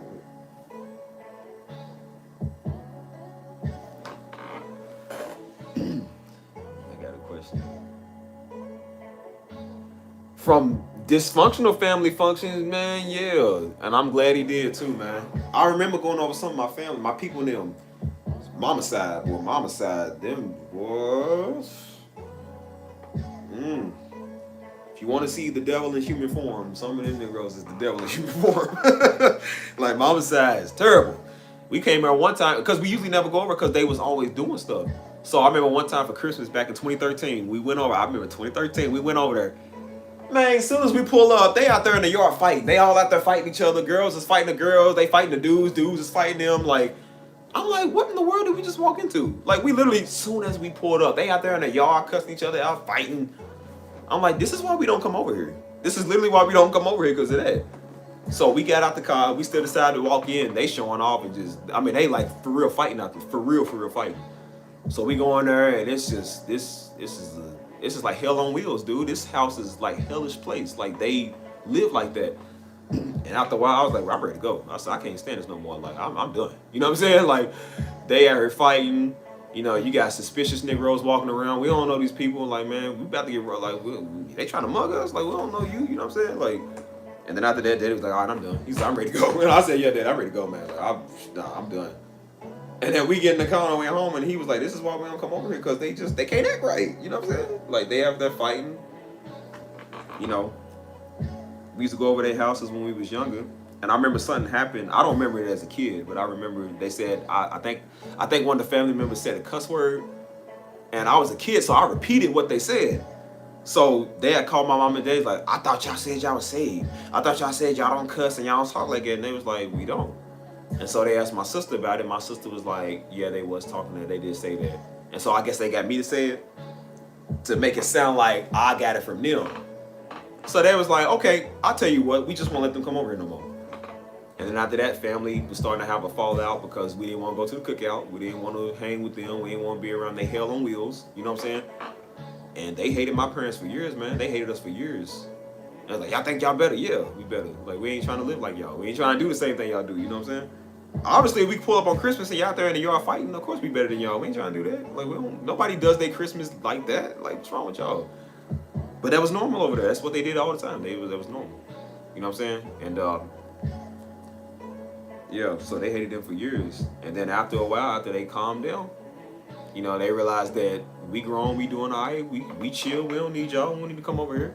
And then some of them started coming around. They was like, hey, you know, we was only like it because we heard it was from such and such. You know what I'm saying? They was listening to somebody in the family that was starting stuff. And then they realized that person is just the devil himself. So they was like, yeah, they was wrong this whole time. You know what I'm saying? Like, yeah, man, it was crazy, man.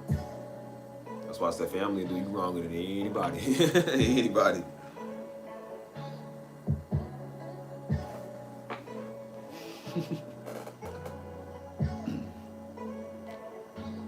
Yeah, dude, people be mad because you homeschool your kids, though. That's what I'm saying. I didn't blame them at first because I hated homeschool. I got homeschooled for my high school years because I was terrible. I ain't gonna lie, I was terrible in school, man. I was just not doing the right thing at all. At all. And so, I think I was about to get kicked out. That's how bad I was. I was like, which I don't even know why I did it. I look back on it now, I'm like, why did I do that? That was so stupid. And Daddy was like, dude, he said, I told you. He said, man, I told you. He said, I was gonna let it slide. He said, I ain't gonna let it slide no more. He said, I'm taking you out of school. He said, you're gonna start getting homeschooled. You're gonna start doing your work here. And he said, and I'm gonna be over it too. He said, I'm gonna let your mama get y'all curriculum together. He said, but I'm gonna be over y'all. And I was like, oh no, I messed up. I was like, no, I went to school to get away from y'all. Now I gotta be here around y'all. And they strict too. And they're like, but they brother let you have fun sometimes. And I was like, no, I said, man, I was so upset about that. But I understand why. I'm like, they weren't wrong for doing that. I'm glad they did that, because most of these people now homeschooling their kids. They don't want these kids to be in the school system. This is messed up, man. Like, people weird. And that was the worst, man. Like I said, mama, she cool now, but man, growing up, mama, I feel like she did it on purpose, man, just cause she could. You know what I'm saying? She used to we would be like, mom was like the nagger. Like, she would nag you sometimes. We used to call her Rochelle off of Everybody Hate Chris, because that's how she would act sometimes. She would talk like that, and then she would get in that demeanor, and then she would stand over you while you doing your work. Wrong! That's wrong! Do it over! She'll rip your work up and make you do it over, because she didn't like the way you worded it. And I was like, man, it was the worst, man. It was the worst. And I said, I can't wait till I graduate so I can. I was like, so I ain't got to do this no more. And then, like I said, I graduated, then I started working, and I was barely home. I was barely even home, because I said, look, I love y'all, but from afar, I cannot stay around y'all all day. I can't do it no more. I can't, man. I can't. We was so close growing up. I was like, we shared everything. I was like, that's why I like my own. You know, I'm like, I moved far away from all y'all. I love y'all, but from afar. I can't live around y'all like that no more. I can't do that no more. Like, but yes, Pastor Missy, man. Pastor Missy was like that, bro. I'm trying to tell you. That's why I said she's a savage too. She from the streets. We didn't know that at the time, because we were still thinking like, oh, this is your mom and daddy. But you know, people from the streets, I was like, your mama used to fight too. She used to fight her sisters. Everybody used to fight like that. So you with the business, you know what I'm saying? You with the business. We didn't know that at the time, because we thinking this is just your people. But not Pastor Missy, she was a savage, man. That's how she is now. She's very hard up. She's hardcore. But she was like at a homeschool, man, and she was worse back then, because Daddy would back up. It don't matter if she was wrong. Daddy back up all the time. Like, all the time. It don't matter what it was. Daddy was just like, because I told him one day, I said, it was the way I worded it too. And he said, nigga, what's your problem? I said, Daddy, I was just mad. I said, Daddy, I was my bitch. I said, she came up and started messing with me. He said, what you mean she? The way he said, what you mean she? He said, nigga, that's my wife. He said, dude, that's my wife. He said, dude, I will fight you. Like, he was for real. He said, dude, I will knock you. He said, you don't talk to your mama like she one of them little girls off the street. He said, she ain't them little girls you go to school with. He said, nigga, that's my wife. He said, you address my wife as your mama. He was real, man. And I was like, but Daddy, she did. He said, I don't care what she did. He said, that's my wife. And I was like, and then Mama heard that she had the right to do whatever. And then after that, I was like, okay. I said, all right. Well, I said, when I get a chance to get up out of here, I said, I ain't gonna be around here that much. I said, because I'm gonna go do my thing over here. Because I'm like, you got you, because he said, that's my wife before all y'all. I said, that's great. I said, so that way, I'm gonna go over here and work and make my money and do this and be with your wife, man. I said, I've been around y'all all these years growing up. Go do your thing. You know what I'm saying? I was advocating for him and Mama to go do something so they can get out. I used to love when they would go out of town, because we had a house to ourselves. And I was like, we play the game as long as we want to. We stay up as long as we want to. You know what I'm saying? We eat whatever food we want to. You know what I'm saying? Like, because Mama, she would be calling us from the house, and she would just be going off about something, and I'm just like, man, you can't escape it. It don't matter what you do. Like, but Mama like that, bro. Mama was very like that. Like, oh my goodness. Like, she was literally Rochelle from Everybody Hates Chris. That's how she act, dude. She literally act like it.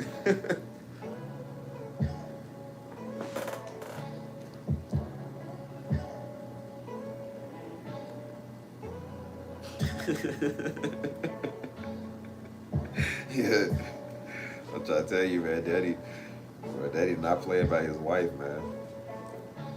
I remember one time I was trying to defend myself from her hitting me, and I was putting my arms up because she was hitting me. It was because I did something wrong. I can't remember, and she was slapping me, and so I tried to defend myself, and I guess when I did it, it hit her arm. She said, "Did you just hit me?" I said, "No, I'm trying to defend myself from the slaps. I'm not trying to get slapped." Like, I said, so I can't even defend myself from getting popped, man. Like, she's just giving it to you. You know what I'm saying? They just giving it to you. That man got 2 jobs.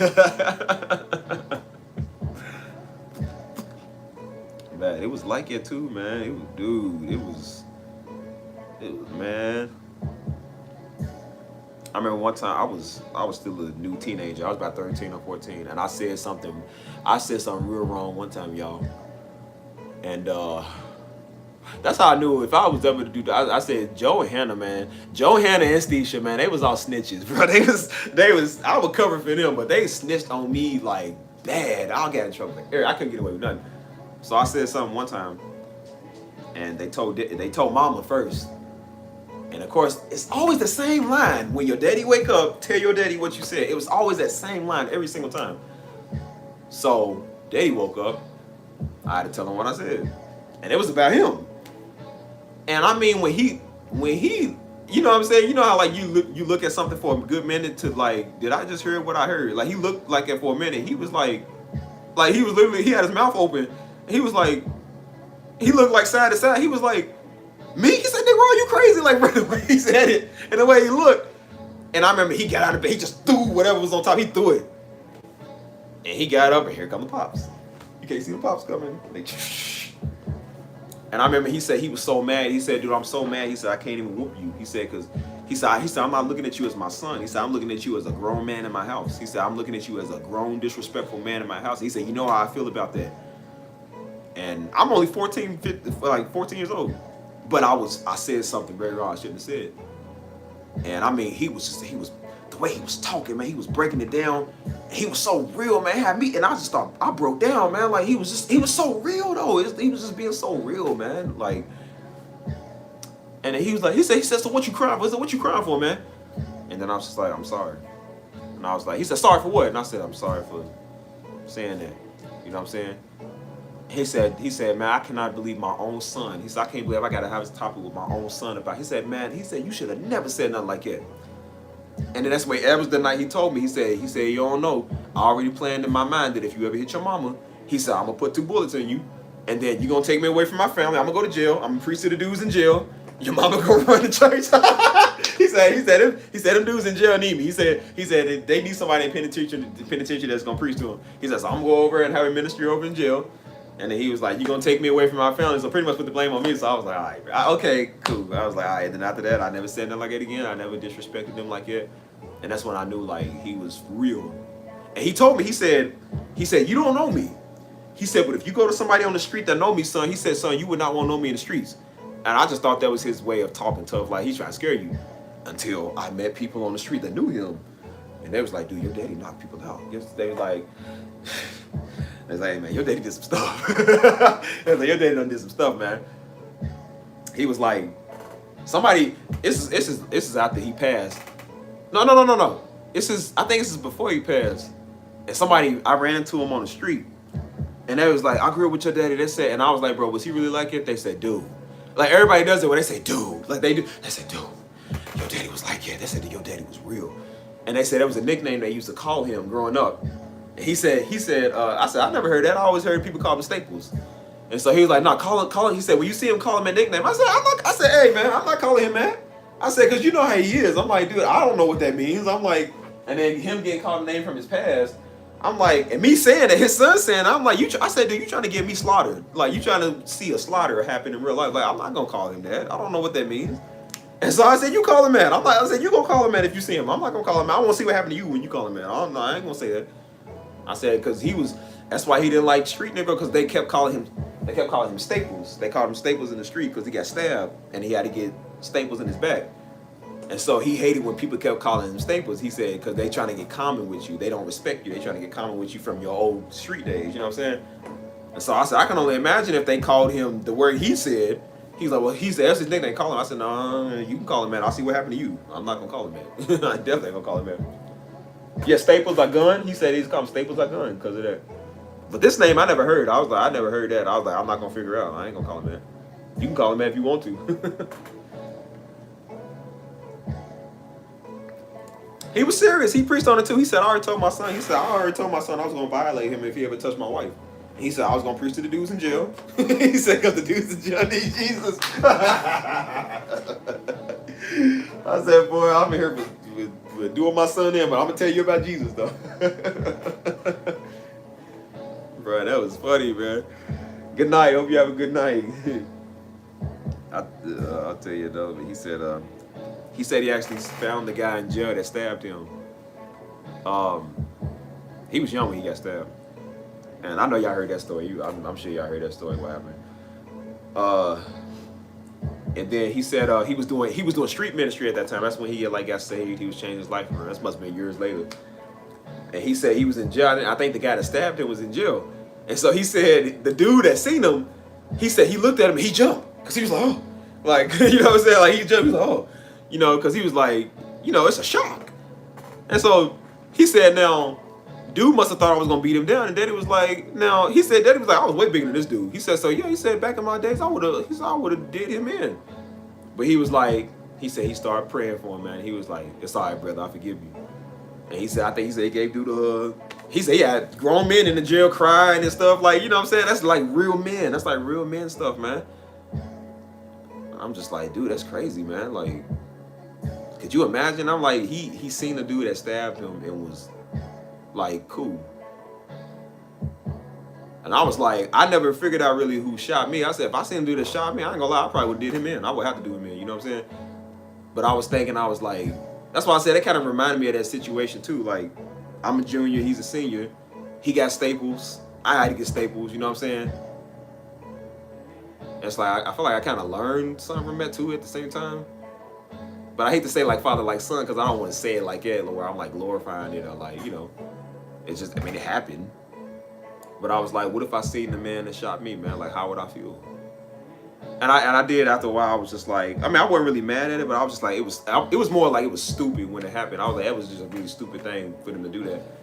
But I forgave. I was like, God, whoever did it, you know, I forgive him. But at the time, I was just like, if I knew who did it, I was like, nah, homie, you gonna have to run one. Like, that's wrong. You know what I'm saying? Like, I'm gonna have to give you some pain and medicine because I had to pay for the hospital. So I'm like, I'm gonna have to whoop $3,000 out of you. You know what I'm saying? Like, I'm gonna have to run my fade. You know what I'm saying? But I'm like, you know, I thought about that with him, and I was just like, you know, he forgave his attacker. You need to forgive yours. You know what I'm saying?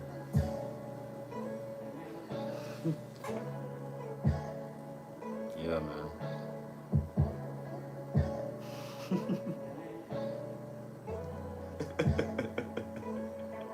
That's why I see, right?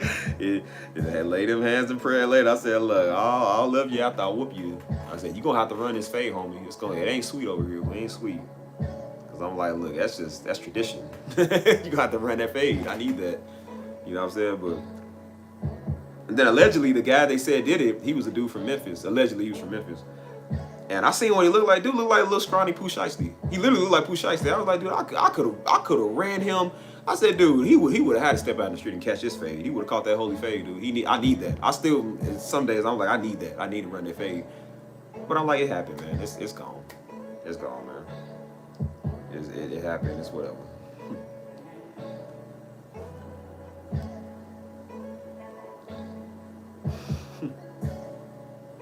Yeah, man, those are memories and moments I wouldn't give up for nothing, man. Like, that's why I said all the stuff that happened in my life, man, it was for a reason, man.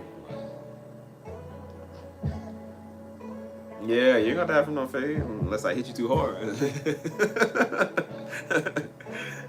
Yeah, man, that's why I said I ain't been in a fight in years. I don't fight people. I'm chilling, you know what I'm saying? I ain't tripping. But it's just anywhere you go, man, people be trying you. They be trying to size you up. You know, I don't care about your block. I don't care about your gang. I don't care about none of that, man. Just leave people alone. Go on about your life. You know what I'm saying? But like I told y'all, man, I was trying to run fades. I was like, cause I told Daddy, I was like, nah, Daddy, I'm gonna start knocking people out if they come wrong. And cause he kept saying, son, get your license, go get your gun license. I'm like, nah, man. I said, Daddy, I'm gonna start knocking people out. Like, I said, I don't need no license. I got arms. I got hands. He said, son, you can't win everything with fights, with muscles. He said, son, you can't, that's not how that works. He said, people are trying to kill, man. Like, people are they're not trying to run the fade, they trying to kill. Fade means, that's a term for like fight. Like when people say I'm a fade you, it means I'm gonna slide you, like I'm gonna steal you or knock you out. Or when they say, come on, I need that fade, that means I need that one-on-one, you know what I'm saying? That's a term, I know they use that a lot on the West Coast. They use it a lot in like California. But that's just like black talking. But they be like, I need that fade. That's what they mean. Like, step outside so we can run one. You know, you need to run one. You know what I'm saying? But he was like, son, you can't fade everybody, man. He said, you got to think smart. He was like, go get your license. Go stay strapped. You know what I'm saying? Like, And then that's when I started carrying the strap. And I started realizing like people don't want to fight no more. They want to shoot. They want to rob. They want to, you can't hit people before they shoot you. You know what I'm saying? Like, you better be quick. You know what I'm saying? Because they ain't, Appreciate it, Anthony. Appreciate that, man. Yeah, we get, like I said, we Southern, man. We do a lot of talking like that. We say fade. We say I'ma steal. Run one. Throw the hands. You know what I'm saying? Mollywop. 2-piece with a biscuit. Like, we say all type of stuff that don't make no sense. I don't know, black people, man, we make up so much stuff that don't make no sense. You know what I'm saying? Like, it's just how we talk.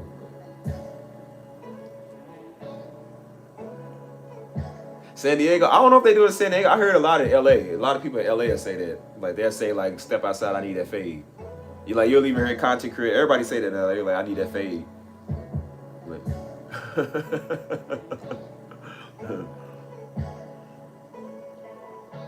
run me the fade. I don't know. It might be certain parts of San Diego you go to. Like, some people might talk like it. I don't know. Some people talk like that. That's a lot of street talk too. People say stuff like that. And then sometimes like we mix our own street talk with like regular language. Like, that's just when you Southern. That's kind of how you talk. Like, people from Memphis talk like that.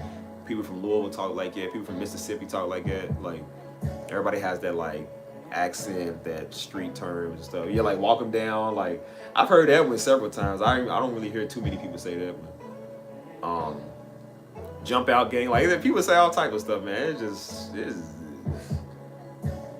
But yeah, man, that's why I said the streets of Louisville is really like it, man. Like, I never heard haircut. I never heard that one. Yeah, that's why I said, man, man.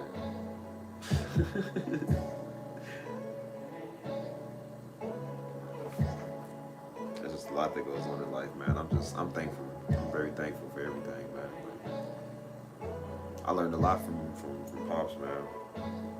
I learned a lot. You know what I'm saying? He really did teach me what a man was, man. You know. That's why I said now I just want to be a better man for my future son. You know, my future. Because I keep seeing it, I was just like, I see myself in the future with my little son, man. Like, you know, you walk like daddy, you talk like daddy, you act like daddy, you know what I'm saying? And walking in them footsteps that I walked in with him, you know what I'm saying? Pass that name down to them, man, you know?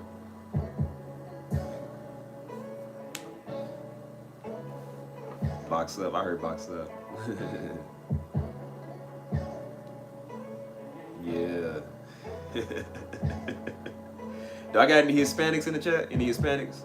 I know Chia's kid. I know he, alright, whoever, I don't know, I got if it was a he or she, I never asked.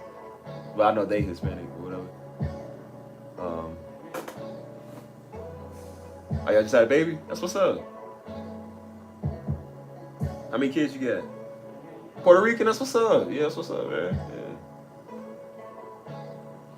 Puerto Ricans be cool, man. They be cool. Mexican, hey, I love our Mexicans, man. I stays with the essays, man. Yeah, all day. I was like that in Louisville too, man. I was always around I'm always around like my black folk, but if I ain't around the black folk, man, I'm with the Mexicans, dude. Mexicans don't do nothing but show me love, man. Every city I go to, everywhere I go to, man, Mexicans love you, man. They treat you like you one of their own, for real, man. Like, I'm serious. They really treat you like they one of their own, for real. Got 5 kids. Woo. Yeah, I know a lot of Hispanic, they say food. Like, Mexicans will say food. Or cud, or I think it's another word they'll say, like. Puerto Rican, dog. I know a couple of Puerto Ricans. I was recently talking to this one girl that was Puerto Rican. She's slow, so I don't know. I need me a better Puerto Rican.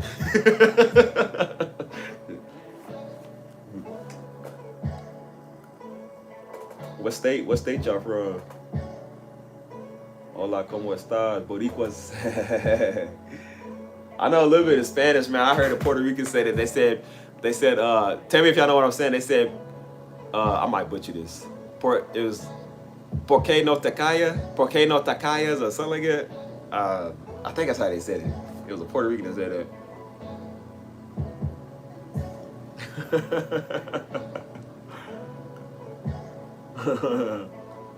From Hawaii, that's what's up, man. I like Hawaii. I ain't never been there, but it looked nice. That stuff's still on my bucket list. You from Virginia, Arizona? Everybody be on like the West Coast though, man. That's crazy. 40 minutes from San Francisco. That's what's up. Yeah, they would say like, por qué no te calla? Cállate tu boca. I said something one time. I said, solo las mujeres guatemaltecas. They told me to say that. And then I realized, I think I said I only like Guatemalan women or something like that.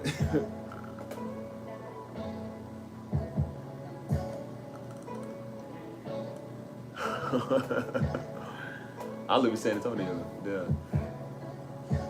Well, I'm a Texas boy. Yeah, I knew this one. Like I said, I was talking. Yeah, bruh, that's the one thing I would say about the Mexicans, man. The Mexicans teach you all the bad stuff first. I didn't even know these words was bad. I was just repeating what they said. They was like, oh, say this, say that. So I would say that, and then they'd be laughing. I'm like, why y'all laughing? And they'd be like, well, basically, you said blank. You know, you said blank, blah, blah, blank. I was like, well, I didn't know that's what they meant. Like, they teach you all the bad words first, and then they teach you how to say the phrases and the right words. And they used to call me. I used to work with them, so they would call me like they didn't mean it in like a bad way. They would say, hey, they would say like they would call me chocolaquito because my skin was chocolate, and then say, hey, negro guapo. They call me negro guapo or whatever. It ain't like a bad derogatory way. That's just how some of the women, especially the women, they would always say that. They're like, oh, your arms are so big. They was like, you're negro guapo. You mucho bonito. That's like, you so handsome, you so, like, the way they would say it was yeah, when they say, when they said, por qué no te callas, or something like that, I think it means like, why don't you just shut up? And I said, I'm gonna have to use that. I like it. I like that.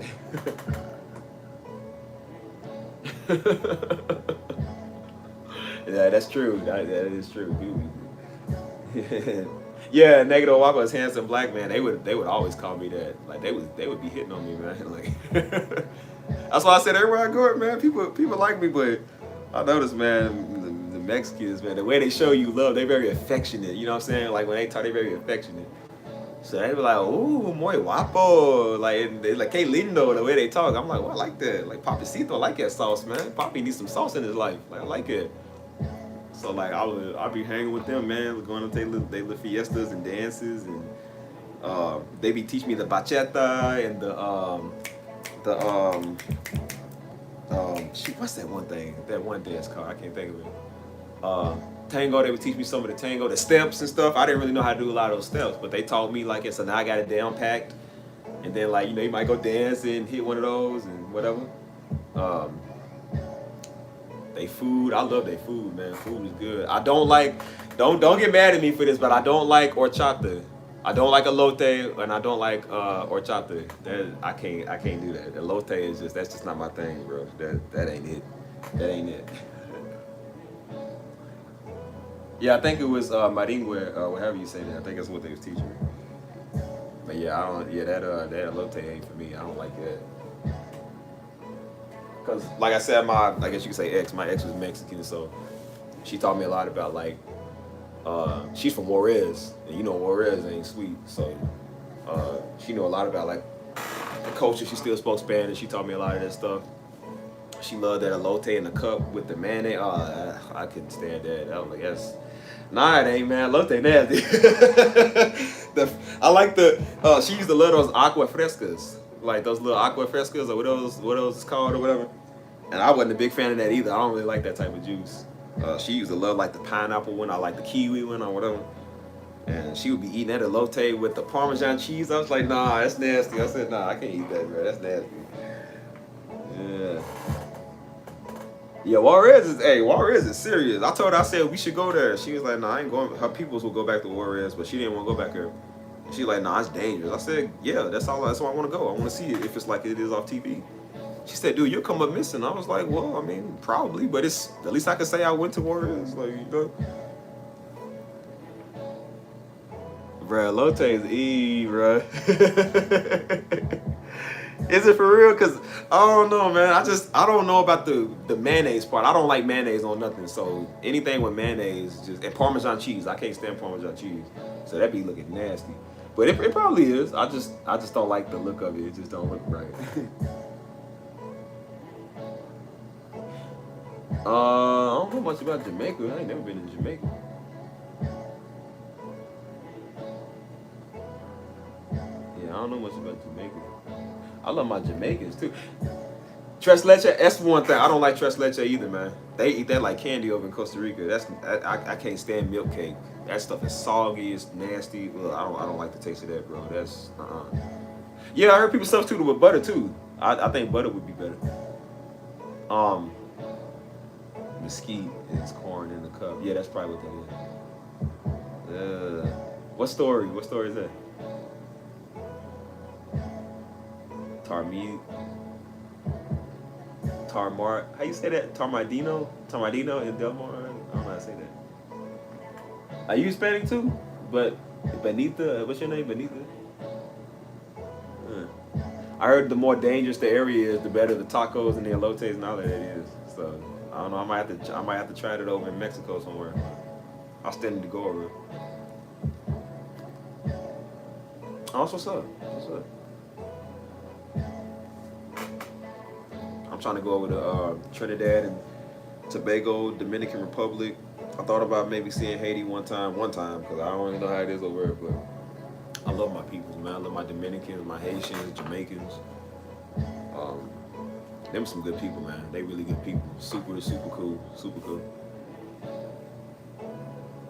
But all I've really known, like I said, I've known for years just the Mexicans, man. I be chilling with the Mexicans, dude. Like, Mexicans be cool. Like, and especially, like, I be wearing a flag a lot, because I love the colors. I love the red, white, and green. And just the way they flag look, you know what I'm saying?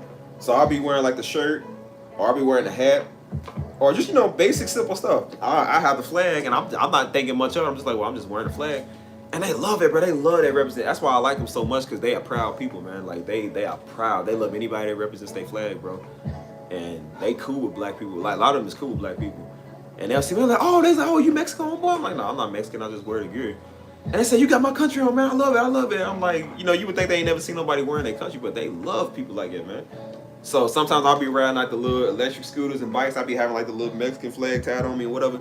And they be riding, beeping their horn like, hey, Viva la Mexico, like, Viva la Raza, you know what I'm saying? Like, but they be loving a brother out here, man. They be loving that. So they really make you fit in, bro. Like, you feel like, I was at one point, I thought I was Mexican. Like, bro, I was hanging with Mexicans all 2020. Because I couldn't, like I said, I couldn't hang with the white folk, and I couldn't hang with my own people, so I was around the Mexicans.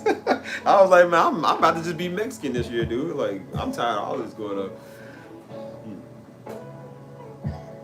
There's a restaurant. You recommend it? Huh. Ceviche. I don't really like ceviche. I don't like the taste of that.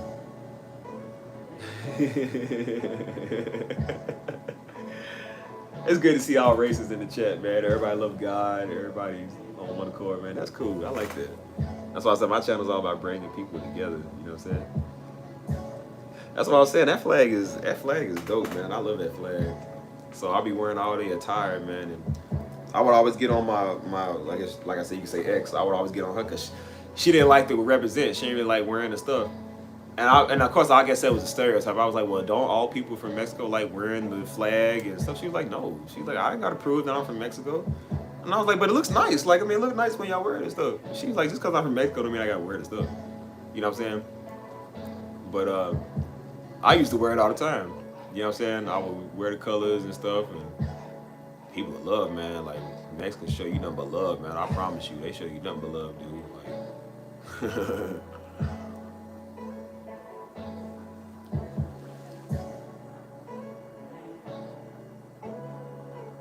Yeah, I've been seeing a lot of I be seeing that be the opposite. Like a lot of some black people, most of their homies be Mexican, and some Mexican homies, most of their homies be black. Like I said, I love that like that we all come together, man. Like whatever color we is, we all come. Especially like the black and brown. Like I see that a lot with the black and brown community, man. Like Mexicans be cool with the blacks. That's why I was even telling my ex at the time. I was like, if we ever got married, I said, what better way to have a black and Mexican wedding. Cause I said Mexican mamas they throw down with their food. Black mamas throw down with their food. So you got the best of both worlds. You know what I'm saying? The cookout gonna be fire. You gonna have the itis like 10,000%. You feel me? Like you ain't gonna be able to move. You gonna be stuffed cause Big Mama gonna feed you. And then Abuelita gonna feed you. You feel me? So Abuelita gonna do her thing. Big Mama gonna do her thing. And they gonna get together and boy, they gonna feed her. Everybody gonna be big, bro. Everybody gonna be tired. You know what I'm saying? Everybody gonna eat good. You know what I'm saying? And I said, you need the Big Mama and the Abuelita to come together, boy, because they gonna make some love. They gonna make some love in that house, boy. Everybody gonna be eating good. They put that love in that food, boy. That man. Ain't nobody touching that, man. They put some love in that. You feel me? Like. And I'm like, we all have some similarities, man. We all kind of like the same. That's what I realized. Like, I was talking to a lot of Mexican homies, and they grew up just like we do. Like, they do some of the same stuff. I was even telling my mom, I said, Mama, a lot of Mexicans just like us. Like, some of them don't grow up going to the doctor. They do the same Vicks, NyQuil, Vapor Rub. They do the same soup, the same Sprite, ginger ale stuff when you're sick. You know what I'm saying? I'm like, we used to do that. We thought it was just a black thing. It was like, nah, Mexicans be doing that too. Like, I said the way they you don't talk back to a Mexican mom, you don't talk back to a black mama, you know what I'm saying? Like, it's kind of like the same traditions, man. Like, they real, you know what I'm saying? And I was like, we kind of the same, bro, to be honest. Yeah, man, rice and beans and elotes. I know about them rice and beans, boy. Well, I said every time I go around, especially when I'm around a Hispanic, man, they gonna feed you, like. They gonna feed you, especially Cubans, boy. Cubans gonna feed you. They don't believe in small portions. They gonna feed you till you full. You know what I'm saying? Like, even the other little Puerto Rican girl I used to know, like, they like to cook, man. That's why I know that a lot of people like to cook, man. She would be cooking meals and kind of sending me some meals, giving me meals, dropping them off.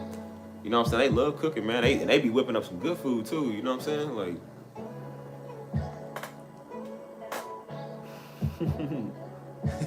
Yep. Yep, mama. Daddy used to whip us in church too, man. I remember when I was young, man, Daddy took me to the bathroom and he told me up for something. And Daddy would come. Daddy had them cold thumps. He would pow. He would thump you. And so he used to thump my brother all the time. He would thump us in church. Right there, either on your forehead or on your face. He'd be like, pow, sit down. You know what I'm saying? Like.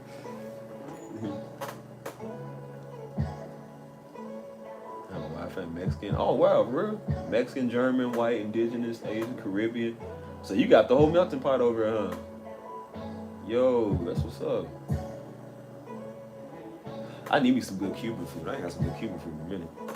Cause the girl, she was Puerto Rican and Cuban, so she was mixed with Puerto Rican and Cuban. So half of the time I didn't know if she was cooking with her Cuban side or cooking with her Puerto Rican side. I used to ask my the Mexican chick I used to talk to, I was like, do you like huevo? Is it huevos? I think it's huevos con weenies or huevos con chorizo or whatever. And I was like, I like the huevos con chorizo. She was like, no, the huevos con weenies. I guess most people go with the huevos con weenies. Is that how you say it? I don't know.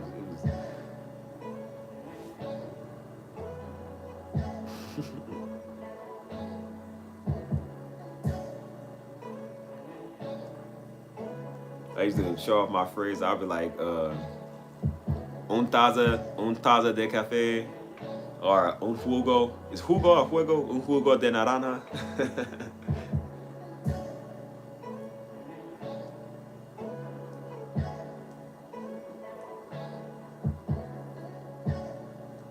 You know what's crazy though? I remember the last time I was in Costa Rica. I met somebody over there. I met a friend of mine over there. And she ain't speak no English. So I think this is like, I think it was a couple of days, it's a couple of days after my sister's wedding. And so I was hanging with her the whole day. So I was kind of like, I ain't never really hung around nobody that don't know no English, you know what I'm saying? So I was like, we was talking through Google Translate. So I was like, is this gonna be awkward? Is this gonna be weird? So I was like, well, let's just see. So we went to the mall, we went to the movies and stuff. Bro, that was the most regular, I guess you can call it date or like get together. That was the most regular event I've had with somebody. Like, bro, it was literally like we just didn't like we still knew what we was saying. We would just type something in the phone and then she would look, I'll type something back, and then we just be laughing, you know what I'm saying? Then we go watch a movie, go get some food. Like it was like talking to somebody that know my same language. Like it was super, super simple. It wasn't weird at all. Like it was like really normal. You know what I'm saying? And I was like, oh, okay. I said, well, you know, if I decide to marry a foreigner, you know, I ain't got to talk to you. Just type in the phone. I'm mad at you. Don't talk to me today. You know what I'm saying? Like,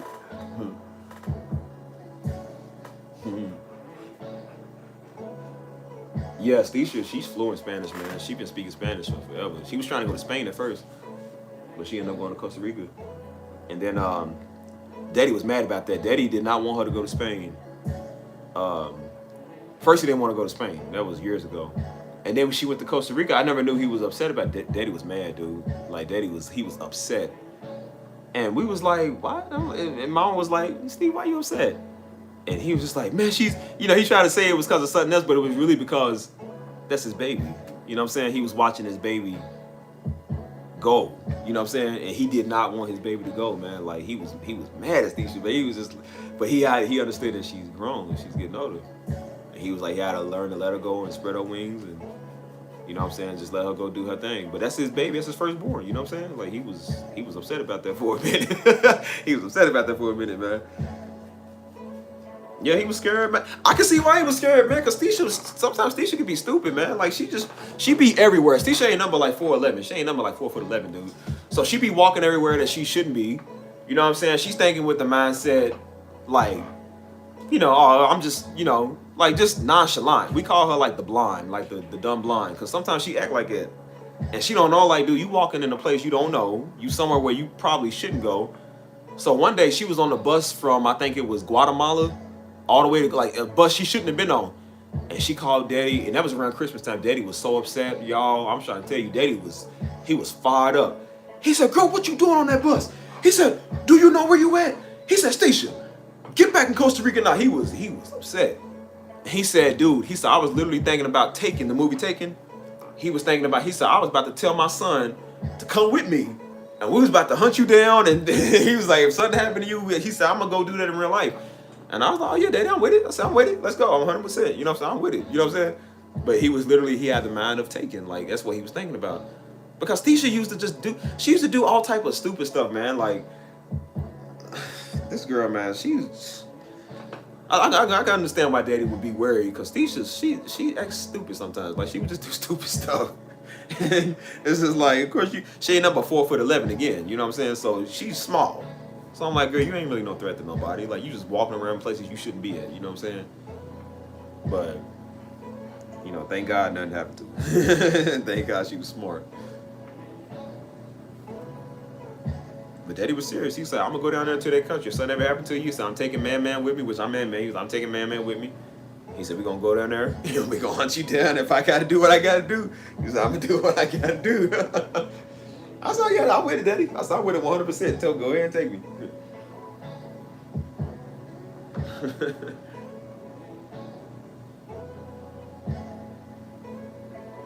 I mean, one time, we was talking about going to Brazil. We was talking about going to Rio de Janeiro. Me and Stisha was talking about it. And Daddy, he was talking about, like, now you know what happens every year in Rio de Janeiro. They do that carnival, you know, you got these provocative women out there, you know what I'm saying? But, you know, they be good looking, they be attractive. But he was talking about, like, he wanted to go visit the country. And so Mom overheard him. She was like, nah, y'all ain't gonna. And he was like, nah. He said, miss, you know what I meant. He said, it's for my son. I'm trying to get my son to get one of these women. And he was like, he said, miss, I've been married 20 years. You don't trust me? And she was like, nah, because I know it'll be down there. And I said, Mama, stop. You messing it up for me. I need to go and figure out what's there. I said, you messing it up for me. You know what I'm saying? Quit doing that. And so he was like, Missy, I've been in love with you for 20 years. Like, stop all that. And I said, yo, Mama, stop. You messing up my beautiful, lovely trip that I need to see for myself.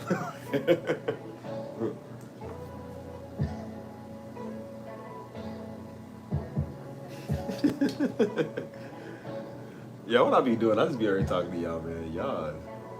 Y'all crazy for listening to me, man. Still being out here.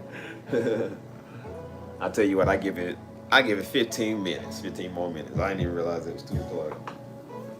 I just be myself. I just be talking to y'all, man.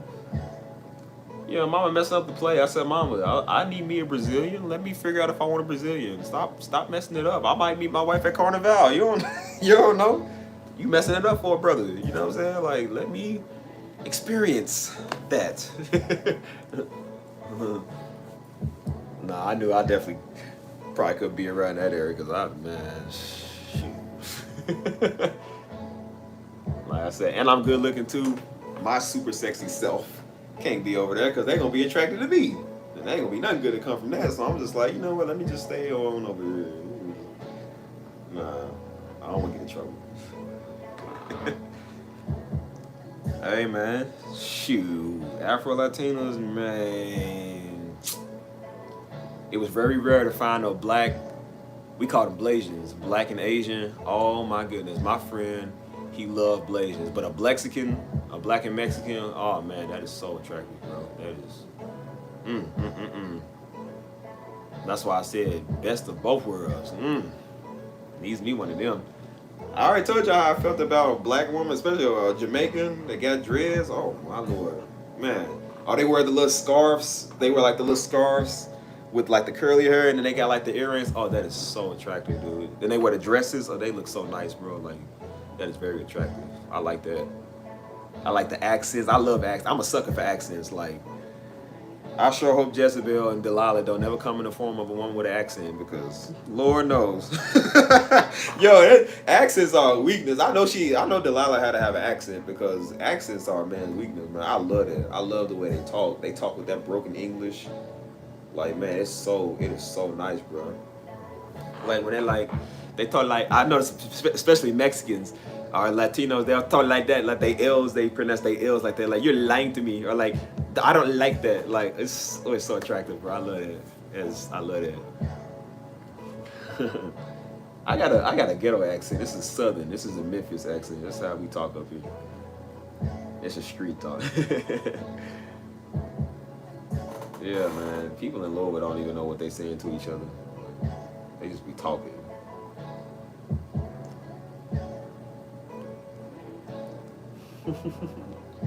Them accents, man, I love that. Like the Jamaican accents, they be like, him don't get it there, man. Like, it's so attractive, bro. Like, that's my man over there. You go talk to him there, them there. Like, the way they say it is so... How do you talk like that? Like, I like that. Like I said, they were saying one word that was, I guess it was a bad word. Which if you're Jamaican, you probably know what it is.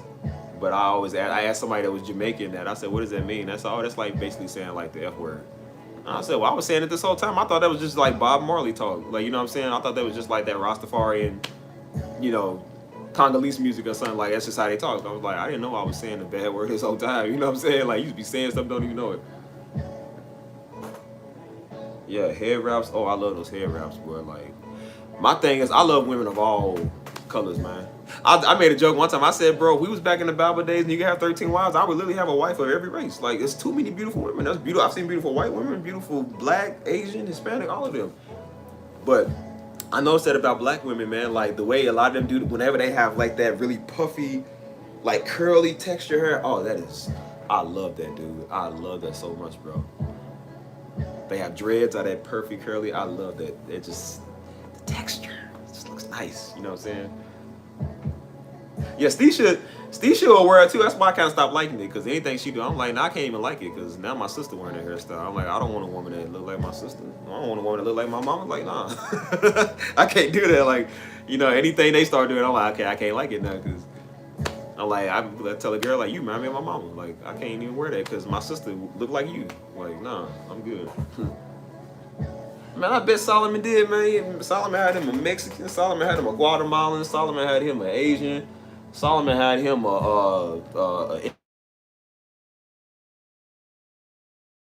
y'all. That's why I said, man, that man choose a wife, he get one. And I said, you can choose whichever one you want, whichever one you think is your type. You can choose them. So I looked around. I was like I said, I talked to Mexican, and I talked to. It was always either growing up it was white and black, and then I talked to Mexican, and then I talked to somebody from Spain. They was cool. She was cool. Italian. There was this one girl from Africa. She was from I think she was from Tanzania. She was very pretty, very pretty. I think she followed the ministry and all of that, man. Like she followed TV Joshua ministry, and I think she followed Stephen Darby ministry. I don't remember, but she was very pretty. And I've noticed that too. Like a lot of African women are very pretty. Like a lot of those people are pretty, man. There was this one woman. She came in from work. She was from South Africa. She was trying to spit game at me because she kept talking about my hair. She liked my hair, and she's like, "Oh, you so strong. The way you." She's from Johannesburg, South Africa, and she like, "You so strong, and you helping me out a lot and all that." She was spitting game. I was like, "Yo, man, don't do that now. Brother's single." I'm like, hey, man, brother is single.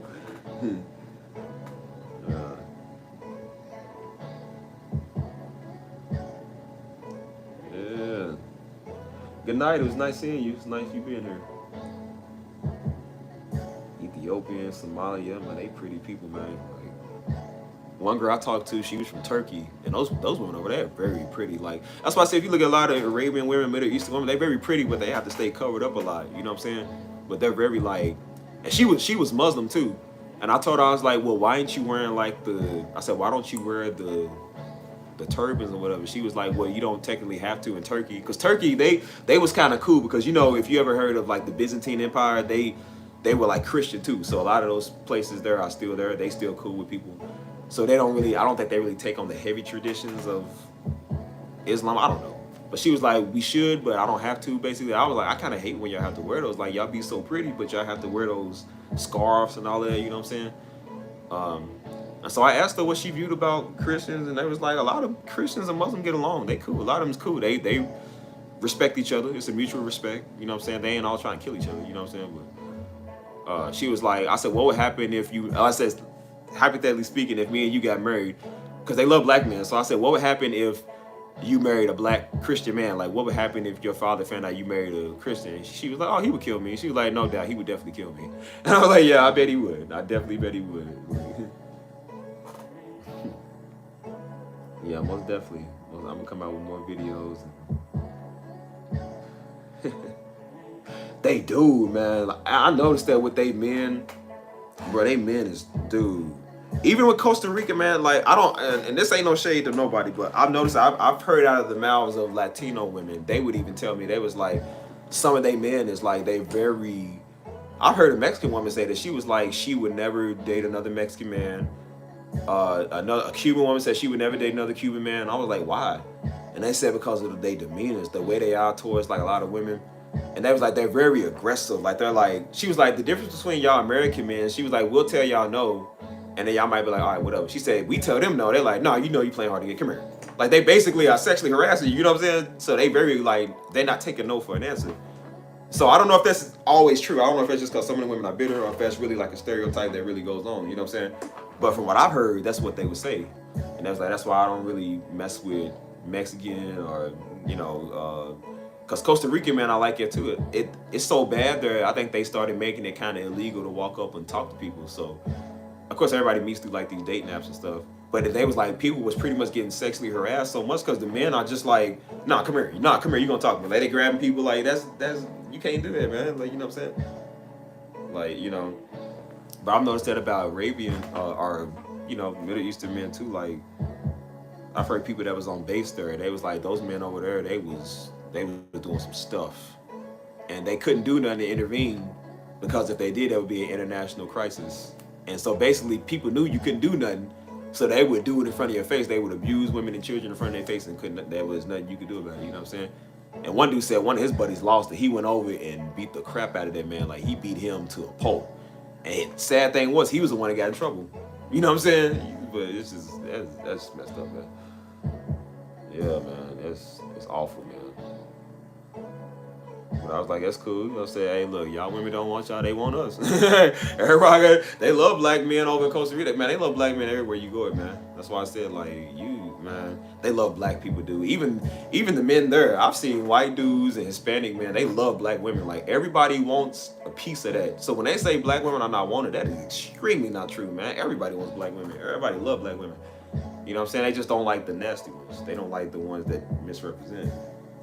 I'm like, dude, you can't beat that, man. Brothers want a sister, man. Latino brothers want a sister, man. Like, shoot, my brother-in-law, he want him a sister. He got my sister. You know what I'm saying? He want him some black queen. There she is.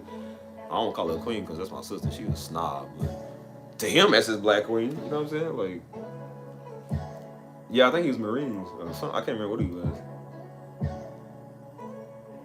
Yeah, man. Everybody love black women. Shoot. Because people would always say that to me for years, which I don't care what people say. You don't know me.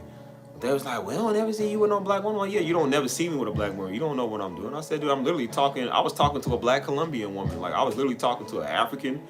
I talk to black women, just not in Louisville. I don't mess with nobody from there. I don't talk to nobody from there. But I'm like, dude, I've seen black women all the time. I've seen black women that's out of my league. I've seen black women. I'm just like, oh, she's very, very cute. She's pretty. You know what I'm saying? Like, love God too. I'm like, hey, shoot. I told you, the sister from South Africa. I was about to say, like, you know. If I say, girl, hey, what's your number? You love God? Because I love God. You love God, we can love God together. My brother-in-law is Costa Rican. He's Costa Rican. That's why I said, whatever race they is, man, if they love God, bro, they love God, man. I don't care about all that Negroes with that. You got to marry within your race. If that's what you think, good. If it worked for you, nigga, good. It work for you. Leave people alone. I don't care what they doing. You know what I'm saying? As long as you ain't touching children, leave people alone. Like, that's the real issue. Like, worry about yourself. Worry about your household. You had your time to live your life and like what you like. Let me like what I like. Let me do what I'm doing. You know what I'm saying? So I'm just like, man, I like saying that sometimes you'll see a black girl with a white dude that love her. And sometimes you'll see a black dude with a white girl, which that's what most people have a problem with, is that they don't care about the white dude with the black girl, they care about the black dude with the white girl. I'm like, oh, that's offensive, and that's killing our race. I'm like, okay, well, if that's what you think, not the many abortions that's going on in our community, not us swiping each other out, just that is what bothers you. But, you know, that ain't my problem. If that's what you think, all right, but it ain't gonna make him stop liking what he like, you know what I'm saying? But that's what I said, man, like, appreciate it, thank you. I don't know, I used to talk to people about that, like with the whole, people would ask me what's my thoughts on that. I'm like, look, man, if they have the opposite sex, y'all love each other. Like, love each other, man. Like, what do you care what color they is, man? I've seen people of all cool races, man. Like, there's people that's idiots in every race. That, like I said, black people, we got niggas. That's what we call them. Mexicans might have cholos or whatever y'all call them. Probably a word I can't say because that's probably just y'all word, like niggas our word, like y'all probably got a word that's y'all. You know, white people got them, we call them racist, you know what I'm saying? You know, everybody got their own word that's that group of people, man. But a lot of people, man, they love you, man. That's why I say when I'm around a lot of Mexicans, man, like they show you love. My church that I'm here at now, I be doing a lot with them, and it's predominantly Mexican, but like I said, they treat you like I'm one of the only black people in there. And they love you, man. They just like, and they was even telling me, they said, dude, there's a lot of black youth. They said, we would love to have, they said, because we know you got to have people that look like you to speak and reach people like you. And they was like, we be doing these outreaches, and they was like, you know, and it was a white dude. He was like, I hate the fact that I have to talk to them, because he said, I can't really identify. He said, I know when I'm talking to him, it doesn't really reach him because I'm not from their demographic. So he was like, you know, sometimes people do need more reps. He said, just like, you know, I can talk to, you know, people that understand. He was like, sometimes people do kind of need more of that representation. So I was like, okay, you know. So, you know, you reach out to people that are like you, man, you know. But, yeah, man, like I said, it's all about love, man.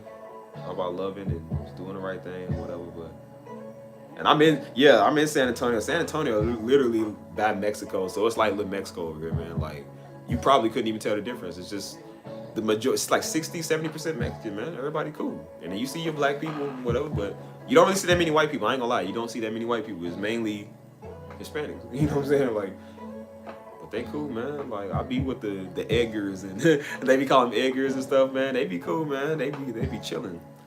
And they be having they little fiestas here. And like I said, I just be out there representing with the Mexican flag, and they showing love, man. They be showing love, like, man, they be loving me.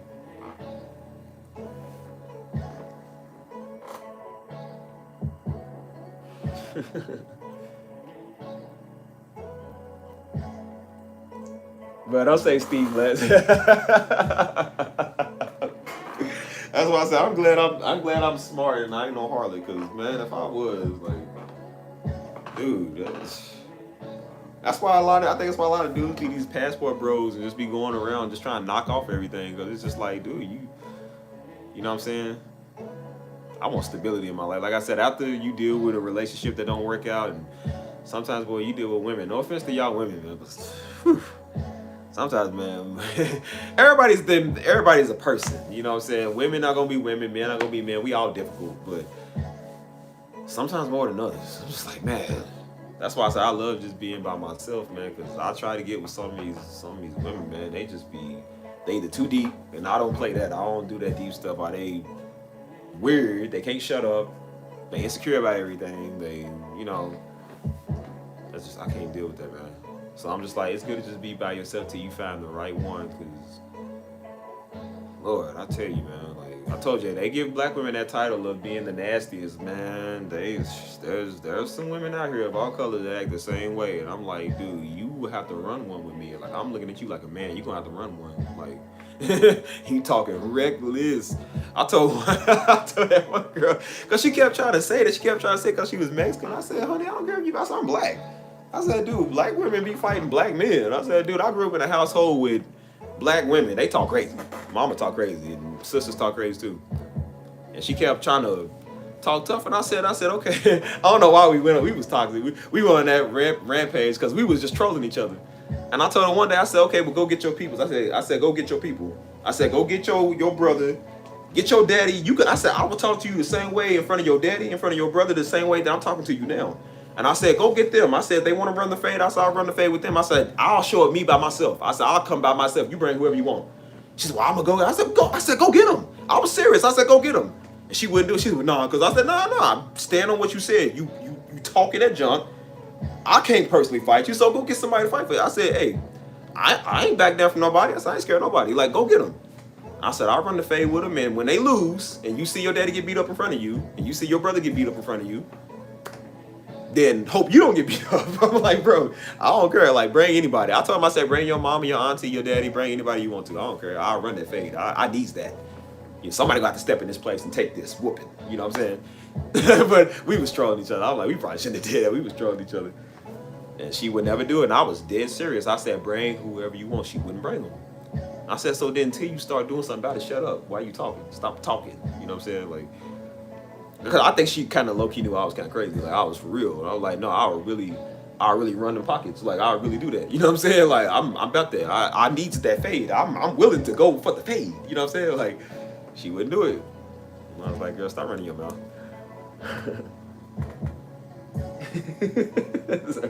Right? Yeah, man.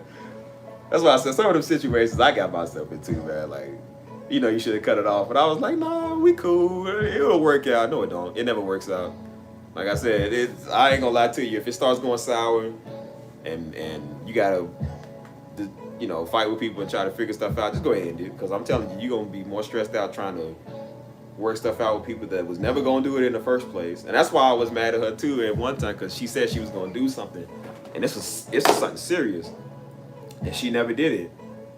And then she lied about it, and then they try to switch it and put it on you. Now you the blame. It's your fault. And I said, oh no, she didn't. I said, and then she started talking crazy. I said, you must not know who you talking to. I said, I don't, because at first I was nice. I was just like, well, look, let's just talk it out. Like, because I'm not trying to raise my well. I'm not trying to get in the flesh. You know what I'm saying? But she would get you to that point. And I'm talking to her like I'm talking to one, like a dude on the street. And I'm just like, I said, honey, I'll run you and I'll run anybody else with you. Since you want to talk like you want to make threats. And she was like, well, I'm Mexican women cut people. I said, go. I said, if you cut me, I'm gonna do. I don't know why we was just trolling each other. It wasn't like it was serious. We would troll each other. And I was just like, I said, okay, well, tell your daddy what I said. Tell your daddy to get his old self out here. Tell your brother to get out here. And I said, you know, she's like, well, my daddy. I said, okay, well, your daddy can run the fade, and so can your brother. And I said, tell him to get out here. Bring your cousin. She's like, well, my cousin's a cop. I said, well, bring him out here too. He can run the fade. Anybody can run the fade. I'm not going back down. And after I knocked him out, then now we on you. You know what I'm saying? So I'm like, you know, it's cool.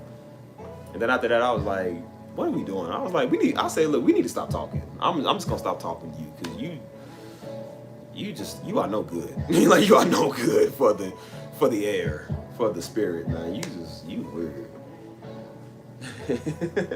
I did. I told her to get a fan because she kept saying, oh, I'm Mexican. I'm like, what does being Mexican got to do with anything? I said, dude, anybody can get faded. No matter what your race is, you can get whooped.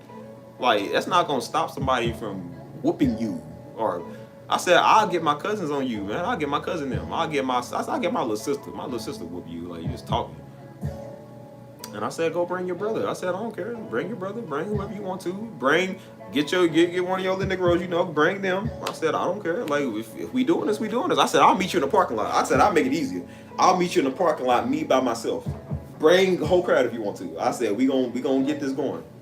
She wouldn't do it. Because I'm just real. I'm just like, no, I stand on my word. Like, I'm for real. She wouldn't do it. And I'm like, until you start being serious, I don't want to hear your mouth. I don't want you talking. And I'm like, why do we do that? We were so dumb, bro. Why we...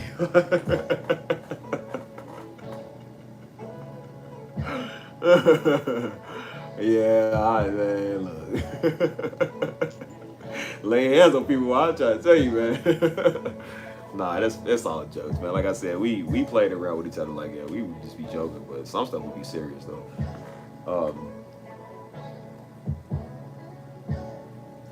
I make everything with my cell phone. I record off of this phone, but I record the voice with this phone.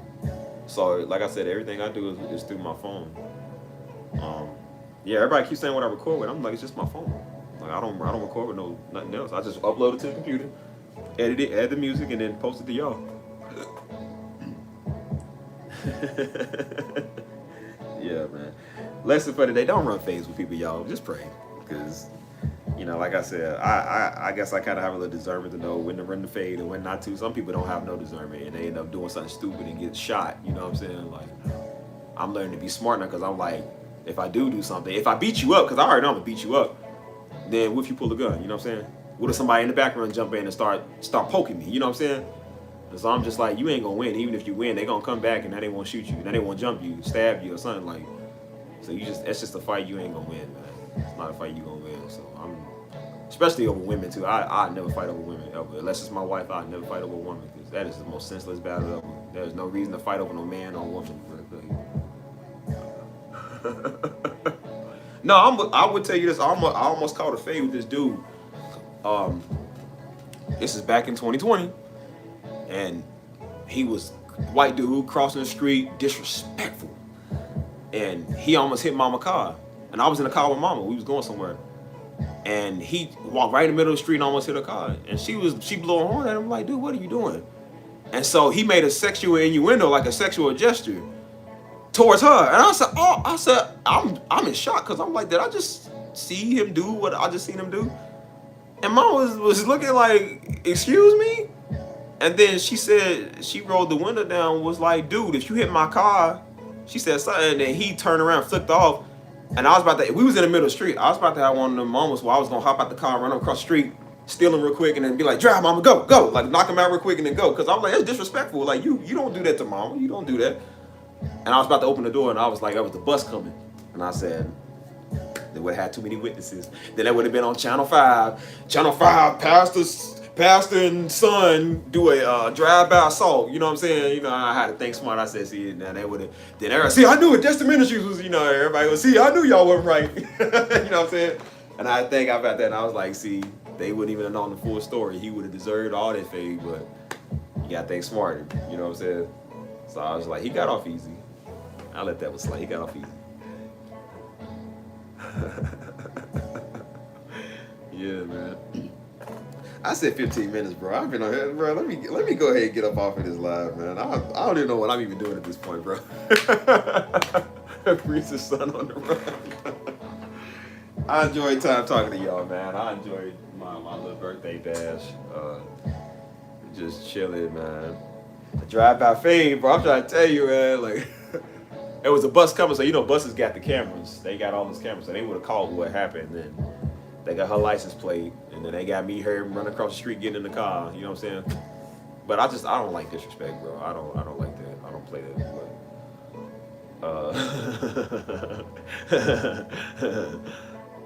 But yeah, man, I enjoy my little birthday bash, my little birthday theme, bro. I appreciate all y'all. I love y'all, man. I love y'all, chat. Y'all really don't know, bro. That's why I be talking. I really do love y'all, man. Y'all be supportive, man.